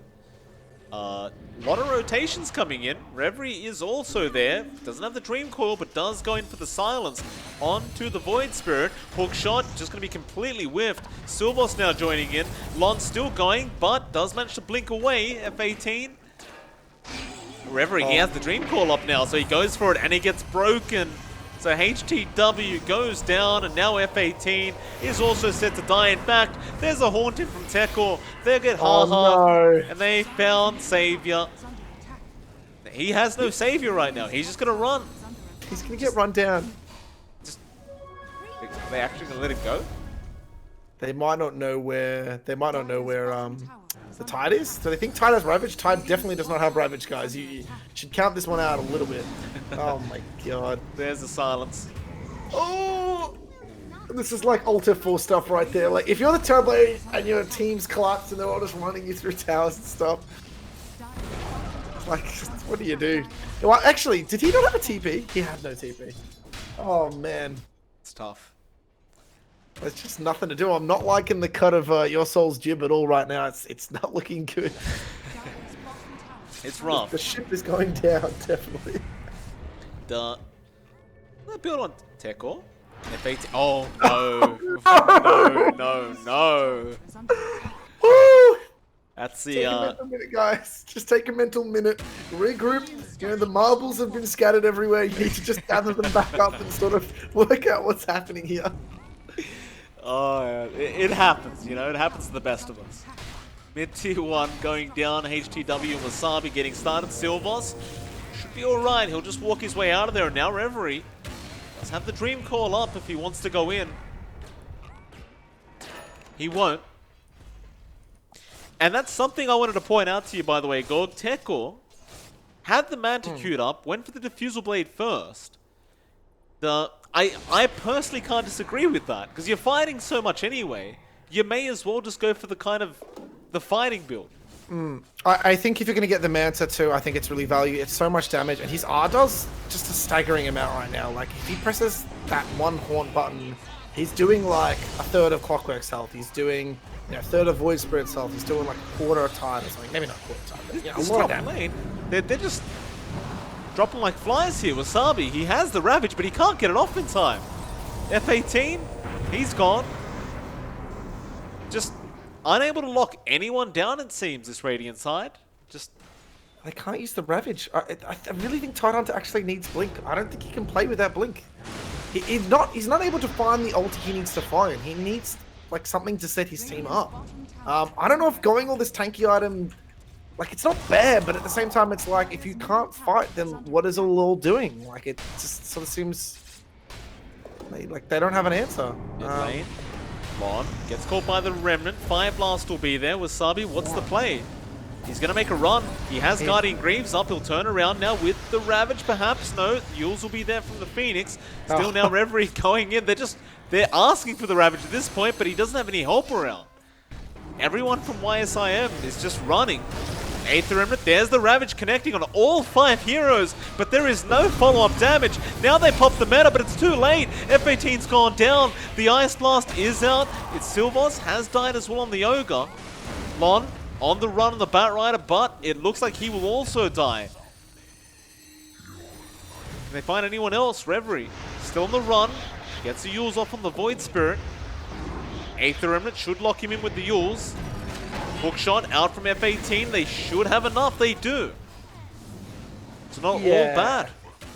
It's not a bad fight. They did commit a buyback. I also think that if Tekor just TP'd home and then got ulti Mana to ulti there, I think he just wipes that whole fight. So I'm pretty sure that's more on just them being a little greedy. He would prefer to farm. He is very close to Manta. This is such a greedy TP in mid. My God. Doesn't even matter. Doesn't care. Just his presence alone is going to force back the side of Your Soul is Mine. Just going to buy more time. This Phoenix is, by the way, doing some really frustrating eggs. He's like splitting the fight with his eggs. It's actually like really like nice to watch. He's actually done it like 3 or 4 times where he split it. And this next Spectre ult is going to be disgusting. The Manta's done. My God, it's gonna start. Whew, gonna be spicy ult. It is. This is gonna be hard, real hard. He's got Essence Ring too. It's a really good Spectre item. It's tough as well for this Terrorblade because Saviour's always going to be relying on the Metamorphosis to be up if he goes for a fight. You can't always dictate who starts the fight in this game. It's just, I don't know. If meta's down, it just feels like you've got no way of dealing with this Spectre. Well, especially once you hit the late game, like 10 minutes later, from this point, it's just, what do you do? I think with this team too, like it shows you how hard this game is for the Terrorblade too. Like he's literally going BKB next item, and I think he has to. I don't think there's another option. The Desolate's like, is Desolate even very good? I guess he's always standing with images. If he's got BKB, he could stand against all the magic damage. So I feel like this is the only play. Oh, Lasso, F18 being caught out there. There's the Horn coming in. F18 actually still alive. They've decided to go on someone else. Does eventually in trouble. Oh, Wasabi. Does have the Ravage. Ice Blast not going to connect on Tekor, and that means Wasabi. He was already dead anyway. Back Tekor.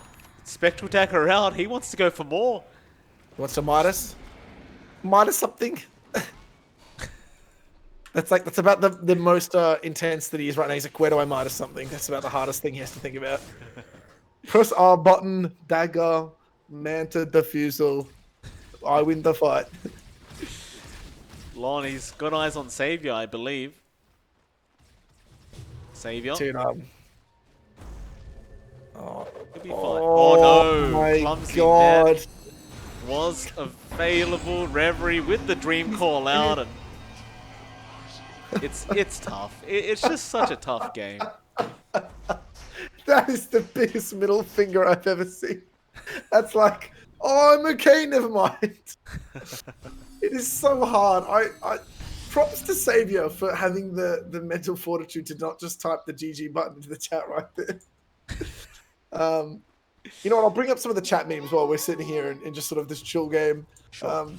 The classic Reverie quote, "C is better, guys." Someone get on that. I don't know why that's not clipped. Wasabi, mid lane. Should be alright. Maybe not, Reverie. Jump in, hook shot is going to be out onto Sylvos. They want the Ogre first. Ice Blast is going to be there, but doesn't connect on anyone. And now they can just turn around. Ravage is out. It doesn't connect on the puck. Reverie, he does juke it. Still Dream Call away in 3 seconds. Lasso is going to be out on the Void Spirit. They're going to take the full team fight. Egg is out as well. Now the Horn. They at least get the Egg. Tekor, he's been sundered. Savior trying to fight back. He might actually kill off Tekor, and he does. But he will go down in the end. They want to keep fighting. Haha. Does die as well on the AA, and Lon goes back in for Wasabi. That Firefly, Wasabi will eventually just go down, and he does. Reverie able to pick up the 4th hero. HTW, the only one to survive. And it looked kind of good after they killed the Egg and Tekor, but it just didn't seem to matter afterwards. Yeah, Tekor. I think Tekor really, as long as he doesn't get sundered by the Terrorblade, the fight's fine. He just sort of went for a weird spot and then got sundered. So, you know, hate to see it, boys. I think if he went for anyone else, he doesn't die there. So, and the team fight still won. So, just unnecessary little things there. But I'd like to see them just Roshan now on Dire and sort of maybe look at closing this one out. This one has been a real clown fiesta. It's just stuff everywhere right now. There is. Currently, I don't know, you don't want to count out these guys on the Radiant side. Like, there's still potential for them to bring it back, I guess. I mean, what's Dota Plus saying? 88%. It's not too bad. Is there potential? I mean, like I said, that was, to me, that was like a dream situation. You pretty much got like a full Sunder swap on from Terrorblade to Spectre, and your team still seem to collapse. And once he gets like another item or two, when he is very close, I think he's just going Scardy. He gets an Aegis. Just I don't know, I can't see this going very well still. Got Got some more memes coming out. Please. What's this one? I can't. Never mind. I can't say that one on stream. Come on, guys, keep it classy in chat. Lasso top lane. They're gonna catch out Haha. Oh. He's gone. Lon just commits the lasso for an easy AA kill. I mean, Lasso's pretty sure anyway. It's just value.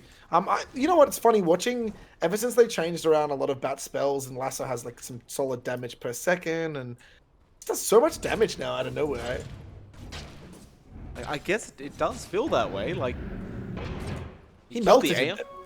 Yeah, I mean, I just assumed it was the Firefly sticking napalm damage, but you can't underestimate the lasso damage as well. Max rank Lasso is almost as much damage as Firefly. Right. Well, It's actually crazy. It's crazy. It's crazy value. But, you know what? The chat right now, Mike, is immoral to me to never bring up memes ever. It's just. Woo! Why? 'Cause now are they spamming it now? Is that what's happening? No, there's another meme. Maybe we should get the. I don't know if we want to get the mods on that one or not. Anyway, while we're chilling. Yeah, right. Yeah.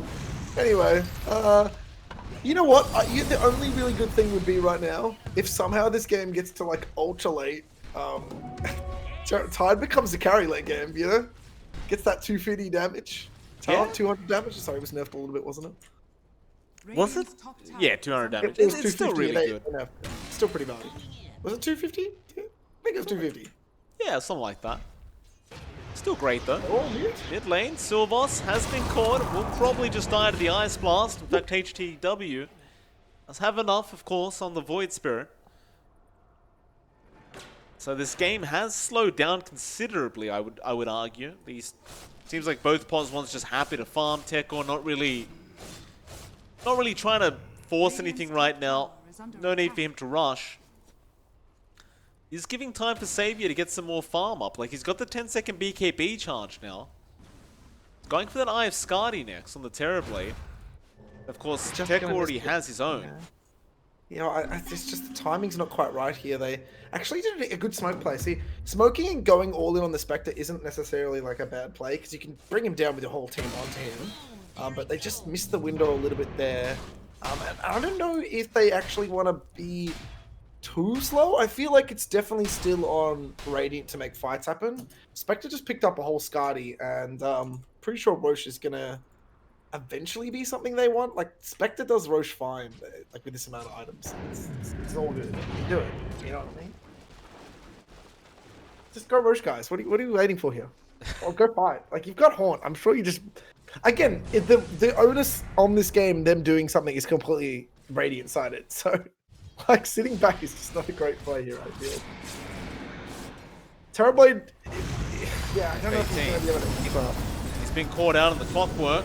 Cogs are going to be there. Haunt is also out. Tekor, he just wants more. He'll go after Haha on the AA. Ice Blast committed, but he does definitely go down. And they're just continuing to go. Lon forcing himself upon Savior, but Savior trying to run. Lasso will be out in time. Now Reverie with the Aghanim's Lasso out. Rather, the Aghanim's Dream Call out does kill off the Terrorblade. They do buy back on at least F18, but they are falling very, very low. HTW almost down. There's the Ravage out, but it does really nothing apart from allow the Void Spirit to run out of there. Radiant's middle tower is under Yeah, I mean, it's like the Ravage, you know what's funny? Like, we've only seen the Ravage really late, but it's like he doesn't want to use it and misfire on a bunch of BKB targets when no one's around. But in the same way, too, it's like, by the time he does use it, the BKBs are timed out, and it's actually a good Ravage. His team's dead or gone. It's tough. They're going to jump back in. They have caught out Reverie, but he gets the Yules off in time with the Sunray Heals from Vegan Immortal. Now Wasabi still going forward. Ice Blast is actually going to connect on 3, but Wasabi, he is alone right now. F18 does hookshot him, but it's all too late. Tekor will just continue the chase. Astral steps forward, trying to take down at least the Phoenix, but now they've caught out the Void Spirit. HTW also goes down on Haha. Is the final one to die, and that's a full team wipe. They call it. They've had enough. It's. A little part of me is sitting here just wishing. I feel like I think you had to first phase ban the Spectre of the Phoenix. You had to stir the pot. It just feels like to me, you couldn't afford to let them play the same game, and you didn't do enough to sort of make them not play the same game. It was the same draft basically. Little sidesteps and nuance here, but between sacking the Terrorblade and not stirring the enemy team up, I just such a convincing performance from C's better, and even making mistakes and playing a little over eagerly, still just never felt like there was a moment where they weren't completely in the driver's seat. Yeah. No, I'd agree with you on that, Gog. It was quite a dominant victory. Surprisingly enough, by the way, apparently, Dota Plus believed that the win probability from minute 0 was in the favor of the Radiant side. So that kind of surprises me now that I'm looking at it. That's above 50%, but Dota isn't calculated by the top end though. It's calculated by like average, isn't it? So it's like a little. I don't ever trust the initial Dota Plus win rate because I don't think it lines up with like necessarily. It's not just Immortal, is it? I'm not sure actually. I don't know how they work it out. It's Pretty sure it's an aggregate of all the ranks, so I'd never trust it super well. But when it starts to get like 80-90%, you know the wolves at your door. You know it's coming down. It's L ending. Just an easy draft, a clinic relief showing what you can do with Spectre in just the AFK mode. Yeah, I'm Wasabi's team. When I look at them, Your Soul's Mine, I feel like they're good players. Like they can make kills happen. They can definitely take some fights. It's not the way I think they play. And like the other night, like literally last night when they destroyed us, like they played things like Magnus Ursa. Where were those heroes now? Where were this sort of stronger draft that just wasn't even like possible to be played? Yeah. Although I have to go back to the drawing board and just figure it out. Still, Gorg, thank you very much for joining me today. It's been an absolute pleasure casting with you, sir. First Right time. back at you. Yeah, it was. It was very pleasurable, sir. I mean, John's busy right now. I don't know where he is. But luckily we had someone that was, very fit for the role. In fact, I'd argue that you have a much better knowledge base, especially over the Australian scene, than, Wow. well, I think he's casting right now. He can't hear what I'm saying. Wow. So just take... Just whoa. You can call me John any day if you want. I'm okay to be called John. I'll wear like a little John mask next stream and I'll sit there and be like, I don't want to, we can make it real nice. Thank you, Gorg. I appreciate it. Still, it is MLP Dota, it is Gorg. Gorg, do you have any shoutouts before we head off for the night?